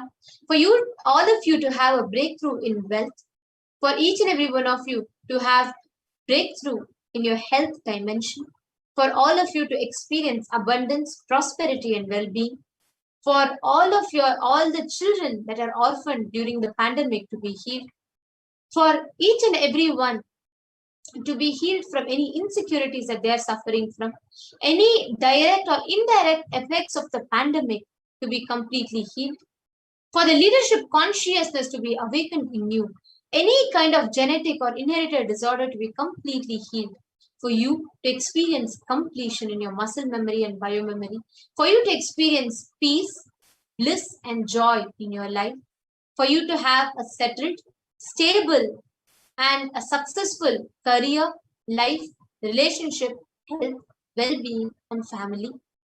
For you to be, we are going to be praying to the cosmic mother so that you can achieve completion with your biological mother and experience feeling connection with the cosmic mother. and awaken the divine feminine consciousness in you. And we're going to be praying for the grace, blessings of the Supreme Pontiff of Hinduism, Jagat Guru Maha Sannidhanam, His Divine Holiness, Bhagavan Shri Nithyananda Paramashivam, to always be with you. Let us all enter into the Paramashivoham. Please stay. Om Nithyananda Paramashivoham. Om Nithyananda Paramashivoham. Om Nithyananda Paramashivoham. Om Hrim Nithyanandaya Namaha. Om Ham Haum Shivaya Namaha. Om Nithyanandam Paramasukadam Kevalam Jnanamurtim Dvandvatitam Gagana Sadrisham Tattvamasyadilakhyam Ekam Nityam Vimalamachalam Sarvadi Sakshi Bhutam Bhavatitam Triguna-rahitam Sadgurum Tam Namami. I surrender to that Sadguru whose eternal bliss, the bestower of supreme happiness, the one whose embodiment of wisdom, who is beyond duality, who is omnipresent, to whom the supreme goal is giving the enlightenment experience, who is eternal, pure and unshakable, who is a silent spectator of all thought processes, who is beyond emotions, who is without the three qualities called Sattva, Rajas and Tamas. When you make a conscious resolution in the presence of the avatar, the power of Sankalpa itself will deliver the experience and manifest the reality. Om Mamopata Samasta Duridakshaya Dwara Bhagavat Shri Nithyananda Paramashiva Prityartham. I am making this conscious resolution today for destroying all my karmas and sins, and in order to please Bhagavan Shri Nithyananda Paramashivam. Asya Devadevasya Mahadevasya Khilanda Koti Brahmanda Nayakasya, who is the God of all gods, who is the greatest of gods, the Lord of universes and multiverses, who is the Lord of the cosmos, Sakala Jagat Srishti Sthiti Samharati Bhava Anugrahakya Panchakritya Parayanasya, the one who does the cosmic actions of creation, sustenance, rejuvenation, pulling out of delusion and liberation. Adimadhyantarahitasya Prameya Parakramasya Tattva, the one who is the beginning, middle and end, the one who is immeasurable. Akara Ukara Makaratmaka Pranavatmakasya Vrishabharudhasya Mahadevasya Kamikadivatulanta Mahadantrakya Shaivagamaswarupasya Sakala Nigamagamaswarupasya Shuddhadvaita Shaivaswarupasya Nithyananda Padastasya Nithyananda Swarupasya Shuddha Sachidananda Vigrahasya Rupa Rupatitasya Sakala Nishkala Swarupasya Nitya Niranjana Niramaya Nirvikara Khanda Sheshanasya Shri Nithyanandeshwari Parashakti Sameta Shri Nithyanandeshwara Paramashivasya Shri Nithyanandeshwari Parashakti Sameta Shri Nithyanandeshwara Paramashiva Avatara Bhutasya Sarvadeva Devi Swarupasya Bhagavataha Shri Nithyananda Paramashivasya Cha Prityartham. Shubhe Shobhane Muhurte Adya Brahmanaha Dvitiya Pararde Shri Shvetavaraha Kalpe Vaivasvatamanvantare Ashtavinchati Tame Nitya Yuge Pratame Pade Jambu Dvipe Bharata Varshe Bharata Khande Meroho Dakshine Parshve Shakabde Asmin Vartamane Vyavaharike Prabhavadinam Sashtyaha Samvatsaranam Madhye Shubhanama Samvatsare Shubhayane Shubharatau Shubhamase Shubhapakshe Shubhatitau Shubhavasarayutayam Shubhanakshatra Shubhayoga Shubhakarana Evam Guna Viseshana Visishtayam Asyam Shubhaditau. During this second half of the lifetime of Lord Brahma, during the Kalpa called Shvetavaraha, during the regime of Vaivasvata Manu, during the first quarter of the Yuga called Nitya Yuga, in the island called Jambu, in the continent called Bharatavarsha, in the Indian subcontinent called Bharatkhanda, in the southern side of the Mount Meru, the Shaka era, during the auspicious year, which is one of the set of 60 years, which is in practice, of which Prabhava is the first year, in the auspicious Ayana, in the auspicious season, in the auspicious month, in the auspicious Paksha, on the auspicious Tithi, on the auspicious day, during the auspicious Nakshatra, auspicious Yoga, auspicious Karana, during such an auspicious moment, Adi Kailase, Kalpavrikshasya Daha, Nithyananda Nagare, Smrtasmritana, Muktidayake, Mahakshetre, for all. Now we request all the participants, whether you're offering this for yourself or for someone else. If you are offering for a meal, kindly chant the meal names now. Namadheyasya. We request all the participants that are offering for any female, whether it's for yourself or someone else, kindly chant the female names now. Namnyaha cha yajamananamavayoho sahakutumbanam bandhuvarganam dayadivarganam mitravarganam sodaravarganam samesham. For all those who are participants, hosts and me with their families, relatives, inheritors, brothers, and everyone.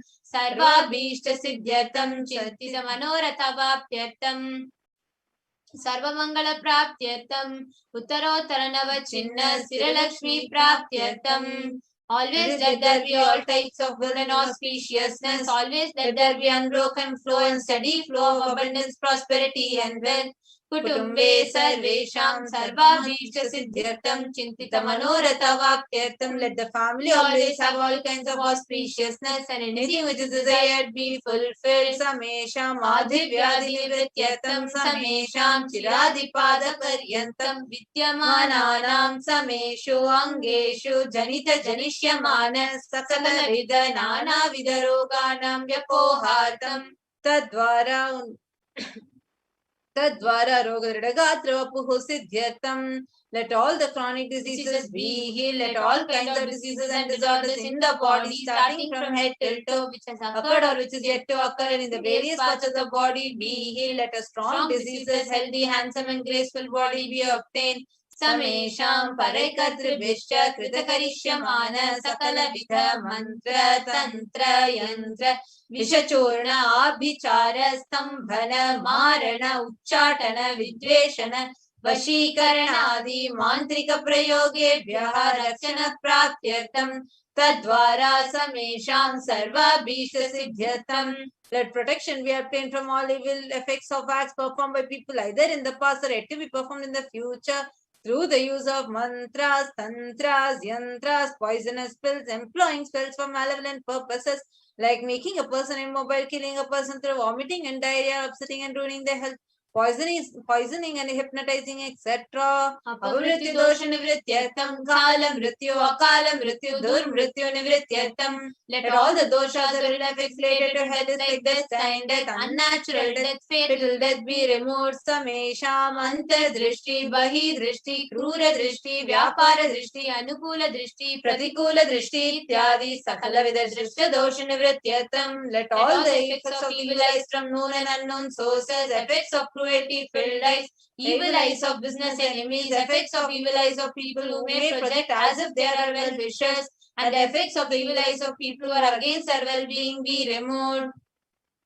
Samesha mantra drishti, bahi drishti, krura drishti, vyapara drishti, anukula drishti, pratikula drishti, ityadi sakala vida drishta dosha nivrityartam. Samesha mantra shatru, bahi shatru, krura shatru, vyapara shatru, anukula shatru, pratikula shatru, ityadi sakala vida shatru bada nivrityartam. Let all the effects of inner enemies, outer enemies, fears, enemies, business enemies, enemies who project themselves as good, and enemies who work against our well-being be removed. Samesha matrusha-padi sakala-vida shapanam vyapohanartam. Let the effects of all the curses right from the mother be removed. अनादि अविद्यावासनया प्रवर्तमाने अस्मिन् महति संसार चक्रे विचित्राभिः कर्मगतिभिः विचित्रासु योनिषु पुनः पुनः अनेकदा जनित्वा. From time immemorial, due to ignorance, we get caught in the vast cycle of birth and death, and due to the effects of our action, we take birth again and again in various bodies. Is quite strange.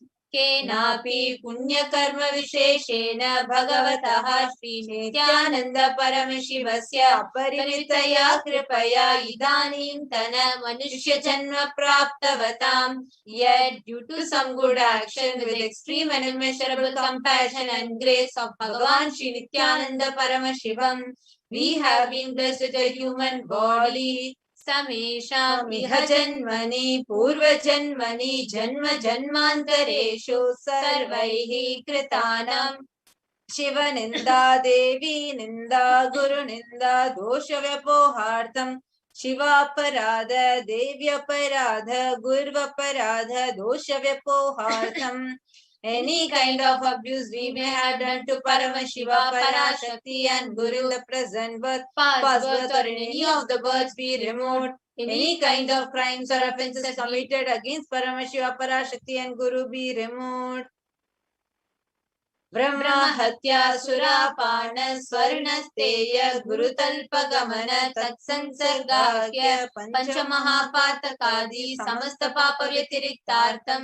Let the 5 great sins like killing a Brahmin, drinking prohibited alcohol, stealing gold, having illicit relationship with Guru's wife, one's own mother, elder sister and other such motherly figures, and associating with those people who have committed one or the other above mentioned sins be removed. अपि च सर्वै बाल्ये वयसि कौमारे यौवने वार्धक्ये च. Let all the karmic effects of action done as a child, adolescent, youth and as an old age person, Jagrat, Swapna, Sushupti, Avasthasu. Let all the karmic effects of actions done in the wakeful dream or deep sleep state, Karmendriya Jnanendriya Vyaparaihi Sambhavitanam. Let all the sins done through Karmendriya, that is the 5 organs which perform action like speech, hands, feet, screeching, and reproductive organs, and Jnanendriya, that is the 5 organs which receive information like ears, eyes, nose, tongue, and skin. Rahasya Kritanam, Prakasha Kritanam, Atipathakanam, Upapathakanam, Sankali Karananam, Valini Karananam, Apatri Karananam, Jati Bhramshakanam, Prakirnitanam. एवं नवानां नवविधानां बहूनां बहुविधानां सर्वेषां पापानां सद्यः. Let the sins which were done openly or secretly, the greatest of the great sins, minor of the minor sins, multiple sins, sins like raping a woman, unjustifiable sin, sin of destroying the caste system, narrow-minded sin, such 9 sins and 9 types of sins, more sins and more types of sins be removed immediately and instantly. Apanodana dvara samasta mangala praptyartam Shiva bhakti devi bhakti guru bhakti siddhyartam Paramashivatva Paramashiva sthiti Paramashiva shakti abhibhyartam. Through the removal of sins, let us be showered with all auspiciousness. Let Paramashiva Bhakti, Devi Bhakti and Guru Bhakti be obtained. Let the state of Paramashiva, space of Paramashiva and powers of Paramashiva be obtained. Kutumbe Sarvada Sanmangala Praptyartam Anyonya Prema Abhividyartam Purnatva Siddhyartam Sarvapanivrityartam. Let the whole family always be showered with all auspiciousness. Let mutual love bloom among all the people. Let completion happen. Let all the mishap be removed. Shiprarogya-vaptyartam Ayurvivridyartam. Let healthy body be obtained instantly and immediately. Let longevity be bestowed. व्यापारे उद्योगे च सर्वजनवशीकरणार्थं तद्वारा उन्नतोन्नत स्थान प्राप्त्यर्थं. Let your charisma impress everyone in business and job, and through that let you attain the best of the best position. Bahudhana saukya praptyartam griha kanaka pashuputra pautra dhanadhanya saukya praptyartam. Let extremely wealthy and happy life happen. Let various wealth be showered in the form of house, gold, cattle, children, grandchildren, money, grains, and all the comforts related to worldly life. आदित्यादीनां नवानां ग्रहाणां दोषपीडानिवारणार्थम् आदित्यादीनां नवानां ग्रहाणाम् आनुकूल्यता सिद्ध्यर्थम् let all the malefic effects of the 9 planets be removed and let auspiciousness be showered by the grace of all the 9 planets.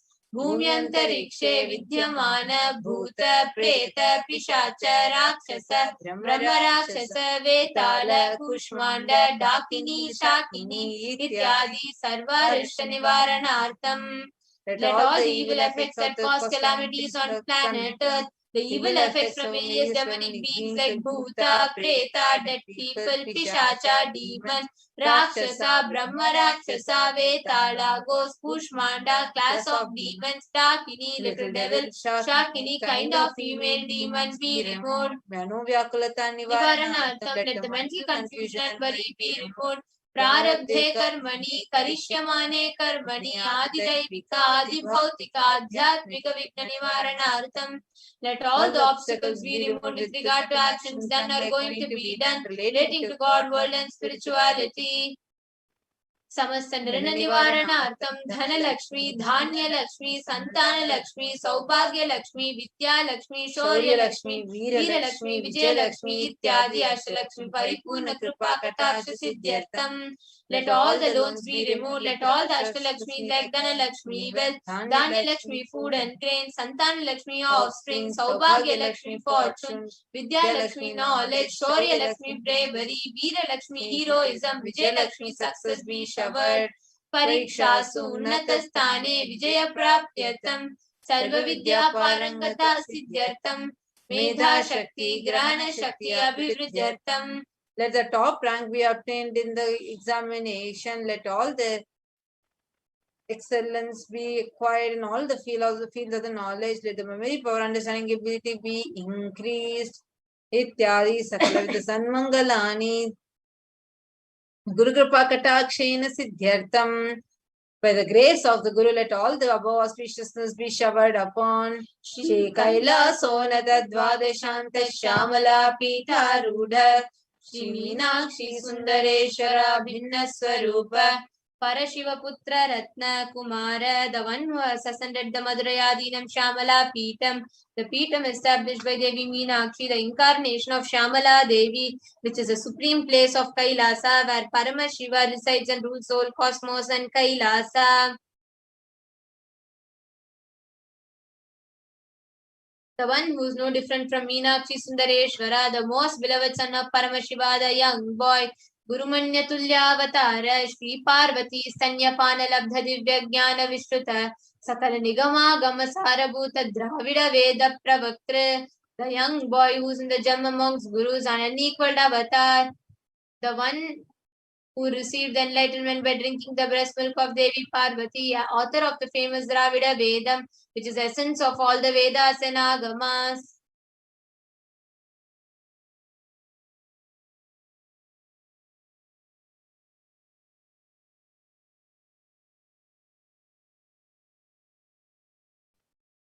Srimad Paramashiva Karuna Samadhikata Mukta May Chitrashrayana Giyamana Chatra Chamara Shri Chinna Kahaladi Samasta Birada Valyalankita Jnana Vijnana Chakravarti Sarvajana Sangha Sadhyo Nirvana Diksha Veyapavarga Varsha Vishrana Jimuta Paramata Kalabake Sari Shaiva Siddhanta Sthapanacharya Shri Rajadiraja Pandya Maharaj Guru Kshapana Shakyadi Mahandakara Nivarana Jnana Bhanu Vikshana Narhar Hadajotchedana Purvaka Srimad Rishabhatajastapaka Shaiva Samaya Kartre.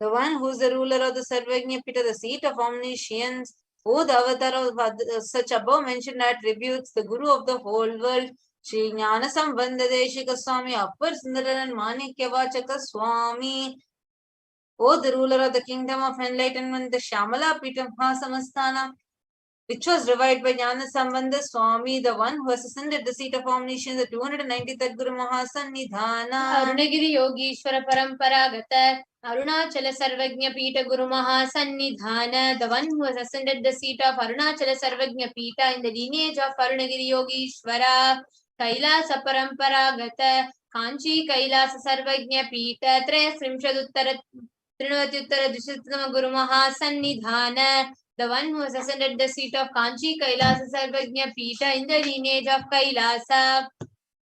Nityotsava Nitya Mangala Nitya Kalyana Nitya Rajita Kailasa Paramparagat Adi Kailasa Nityananda Pitha Mahasamastana Mahasimhasana Pitha Karatre, the creator of Nityananda Pitha Mahasamastana Mahasimhasana Pitha, which is eternally celebrating auspicious festival having the attractive energy of enriching.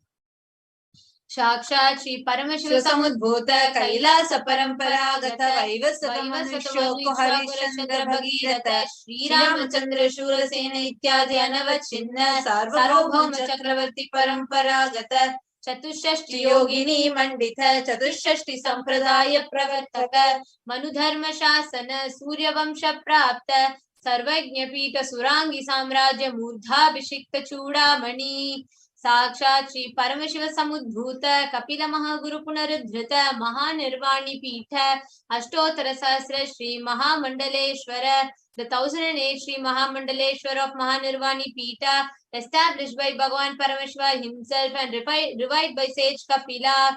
Sakshat Shri Paramashiva Simhasana Abhishekta Samasta Gananayaka Shri Mahaganapati Samarambha Navachinna Pitadishwara Guru Parampara Prapta Atala Pita Ashtotara Sahasratama Ashtotara Sahasra Shri Atala Pitadishwara Dharma Mukti Sargapura Swarna Pita Trayovimsha Guru Mahasannidhana, the 23rd Guru Mahasannidhana of Dharma Mukti Sargapura Swarna Pita Kailasa Paramparagata Adipita Sarvajna Pita Jagat Guru, the Jagat Guru of Adipita Sarvajna Pita in the lineage of Kailasa.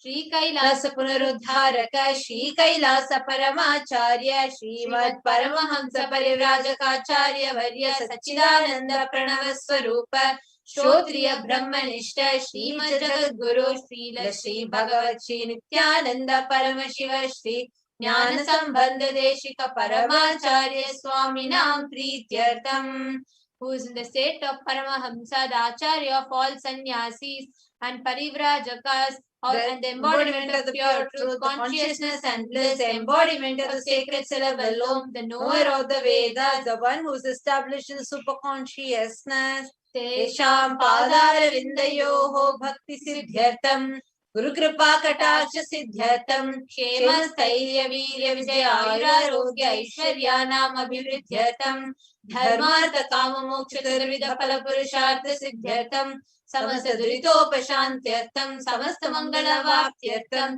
Bhagavat Shri Nithyananda Paramashiva Prasadena Sakutumbasya Jnana Vairagya Jivan Mukti Praptyartham Cha Shri Nithyanandeshwari Parashakti Sameta Shri Nithyanandeshwara Paramashivasya Shri Nithyanandeshwari Parashakti Sameta Shri Nithyanandeshwara Paramashiva Avatara Bhuta Sarvadeva Devi Swarupasya Bhagavataha Shri Nithyananda Paramashivasya Dhyana Shodasopachara Sarvopachara Archanaradhana Pujam Prarthanam Karishye.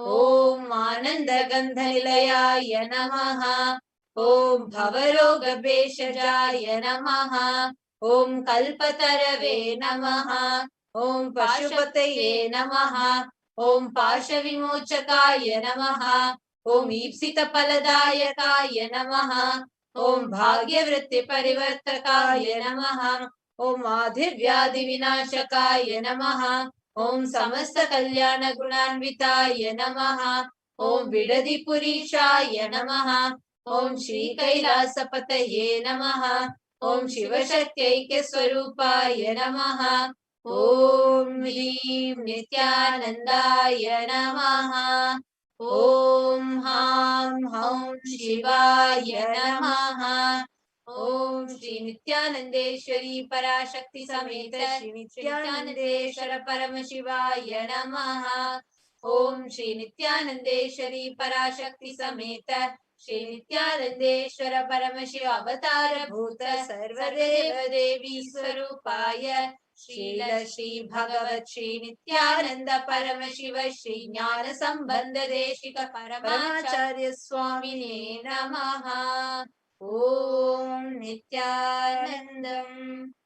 Let us now meditate upon the form of Devi Parashakti through the Parashakti Dhyana Shlokam, the Lalita Sahasranama Dhyana Shlokam. Sindhuraruna Vigraham Trinayana Manikya Mauli Spurat Taranayaka Shekharam Smritamukhi Mapina Vakshoruham Panibhyamalipurnaratnachashakam Raktodbalam Bibrati Saumyam Ratnagadastharaktacharanam Dhyayet Paramambikam. The Divine Mother is to be meditated upon as shining in a vermilion red body, with the triple eyes sporting a crown of rubies studded with a crescent moon.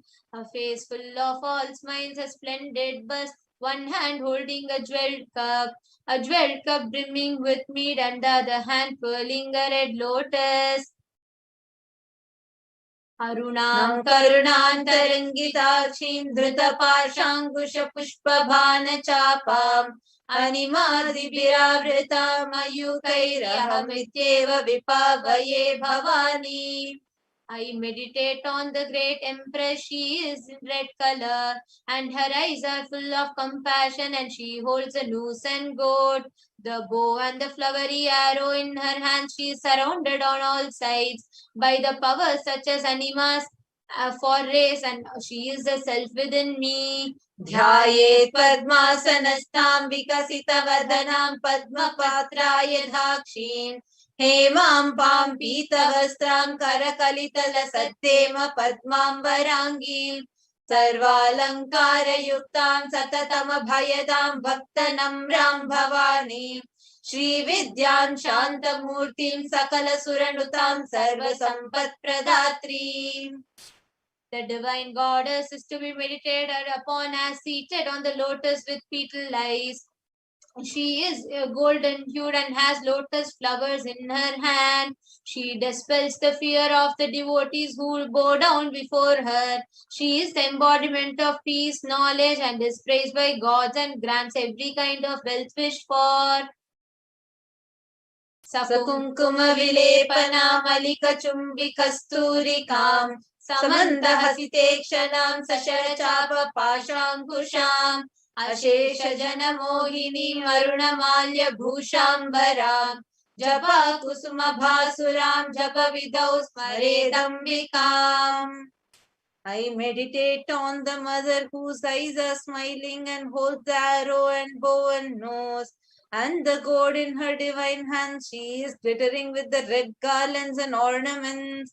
She is painted with kumkuma on her forehead and is red and tender like the japa flower. I meditate on the mother whose eyes are ever smiling. Now, seeing space, let us all get ready to receive the divine cosmic mother.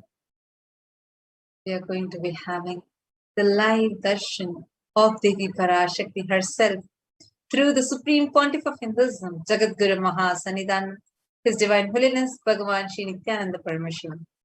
And just a few more minutes before we have the live darshan, and just wanted to remind all of you before we enter into the meditation, you can ask your questions to Devi Parashakti, place your prayer requests, ask for boons. You can comment in the YouTube live right now, and you can go and tweet along with the hashtag #AskTheAvatar, and tag Swamiji's official Twitter handle, which is @Shri Nithyananda. You can tag that and you can post your questions. You can also post your questions on Instagram on the topmost post, and also post your questions on the Facebook live comment section. And you can also ask on WhatsApp with kailasa.org. You can visit kailasa.org, our official website.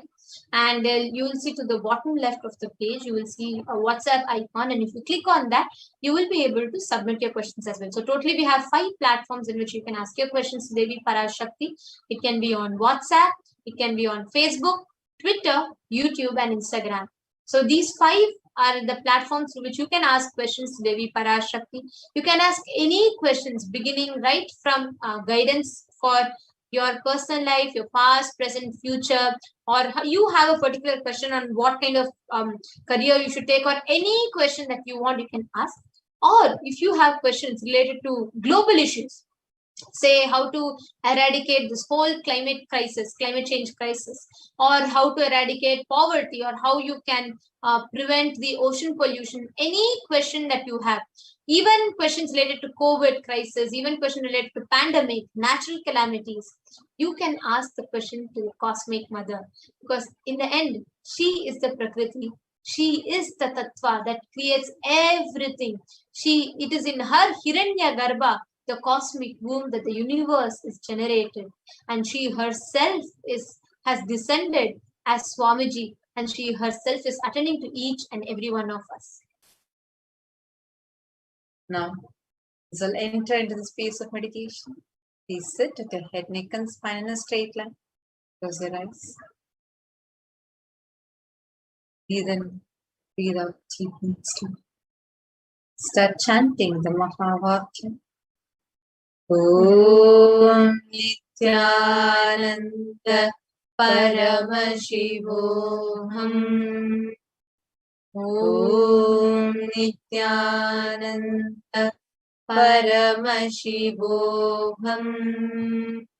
Om Nithyananda Paramashivoham. Continue to chant. Okay. Deep space of gratitude.